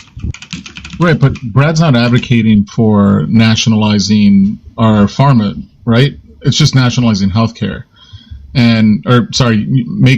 Providing a universal healthcare system. There would still be private pharmaceutical companies. They're just now negotiating rather than Blue Cross Blue Shield saying, like, hey, I have 50 million people on my plan, and then Aetna comes around and they have 30. So that's like them as individuals arguing on behalf of 30 million people and 20 million people, when in reality the US government would be like, I have 300 million people and this is the price that we're going to set it at. Pfizer, can you beat I don't know, what's a competitor to Pfizer? Kaiser Permanente? Right? Like, at the end of the day, the competition for the pharmaceutical companies would still be there. It's just who's negotiating on behalf of the Americans is just one player. Why didn't we see prices drastically drop with the ACA then? It curbed inflation. Yeah, the rate that it was rising went down quite a bit. Yeah, it had a positive economic effect. But I guess I'm looking as percentage of a population of billionaires in France is much lower than the U.S. So whatever they're doing didn't create a bunch of billionaires, Slayer. So where are you getting that socializing our medical system would create a bunch of billionaires that we don't have? Yeah, or Brad, we already went over that the pharmaceuticals are getting built in America. They're getting innovated in America. Manufactured outside, but... So what I'm saying is, like, you're like, well, to go back to what Civics was saying for 1 second, sorry, I was plugging in my headphones. I'm not saying that you're going to be nationalizing them in that sense of, like, that's what your intentions are, but unintentionally, that is what we are going to be creating is unnatural monopolies within the marketplace. And I don't think that there's a way that you could disprove that unless you're saying, like, if that was the case, then we wouldn't have any need for this in the first place because there's enough competition in the market to lower these drugs, and we know that's not the truth. So, like, I'm talking... Yeah, go ahead. If the government owns it, is it a monopoly? If the government influences its leverage and its power to create an unnatural monopoly. I said owns it. If the government owns it. Yes, it is, Mojo. It's a monopoly if the government owns it. Well, it can be a monopoly, and it's a lot easier to become a monopoly if a government owns it. But a government could own a coffee shop that has 2 employees that's tiny. That wouldn't make it a monopoly. It would just be government owned. Monopoly only exists in a capitalistic system. If it's government owned, it's not in a capitalistic system. It no longer requires a profit margin. I'm sorry, I don't understand. I still don't understand that either, Slayer. Where do you get that you're going to increase billionaires' wealth if you have the government controlling the healthcare system? Well, I want to know how you even define monopoly. I just asked Slayer a question. I don't know what billionaires you're talking about. I think it's between Bluetooths right now. That's all right. Go ahead. Yeah, I wanted to know how you defined a monopoly, Mojo. I don't think you're defining it accurately. The sole control of a particular marketplace by a private entity. Okay. Would it still be a monopoly if it wasn't a private entity? Wouldn't it just be sole control over a marketplace? No, because if the people own it, then it's not sole control over a marketplace because the people own it. There is no marketplace. Well, hold on. You're talking about government ownership and people's ownership. Those are 2 different things. I wouldn't say that if you live in North Korea... The government is us. We are the people. We are the government. Okay. Do you think the people in North Korea are their government too? Or I think the people in the United States, because we get to vote and our vote counts, yes, we own the government. okay, well, government control and the people's control are two completely different things then, right? No. Okay. Korea has a government. Do you think that their people We don't live in Korea. own the oil industry that's We nationalized? don't live in Korea. We have a different system than Korea does. I know, but can you just engage with the question that's being I asked instead did. of running We have a things? different system than Korea. Okay, right. But my question is, would you say that the people of Korea own? I don't care about Okay. Korea. Okay, cool. So the people owning it and the government owning it are two Yeah, different I things. still don't Great. care about Glad- Korea. Great. Glad we're on the same page. So when you say if the government owns something in America, you know, it could not be a monopoly. Why not? You'd have to prove your case that the government in America is the people. You realize You'd I have to already prove answered. that case. You realize I already answered this, right? Yeah, not in a very, not in a very adequate manner. That's for sure, Mojo. This is like debate bro questions. I'm literally just pointing out that all these other systems cost half what it costs here. They provide better care. They don't have bankruptcies. And you guys are still against it because you said that if we just got rid of regulations, but these other countries operate in a regulated marketplace as well, and they're doing it more successfully than how we are. Yeah, but you're allowing for And no it's nuance in the private. conversation. Those other places also have other issues. I mean, Canada, they have lines that are 6 months long out the door. There's France places, there's Specialists. places. I'm not well researched on France, so I don't think I'm equipped to take a debate on that specific nation right now. But it's we can Canada- talk about a specialists different nation that I am read up on, but I don't want to jump into a conversation Well, and just have it's to cherry make half picking. the shit up.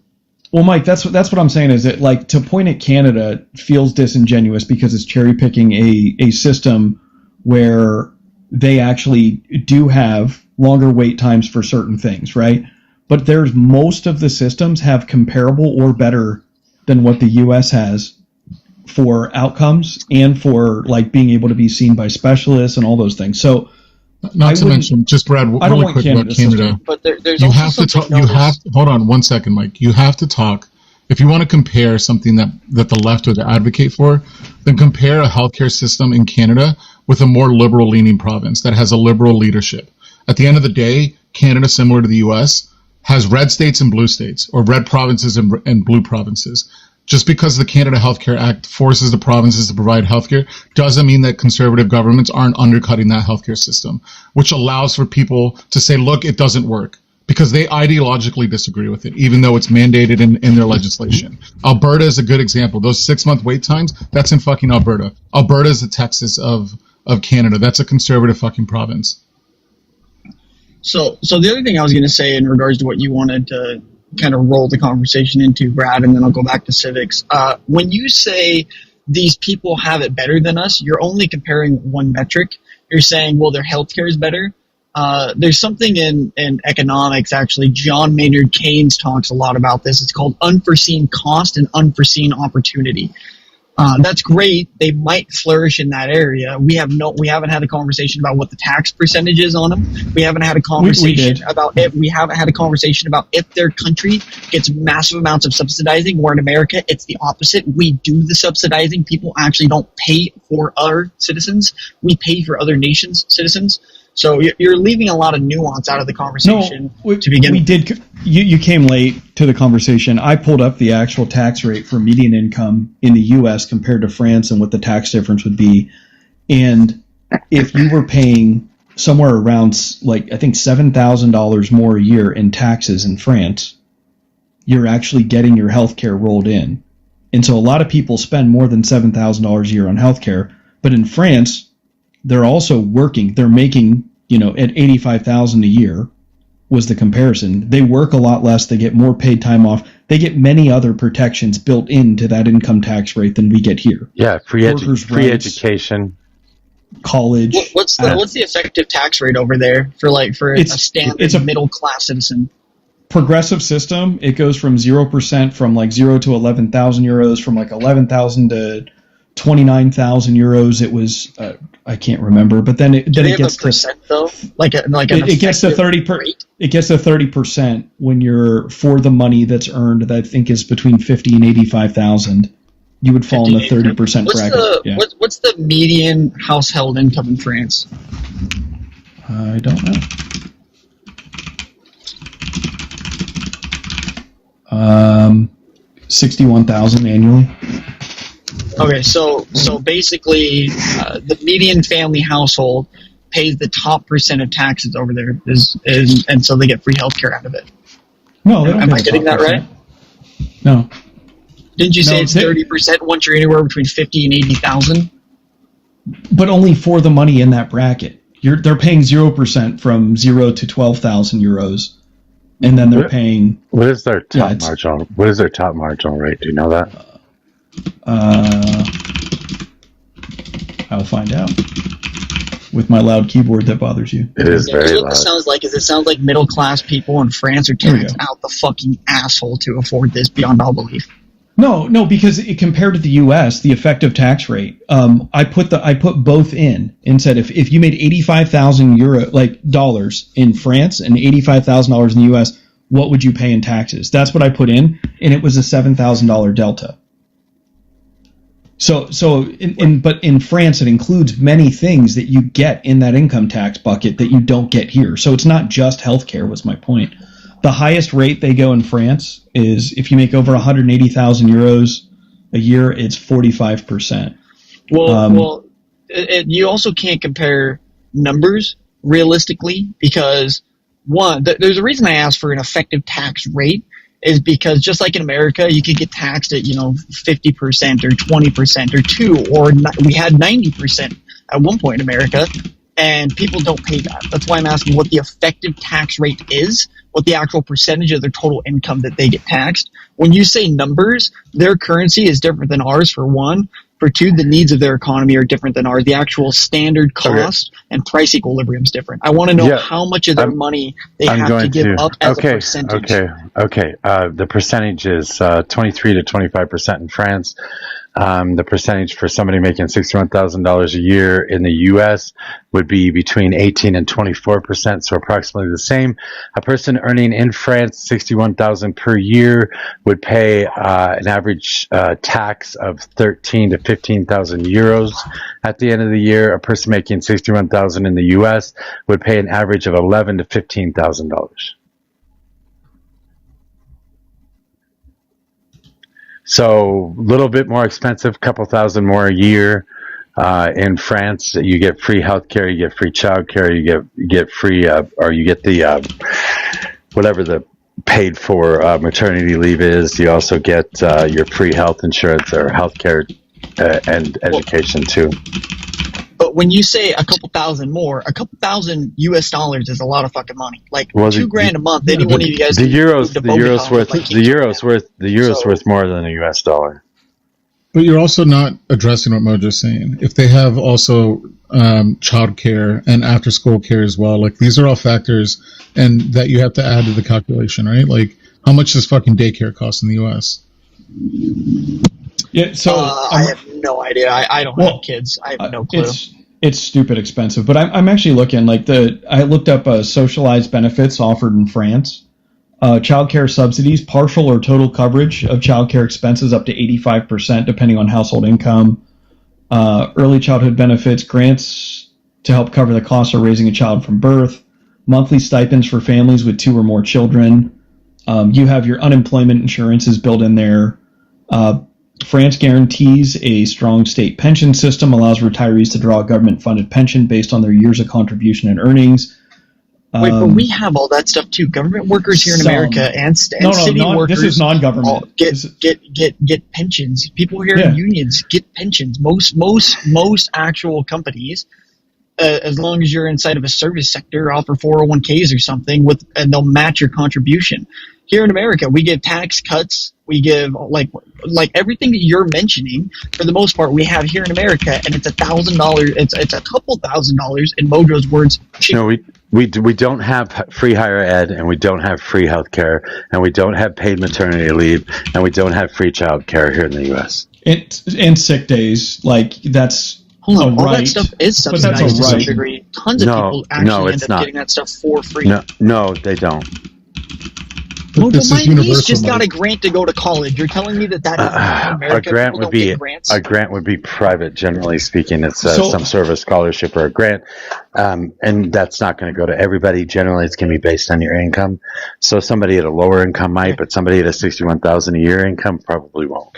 That's what can I- Brad just said. That's Brad not true. just said that No, things like I gotta child care and education can get paid, okay, up to 85% depending on income. We have those same opportunities or close to here in America. Dude, I gotta- and we're taxed a couple $1,000s less. I got a Pell Grant. Yeah, I was just gonna say, yeah, like and appreciate that, Civics. Yeah, no, like the grant. I got a Pell Grant to go to college, and my parents made close to 7 figures, like in total combined income. So I don't know what you're saying that like these grants are usually privatized, and then people that are like having 61,000, if they make 61,000. No, I'm sorry. I'm sorry. Unless you went after the age of 26, you cannot get a Pell Grant if your parents are making 7 figures. I think there's a minimum that they do pay. 18. There's a minimum. I think that the state. I think there's a minimum Pell Grant that you're given, but it doesn't cover everything because there's an EFC. Wait, no, not if your parents are making fucking 7 figures. That's never going to happen. Yeah, I got a Pell Grant. No, you're full of shit. I'm not full of shit. Do you want me to go onto the website and show you? But what kind of Pell Grant? A Pell Grant is for the needy, is for people that are poor. It's not. That's what a Pell Grant's for. I can show you the Pell Grant, Mojo. I'm sorry, Well, he you might didn't have get that. qualified for a different one. Well, it's not a Pell Grant then. It's just another grant or a scholarship or something like that. It literally said Pell Grant. Then I just think you're lying or you're wrong. Okay. Well, Yeah, I mean, if you want me to show proof, would you concede if I showed proof? Slayer, were you in Texas at that time? No, I was in a different state. I pulled up too is like the average. They get 5 weeks of paid vacation, which is not something we get here. They work 320 hours less a year than we work here. They get to retire currently at 62. It's going up to 64 in France. So they get a year extra before they hit retirement age in France. And I think if you stop working, your income taxes are going to go down and you're not going to be paying but you still have health care. Whereas our seniors are often paying into the healthcare system as part of the equation. When you're retired, you have to make sure you have enough money to cover it, even though you're on Medicare or Medicaid. I'll be honest with you. People who aren't engaged in the market, it's not really my it's not really my job to take care of people who aren't in my sector, right? So if you're not inside of the market that I engage in, I don't think that it should necessarily be my job for the market to take care of you. I don't think that's a crazy thing to say, for one, and for two, when you say a lot of this stuff, we don't even need it because people already get it. Most people get PTO. Like, most people who are in any sort of credible field, absolutely. Doctors get PTO. Most lawyers who work at a firm get PTO. Most construction companies, they just did polling the other day, like 70% of all construction companies give out PTO. And most companies are... Oh, sorry. Go ahead, Brad. No, go ahead. And most companies like Taco Bell and shit, they pay for college education. They pay for time off. We get this stuff because we live in I don't even want to call it capitalist anymore, but because we have some hints of capitalism in America, people literally do this shit out of the goodness of their heart.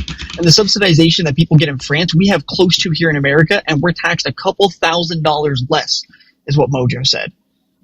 I don't see what would be the kicker that would let me give up control of my life to someone else. Like, there's nothing here that would put me in a spot where I'm like, yes, absolutely, let the government control what I eat, where I sleep, what I drink, and my health care. That's not what they're doing in France. For one, they don't control those things, so that's actually not reality. The additional part I'm saying is that, look, they're making $61,000.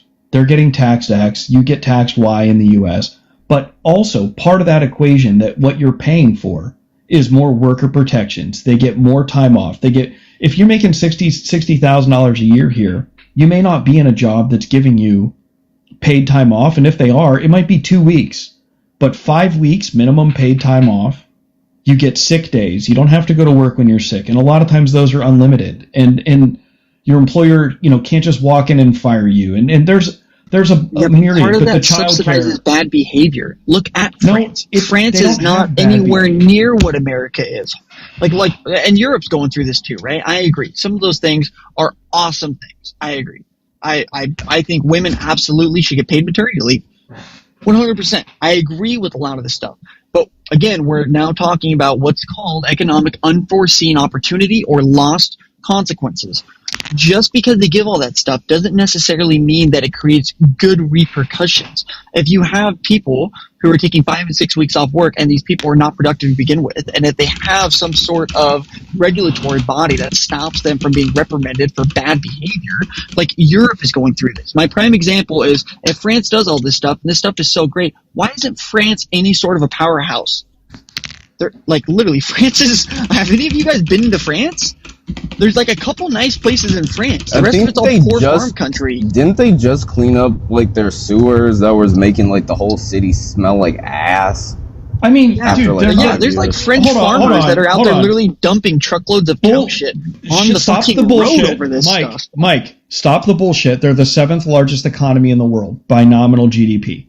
They're doing pretty fucking well. And their people have a higher quality of life is my point. So you're paying a few $1,000s. I think paying a few $1,000s more, I'm talking $3,000 more a year, gets you guaranteed health care where you're not going to go bankrupt. Government spending is also incorporated in GDP. If they literally provide everything through the government, I would hope their GDP is fucking massive, because government spending also makes up GDP. That's not a actual representation of how businesses and corporations produce in your nation. 40% of America's GDP right now under Donald Trump, because he fucking sucks at his job, 40% of our GDP is upheld through governmental subsidies and spending. Literally what leads our GDP growth right now is the pharmaceutical industry. It would be pharmaceutical industry, education, and healthcare. Our GDP is made up of government spending. I hope theirs is large. Everything there is paid for by the government. But so it's a realignment of healthcare under the government instead of the private market. But France spends 57.2% of the GDP is government spending. Ours is 40, right? So 17%. Now, what percent of our actual GDP is on healthcare? What percent of our GDP? I'm pretty sure it's 18% of last quarter's GDP was made up by healthcare. Don't hold me to that, but I'm pretty sure it's right around there. It is 18%. So my point is, if you moved it over, you'd at least shave a percentage off. But we're also they're working less hours, and they're doing that with that GDP. They're putting up those numbers, working 320 less hours per worker with more time off, more sick leave, healthcare, childcare, and education, and worker protection. So I think the dynamic changes under that system to where you are more empowered. Right now, what you're advocating for, I think, gives the power dynamic more in favor of your employer, and they abuse it. They'll work you, because they control your healthcare. If you lose your job and you have a wife that's sick with cancer, you're screwed. Yeah. So I take a big issue with what you're saying right now, because when you subsidize 50% of your GDP, just because your GDP is large doesn't mean that that's based on productivity. I'm talking about the fact that you incentivize bad behavior when you do that. My evidence would be in the fact that their actual productivity in France is not very good. I mean, a real-world example, name me one massive conglomerate company that's actually French-based. They're not. L'Oreal? The makeup brand? The multinational billionaire company that I worked for 25 years ago? Yeah. Yeah, also their fashion. They own Ralph Lauren and Armani and all that shit. And they produce chemicals and fragrances. And where do they produce out of? Do they produce directly out of France, or is their headquarters in France? No, most of the ateliers. Yeah, most of their ateliers got outsourced. Like it's very minuscule if you'll see haute couture still produce. I mean, you have to produce haute couture in France, but it's very minimal now. The amount of houses that are still selling haute couture. So Fitch ratings. So we want data. So I'm going to feed data into the conversation. We're compared to the United States, where the U.S. index is set to 100. France scores roughly 95 points, making it significantly more productive per hour than the global average. So they don't have a bad behavior. They're 5 points lower than the U.S. on a scale where the U.S. being 100, France is 95. And that's according to Fitch ratings. So I don't know where you're getting this worldview that making sure somebody had affordable childcare means that they'd stop going to work or be less productive. How do you correlate those two? I would say the opposite is true. When people are struggling, they got to stay home because they can't afford childcare. You're putting a burden on grandparents, and you're hurting the ability for them to work. People make sacrifices, which sometimes comes at the cost of their ability to be employed. They might be more dependent. Now they're a single income household instead of dual because it doesn't even make sense to go to work because childcare costs so much. I spent $15,000 one year for one full-time care and one before and after school care. And this was in, I don't know, 2016 probably. I think it's pretty weird. Yes, I have data from the ECB right here. When did France start implementing all these huge social safety nets and socialized incorporations? Just give me a rough time frame. Do you think like the early 2000s? Do you know? No, that's why I'm asking. I don't know. Just if you don't know, then I don't know. Tell me. I know I don't know. That's why I'm asking. I'm trying to have a conversation. Maybe I can learn something here. Just do you know when they had these huge socialistic reforms? Probably after the Marshall Plan.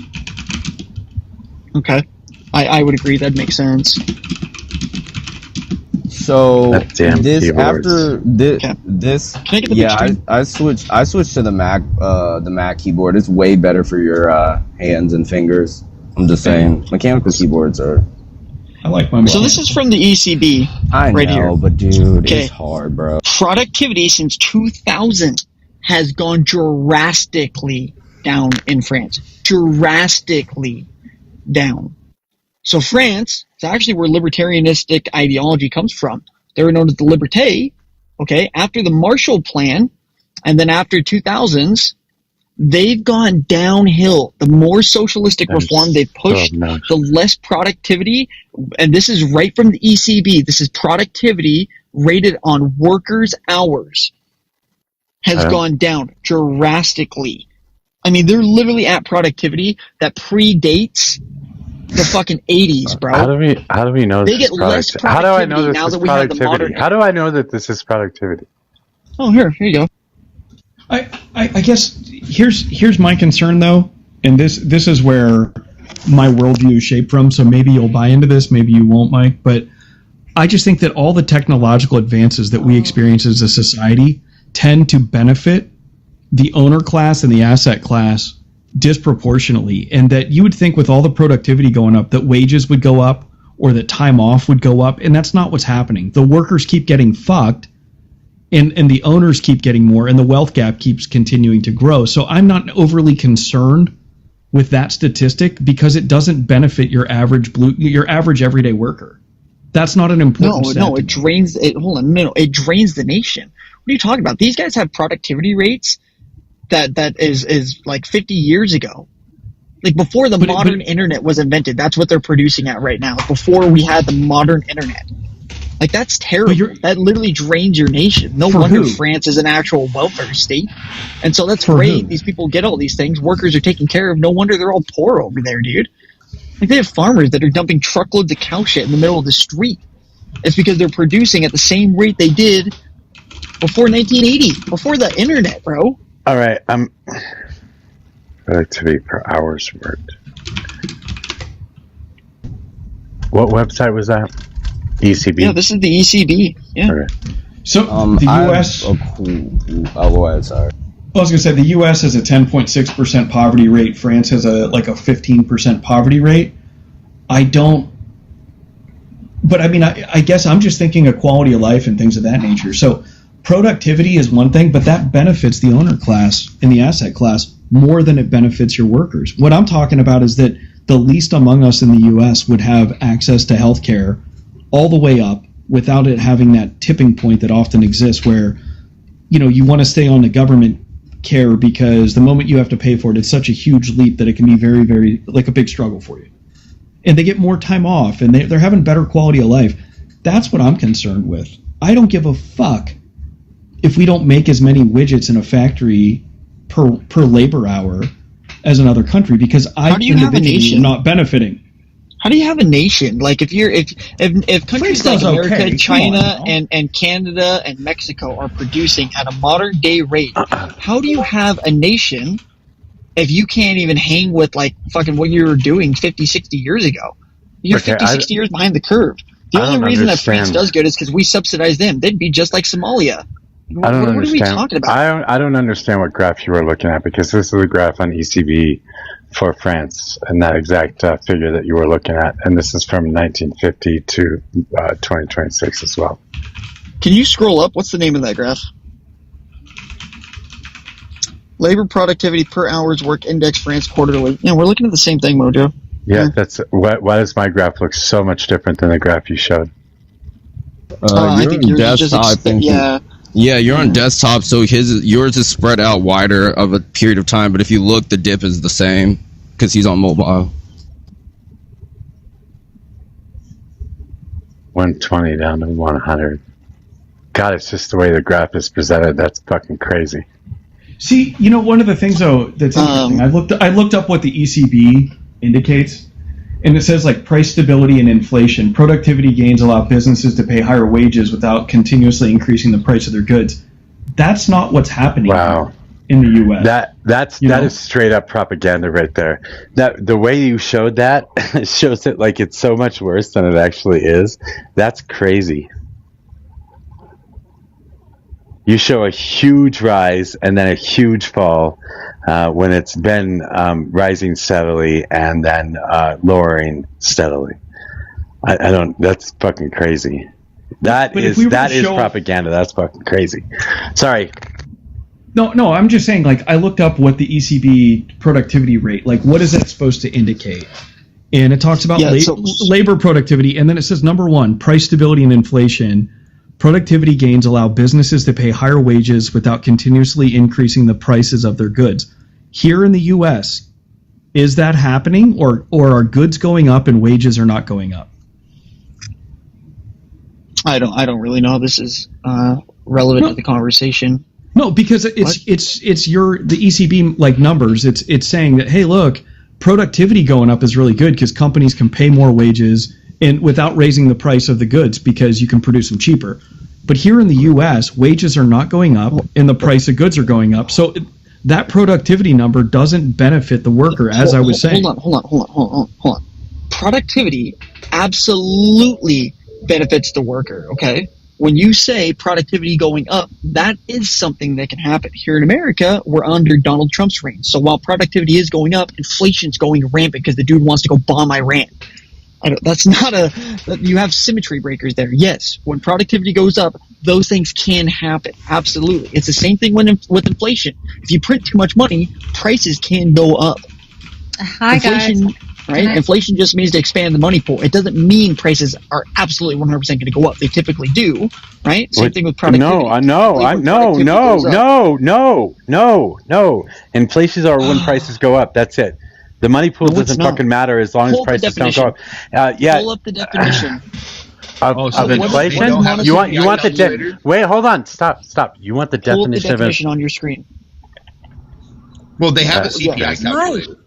You're on a big panel. So inflation is a broad, continuous increase in the prices of goods and services across the economy over time. That is the definition of inflation. No, that's a fucking lie. I'll pull it up. That is the definition. What the fuck? Hold on. Can I? You got to look at the Austrian definition, but I really want to. This is the Federal Reserve. I'm sorry. This is the Federal Reserve definition. Good luck, tennis. Fee. Yeah, no. I just wanted to speak to the issue of somebody's got. Do I have an echo? How was everybody day? Yeah, I mean, I studied, lived, I go back regularly. I have friends in France. I was in Paris 8 months ago.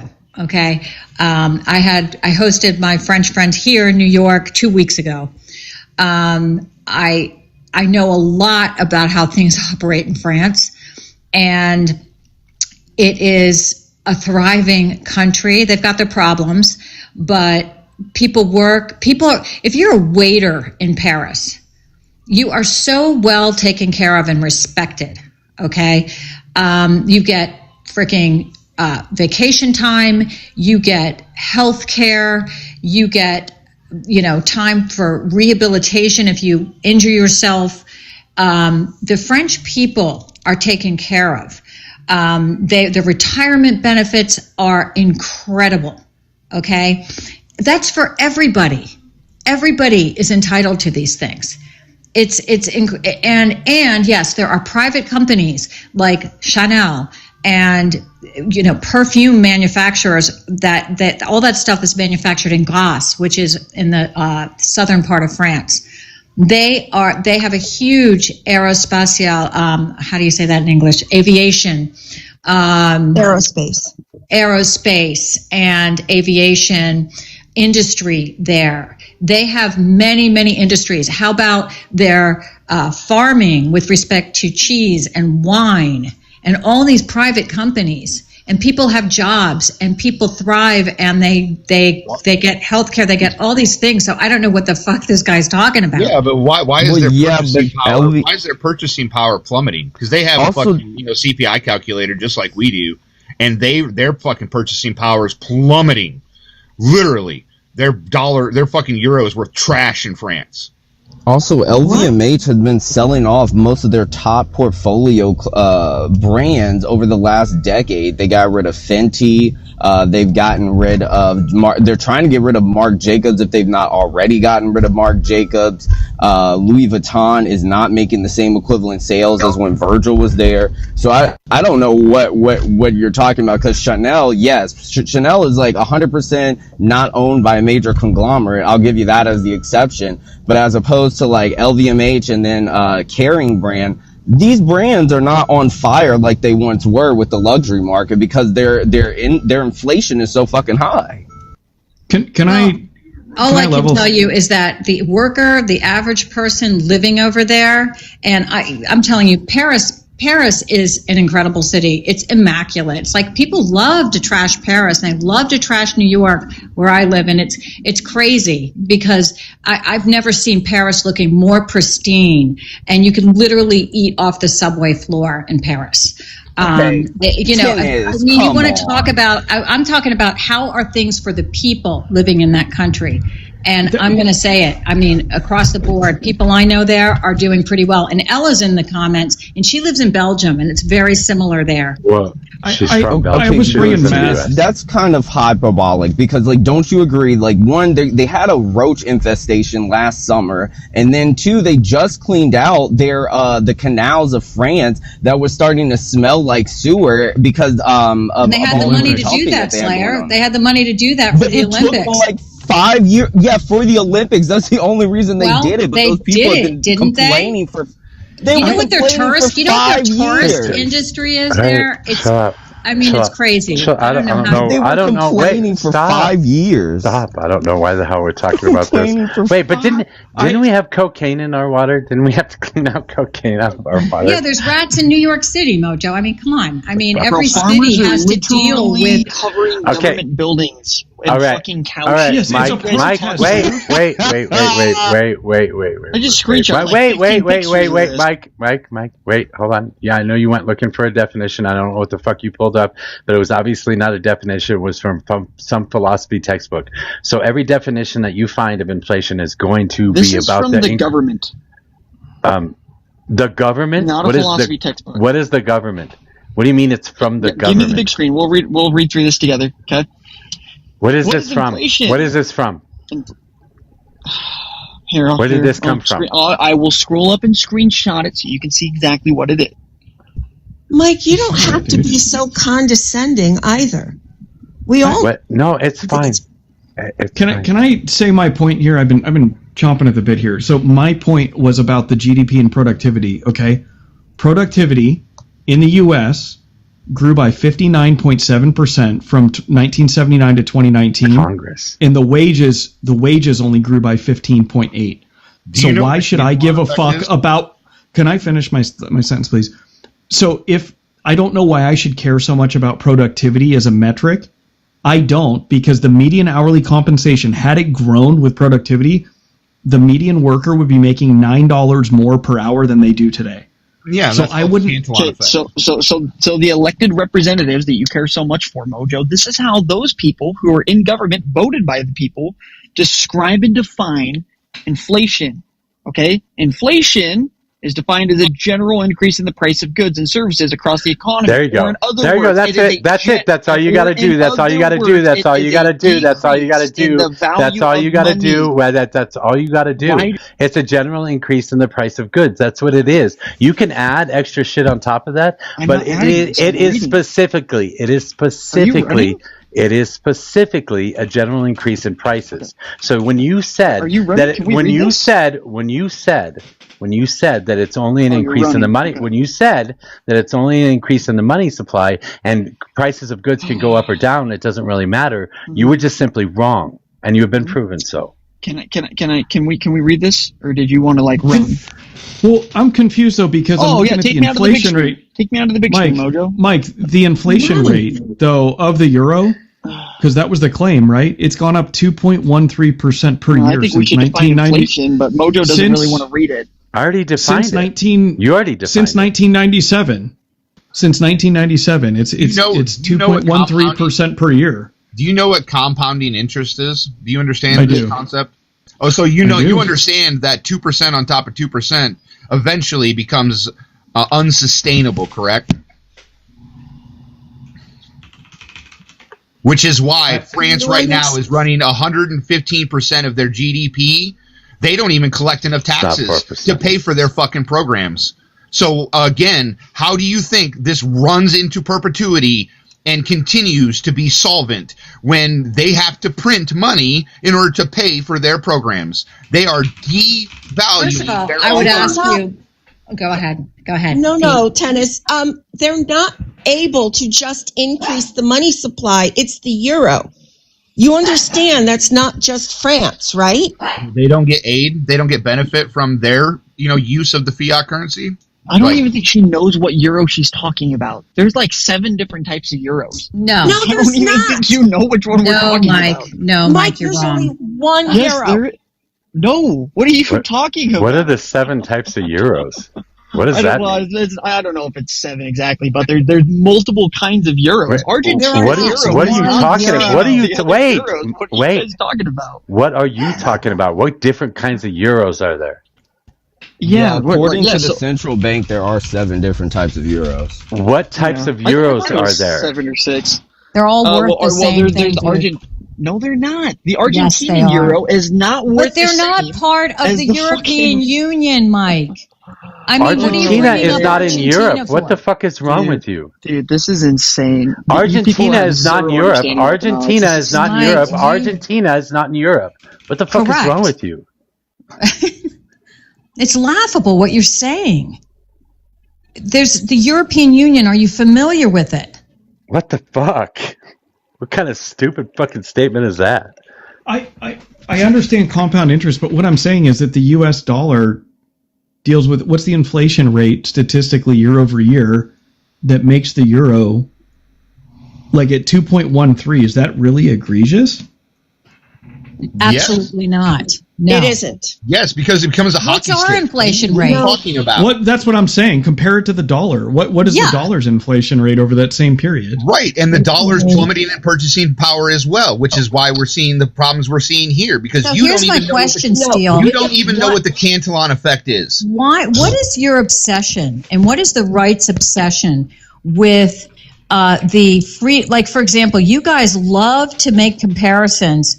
You love to do this with the Europeans with respect to their inflation rate. Let me finish. Thank you. I want you to have economic freedom. let me just finish, okay? With respect to their cost of living, inflation, how things operate economically over there, and you also love to do it with respect to freedom of speech. Like, what is the obsession with? Why don't we just talk about our country? I just say this happens all the time. Because people always bring up those other countries.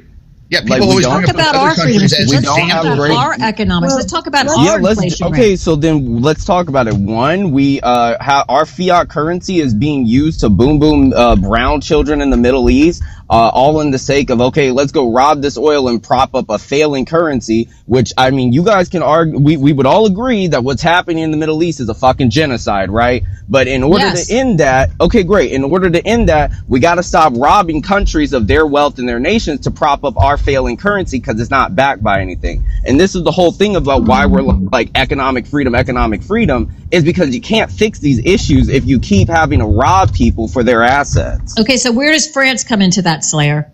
The fact that they don't have to use the franc, and the fact that they get to use the BIS, and technically they're leeching power from our dollar since we are borrowing their bank money to prop up their government and their economy. Because without that, if they had to stand naked on their 10 toes with their own fucking currency, nobody would use it. It would be worthless, which it was worthless, which is why they went to the fucking euro.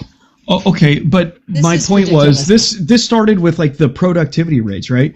So if the way that we're doing things here, and Mike, our productivity is so much higher than France, then why is it that like the inflation is happening in both countries? I gave you the basket of goods that they get for that extra money that they pay in taxes. Is productivity the only thing that controls inflation? But it doesn't control wages. That was my point. My point was. You just asked me a question about inflation, and you said if their productivity is worse than ours, why do we experience inflation? It's productivity. No. I said it's about the same. Only thing that controls inflation? No.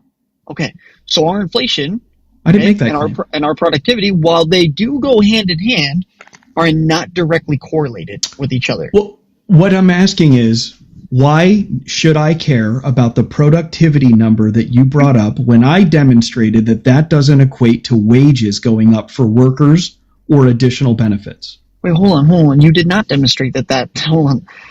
Productivity going up can absolutely drive wages up. That's not true. At all. You have not demonstrated that. It can. The Economic Policy Institute on September 2nd, 2021 at 11:33 by Lawrence Mischel wrote an entire paper that actually says that productivity and pay once climbed together, but in recent decades, productivity and pay have diverged. Net productivity grew 59.7% from 1979 to 2019, while compensation only grew by 15.8%. So my point is, why are you showing me productivity numbers? Because that doesn't translate to people getting pay increases. Cantillon effect. If you go look up the Cantillon effect. I know what it is. It's the first people to get the money benefit the most. So that causes what? It causes what? Wealth distribution, right? Wealth disparity, right? Because in order to siphon from the bottom to the top, wages have to do what, Darb? They have to stay low. Oh, shit. Really? Oh, shit. You mean that once we severed ourselves from a real ruler, a real measure of value, once most countries severed themselves from a real measure or a real ruler of value, that all of a sudden the Cantillon effect ran rampant, and all of a sudden we had this massive wealth disparity? What the fuck are you talking about? Do you know what the wages are in comparison in France compared to the average job? May I? Do you know how workers are paid in France and what their wages are compared to the same job in the United States? Do you know anything about that? Yeah, we actually just looked this up a little bit. What's the median household income in France, Tennis? 61,000 euros. Yeah, but she didn't know that, so maybe you shouldn't quiz other people. What do you know that I know, Mike? I mean, you're just stating what I know. I didn't happen to know that, but I just would be interested to know how you know what I know. I didn't. I just asked a question, and you displayed. No, but then you stated what my knowledge was, which is completely. Yeah, your knowledge. You have no basis. You have no basis. You set a premise to discuss wages, and you didn't understand. I asked a question. What the income was. So, Mike, you still think there's €7? Mike, you're obnoxious. The way you're talking on this panel is absolutely obnoxious. I asked a question, and now you're telling me what I know and what I don't know. My question was, so I'll repeat it again. How do workers get paid for certain jobs vis-a-vis American workers for the same job? Does anybody have any information about that? Mike, you seem to know everything. Oh, I was being quiet. I thought maybe one of you guys would like to enlighten us. I did a little bit of research into it, yeah. So I did go non-agriculture because their agriculture sector over there is going through some real hardships right now. So specifically, this is going to pertain to anything but agriculture. So yeah, construction workers here in America make a pretty good amount. Your average construction worker here in America makes anywhere between $25 and $28 an hour. Over there, they're anywhere between 17 and 21. You do realize the euro is valued more than the dollar, right, Mike? So you have to. I'm familiar with that. Yeah. And you guys keep talking about the 7 different euros. The reason I brought that up is because I don't even think you two know what euro that the European Union runs on. Do you know what the Eurozone actually uses? That was a question to you that you guys have cried about for 40 minutes. What euro do they use? They use the euro. It's one currency. That's real. That's real lightning. I've had to transfer my dollars into euros when I went to Europe. Okay, they're all the same. Okay.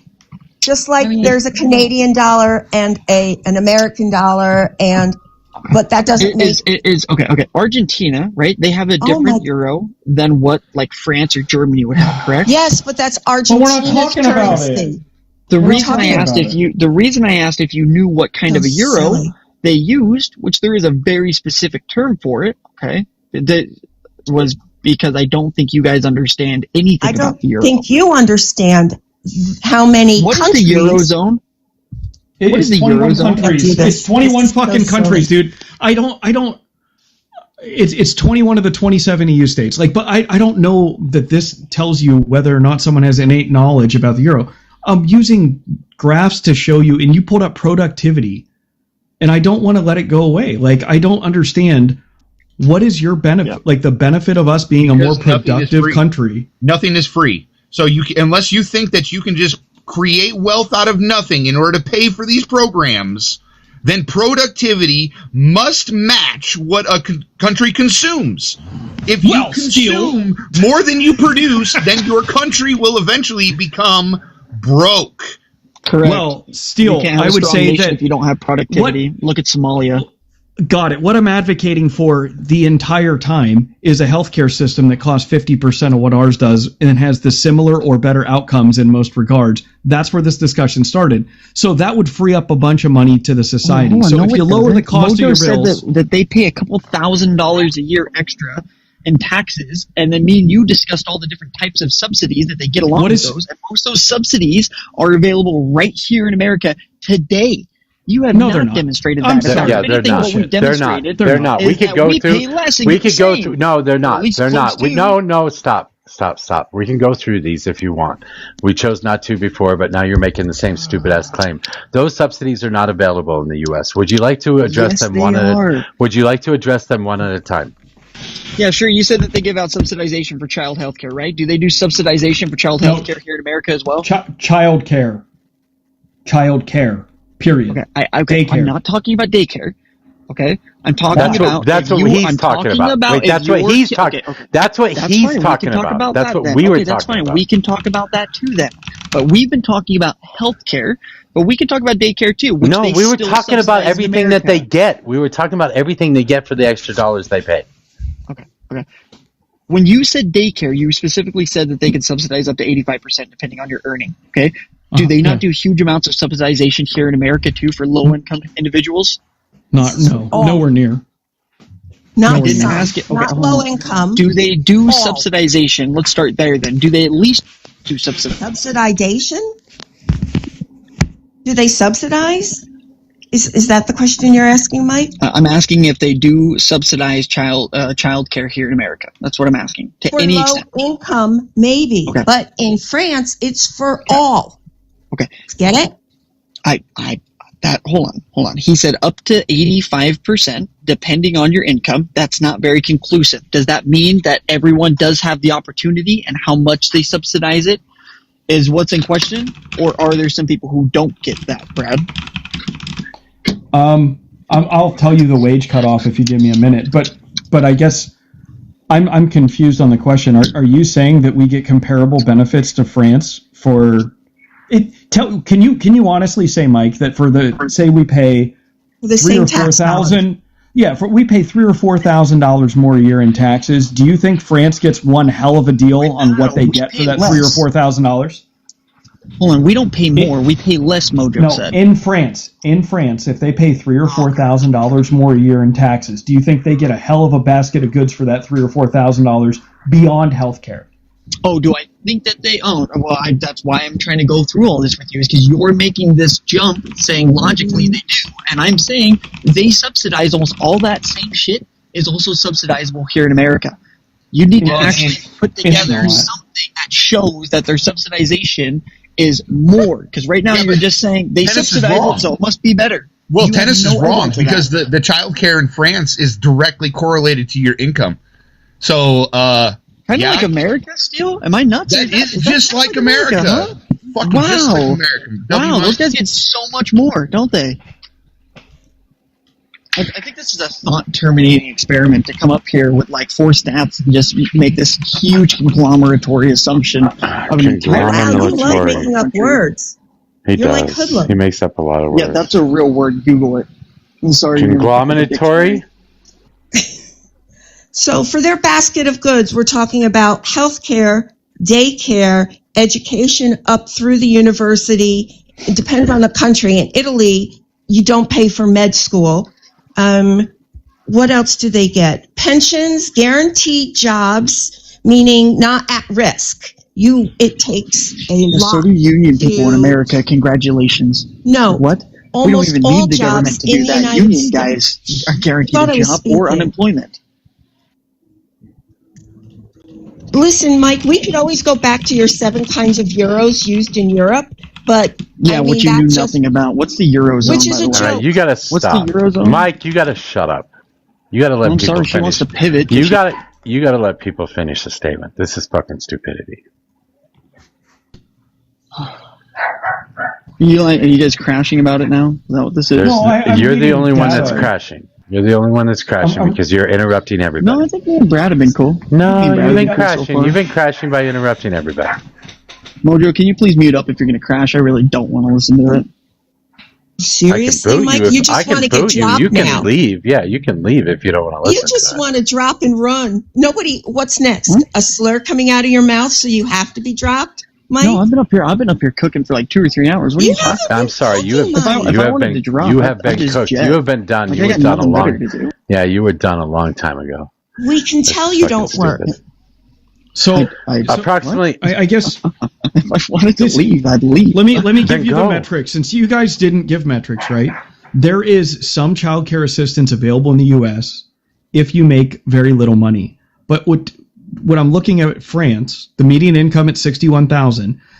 If you make 2/3 of that, if you make like $40,000 a year, you're still qualifying for the 85,000. I'm sorry, the 85% child care coverage. Yeah, but I don't believe, like Mike said earlier, the wages are lower. Even with the euro being euro being stronger, adjusted for that difference, their average construction workers still making $18 an hour. So yeah, their $40,000 limit would be the same as our limit. So if you make $60,000 a year, you can get 85% of your child care covered in the United States. Is that your claim? If you make 2/3 of the median income, that's your claim still? You're gonna show me something on that? Because that's what I'm telling you happens in France. 2/3 of the median income, you're still getting 85% of your child care covered. Median income is 61,000. Median income in France, in the U.S. is like 80,000. No, it's not. No, it's not. It's only. Wait, hold on. Median income in the U.S. is also 61,000. I thought it was 80. No, it's 61. It's 80,000 for a married couple. Oh, is what's considered middle class over there? Do they have actual brackets that their government has described? No, let's not run from the point that I made. Let's prove to me that when you make 2/3 of the median income, that you get 85% of your childcare covered here in the U.S., or concede that is a better benefit in France than it is in the U.S. Childcare subsidies are going to be available to people in the U.S. that are living in poverty, that are under the poverty rate. Which is like 26,000 or some shit. Yeah, right? Something like that. Again, there's symmetry breakers here. You can say that 2/3% of people get that. Those 2/3 might be poor as shit. That's why I'm asking you, what is considered middle class over there? If they're all poor, that would make sense. If they're all rich and they're all still getting that, then congratulations, I'll concede. That's why I'm asking, what would middle class income look like? Didn't they say median income there was 61,000 euros? Yes, 61,000 euros. I don't see that here. No, it's not. It's not. No, it's not 83,000. Yes, it is, Mojo. I just looked it up. No, it's not for a single person. Mojo's right. Right. You're saying, hang on. No, Mojo just said it. Mojo just said it. Single person. You're comparing a single income here. You're using the median household income there. No, I didn't use that. Yes, you are. No, I didn't. It's because the median household income here is 83,000. I did, but I did it with parity. I did it in both cases the same. Okay. That's what I said. That 61 to 80. Yep. And okay. So, I always use individual. I don't use family or household. And I didn't. And so I said if you make 2/3, right? If you make 2/3 of the median household, well, it's actually higher because you can make 3,100 a month. As a household, Brad, would it not be fair to say though, okay, that it would be important to know what that median household income represents if it's middle class or out? Because listen, if you're talking about people who are doing like pretty well, and yes, their children are still getting subsidized, daycare, I would agree with you. I'll concede that argument. No. The reason I'm asking is because if the median household income over there is realistically, at the poverty level, and these people are getting subsidized, that would make sense. In which case, we do the same thing here in America, which is why I'm asking for that context piece. And I'm willing to see the argument. If just give me the numbers on what middle class is over there. What's the bracket? I will fix this real quick. So Mojo's kind of right. I screwed up a little bit. So I gave you the individual income, but a household that makes under $3,100 a month, which is the median, which basically gets you closer to the median income. If you make less than $3,100 a month, you're able to get the 85% childcare subsidies in France. But you want to know what the poverty level is in France, or what the dollar amount is? Okay, I want to know what the bracket is for being considered middle class in France. What I just read said 1,600 to 3,100. Is that what you're getting here too? 60% of the median disposable income is considered the poverty line in France. But I think that might also be a problem because it might be how the government of France looks at the poverty line, which might be different than how the U.S. looks at the poverty line amongst its own people. And I'm willing to go into the nuance of that because you were willing to go into the nuance with me. But essentially what you're saying people who are impoverished over there, they get subsidized by the government. And we do that here in America. I don't see a difference. They're exceeding it because it says it's $1,288 per month for a single person. Would be the poverty line, but I just told you that if you make under 2,100, but no.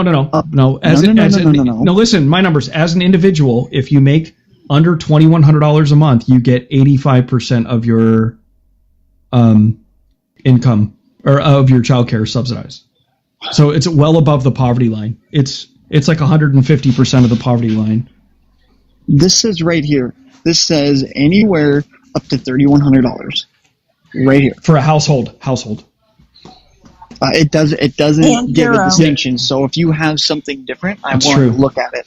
This does not give a distinction about that. I just looked up And- what is considered the middle class bracket for a single income earner.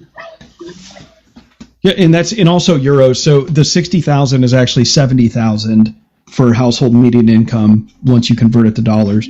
But So 3,100. Okay, so 3,100 or 1,200, whatever it is. Okay, that's what's considered middle class over there. Okay, so we're talking about people who earn, somewhere in that bracket. They would be able to get childcare subsidized. Okay, my question is to what extent?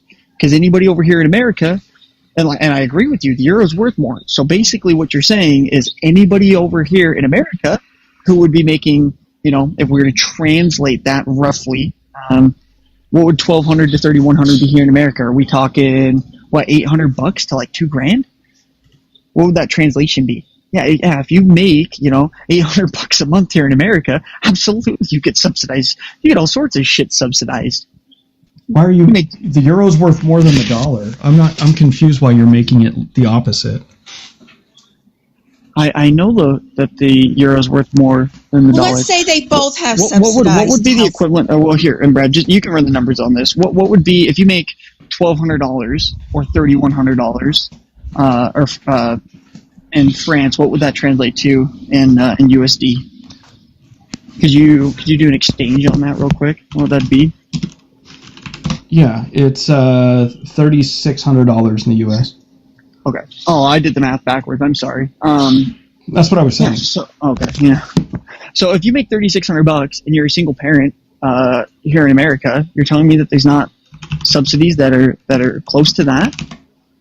So you think if you make $43,200 a year that you get 85% of your child care covered? That's your assertion. I didn't say 85%. I said that the subsidies that person gets here in America, we have subsidies that are close to.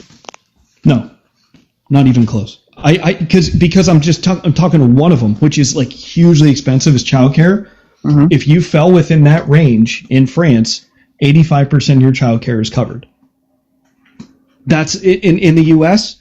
If you make a similar range, we adjusted. If you made $43,200 a year, you are not getting 85% of your childcare covered.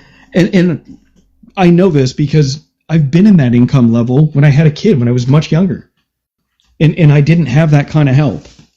All I got was a child tax care credit at the end of the year, which covered, what is it, like $2,500 a child or something nowadays, right? So maybe I'd get like $5,000 back, right? But which my childcare far exceeded. What you're not saying, even if the government subsidized 85% of it here, if the remaining 15% is still more because the government has monopolized this industry and given subsidies to this industry, no different than our healthcare or our fucking student loan program, right? If that remaining 15% is still too high for you to pay for because they've been able to raise the fucking prices of childcare because they have a guaranteed government paycheck. Is it, Steele? What are you saying? Is it because it's 2 to 4 euros per hour? The CCDF. So- I just looked this up. If you're like a single mom and you're making $43,000 a year here in America, the CCDF absolutely will subsidize you for approved childcare. 100% they will. It says right here that they'll subsidize you right up to. It says right here that they'll subsidize you up to 85% for kids under the age of 13 if you're a single mom making $43,000 in America right now. Like the CCDF does it. What are you talking about? We do the same thing. We don't. Wait, why'd you pick 43,000? Because that would be the $3,600 a month mark, which is comparable to France's 31 or whatever it was. 3,100 a month euros. Brad did the exchange $3,600 rate. US. Yeah. 3,600. So I mean, I just literally plugged this into Google and got an answer. Absolutely, CCDF. I mean, not only that, but Department of Workforce Services. Like most states actually have state operations that'll do it too, not just the federal government. And they get loans, they get grants from CCDF to do the same thing. Actually, all of those programs are going to be run through the state. The federal government issues the funds or directs the funds to states, and then states decide how they're going to distribute them. I would challenge whether a single mom making $43K a year got child care. Here, I'll put something in that's close to where I live, and also, I mean, we're talking. Can we just move on into basically the fact that? Hold on. Okay. I'm sorry. I want to address something that's real here, because childcare, I don't know, it seems relatively close or kind of similar, but I was specifically mentioning higher education.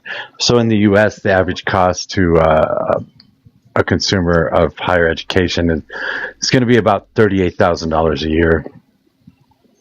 That's including all local schools as well as tech schools and shit like that. So $38,000 a year. The average for normal schools or rated schools are going to be $60,000 to $90,000 a year. Here, and that if you don't qualify for a Pell Grant, then you pay the full cost of that. In France, however, everybody is subsidized. So and by the way, in the U.S., any Pell Grant is only going to apply to your bachelor's degree, not a master's or a doctorate. So in France, it's 175 euros per year. For a bachelor's, it's 250 euros per year for a master's, and $380 euros per year for a doctorate. Yeah, I'm gonna jet. I don't even care about higher education. So that's what they get for their tax dollars, Mike. That's the whole point. But I don't seem care to not about being higher understand. education. They get medical, they get education or trade schools. I don't get care pensions. about education. So they get court. No, you right, don't seem to care I think it's about pretty anything. evident. I think it's pretty evident that you don't care about education. He got so smacked. Hey, can you big screen me real quick, Mojo? Yeah. So he ran. This is the child care credits, right? And it says this is from the Tax Policy Center, and it says the child and tax dependent credit help partially offset child and dependent care expenses incurred by working families and care rate. The credit is calculated as a share of the first $3,000 of care costs paid for one qualifying individual, $6,000 if the taxpayer has two or more qualifying individuals. To calculate credit, families multiply their care expenses, subject blah, blah, blah, blah. But it says families with adjusted gross income at or below $15,000 are eligible for the maximum 50% credit rate. That rate falls by 1 percentage point for each additional $2,000 of income. So I don't know where he gets, and it says that,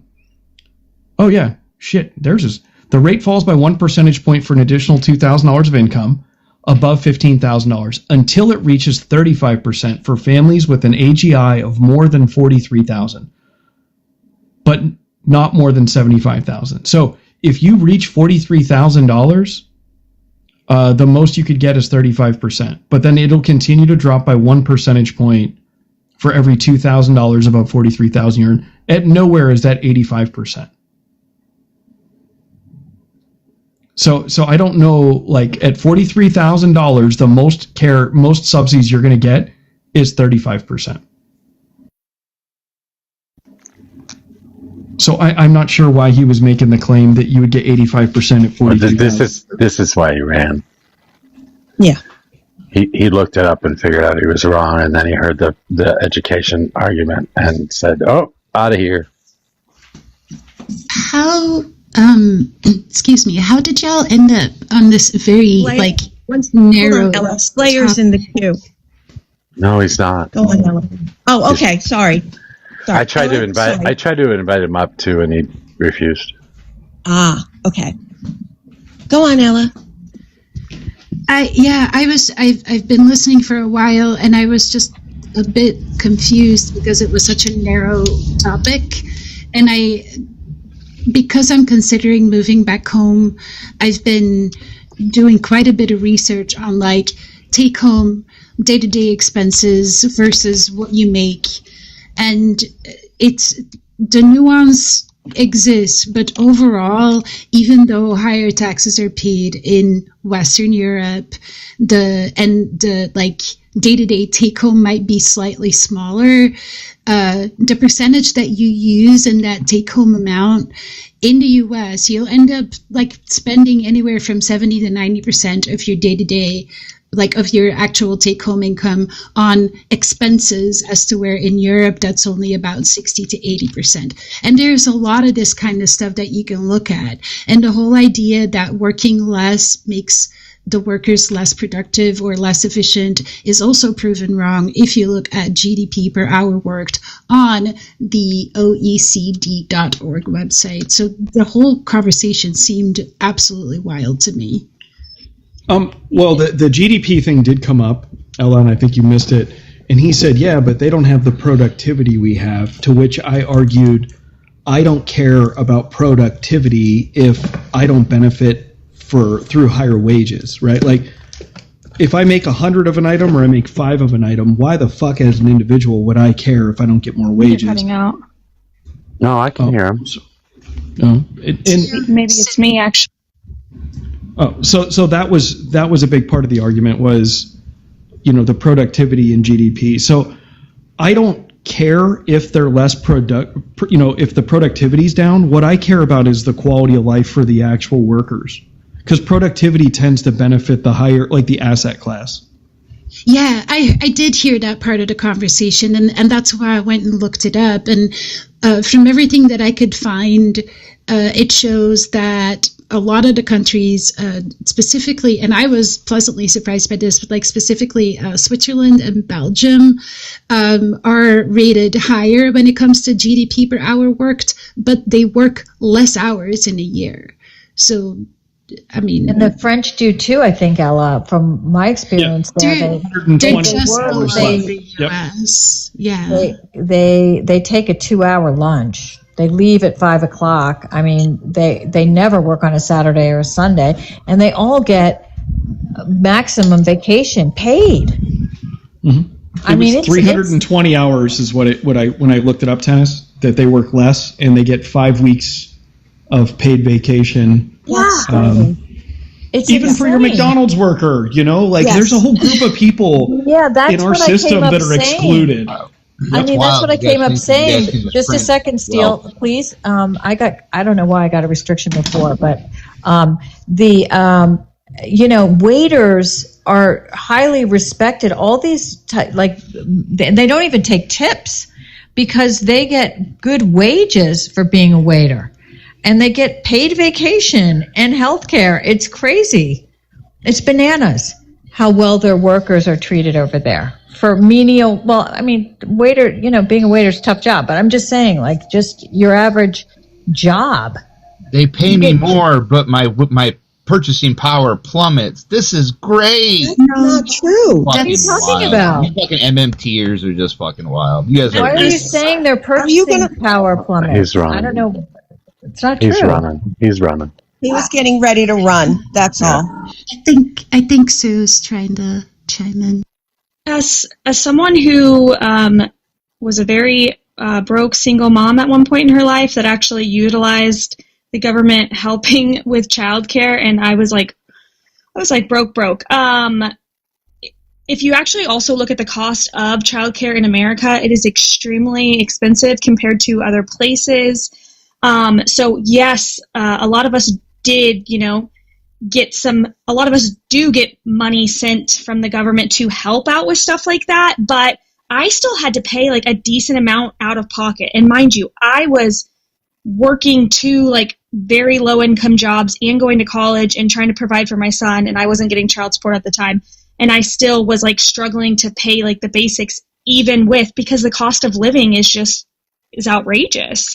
On top of, and I was probably making $26,000 a year back then, and I was still having to pay, I don't know, probably an extra $300 a month just to pay for the extra of what the government didn't pay.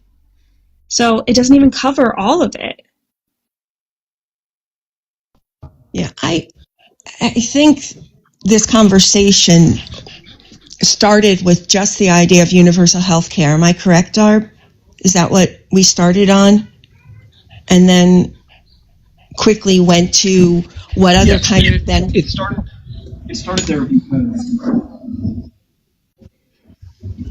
Oops, you're cutting out. Because France has the only reason I chose France. Yeah, we can't hear you, and you're cutting out. He's on the toilet. Hold on, I'm moving. It's not just me this time. No, I was outside. So the main reason I brought up France was they pay about half per person in expenditures for healthcare, and they have the same access that we have for specialty care, which is commonly how people argue why we should pay so much, is because we have access to oncologists and specialty doctors at a better rate than other countries. And they actually have better access to primary care and faster access. And so I used France as an example and said, why wouldn't we want to do what France did? And that's how the discussion started, specifically around France. Or Germany, or Italy. I mean, a lot of European, Finland, Denmark. We're hearing from someone. Yeah, I don't think people also realize like how broke you have to be to get these in America. Like as someone who has utilized this, like you got to be like really, really broke. And a lot of other countries like help you out, and you don't have to be like this broke essentially. And yeah, you might pay what Brad brought up earlier about like it kind of benefits you more, even though you're paying more taxes essentially, because you're getting so many things out of your tax dollars. And the whole argument earlier, well, I don't think you should take my money to help other people. Guess what? The government already takes our money, and the government already does have money that they could be utilizing to help us. They just choose not to and choose to spend it sometimes in things that we could actually help the people. Like the government already takes your money. So that's a very silly argument. You're like, you can't take my money. Yeah, I think, and then when you go into other areas, the argument doesn't hold up. And they're still democracies. They have as much freedom as we do.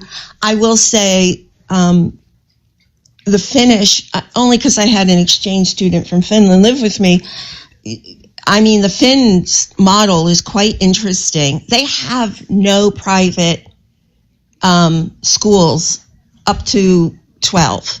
So every school is public, so that everyone is engaged in the success of a public school system. It is a remarkable kind of system that they run with over there. And I know the Germans are equally as good. So many, but what they don't have necessarily is the biggest military anymore. And that's where we pull a lot of minds. They also don't have the kind of corporate welfare we have, meaning corporations are taxed at a higher rate. Not much, but at a higher rate than ours is. So there's lots of things we could improve and learn from. We could cherry pick almost the world's, way of doing things and not be still so obsessed with rugged individualism. And I'm paying for someone who's not working. That mentality from the 60s, or I guess and earlier, is still very prevalent, especially in the red states. Yeah, that argument is so, I think, lazy to me, because look at how many people who get these like subsidies and stuff in the United States and actually are working. And if they're not working, they like might have a disability, or they might be caretaking for somebody else. Like there's so many factors. And as someone who utilized these, I had to jump through hoops to get them and to keep them. There was always stuff I was having to turn in or, do check-ins. It's the same for when you get WIC for your child. So many things. Like I think it's like 35% of lower enlisted in the military also receive some type of food subsidy, whether it be WIC or food stamps. And that is alarming to me personally.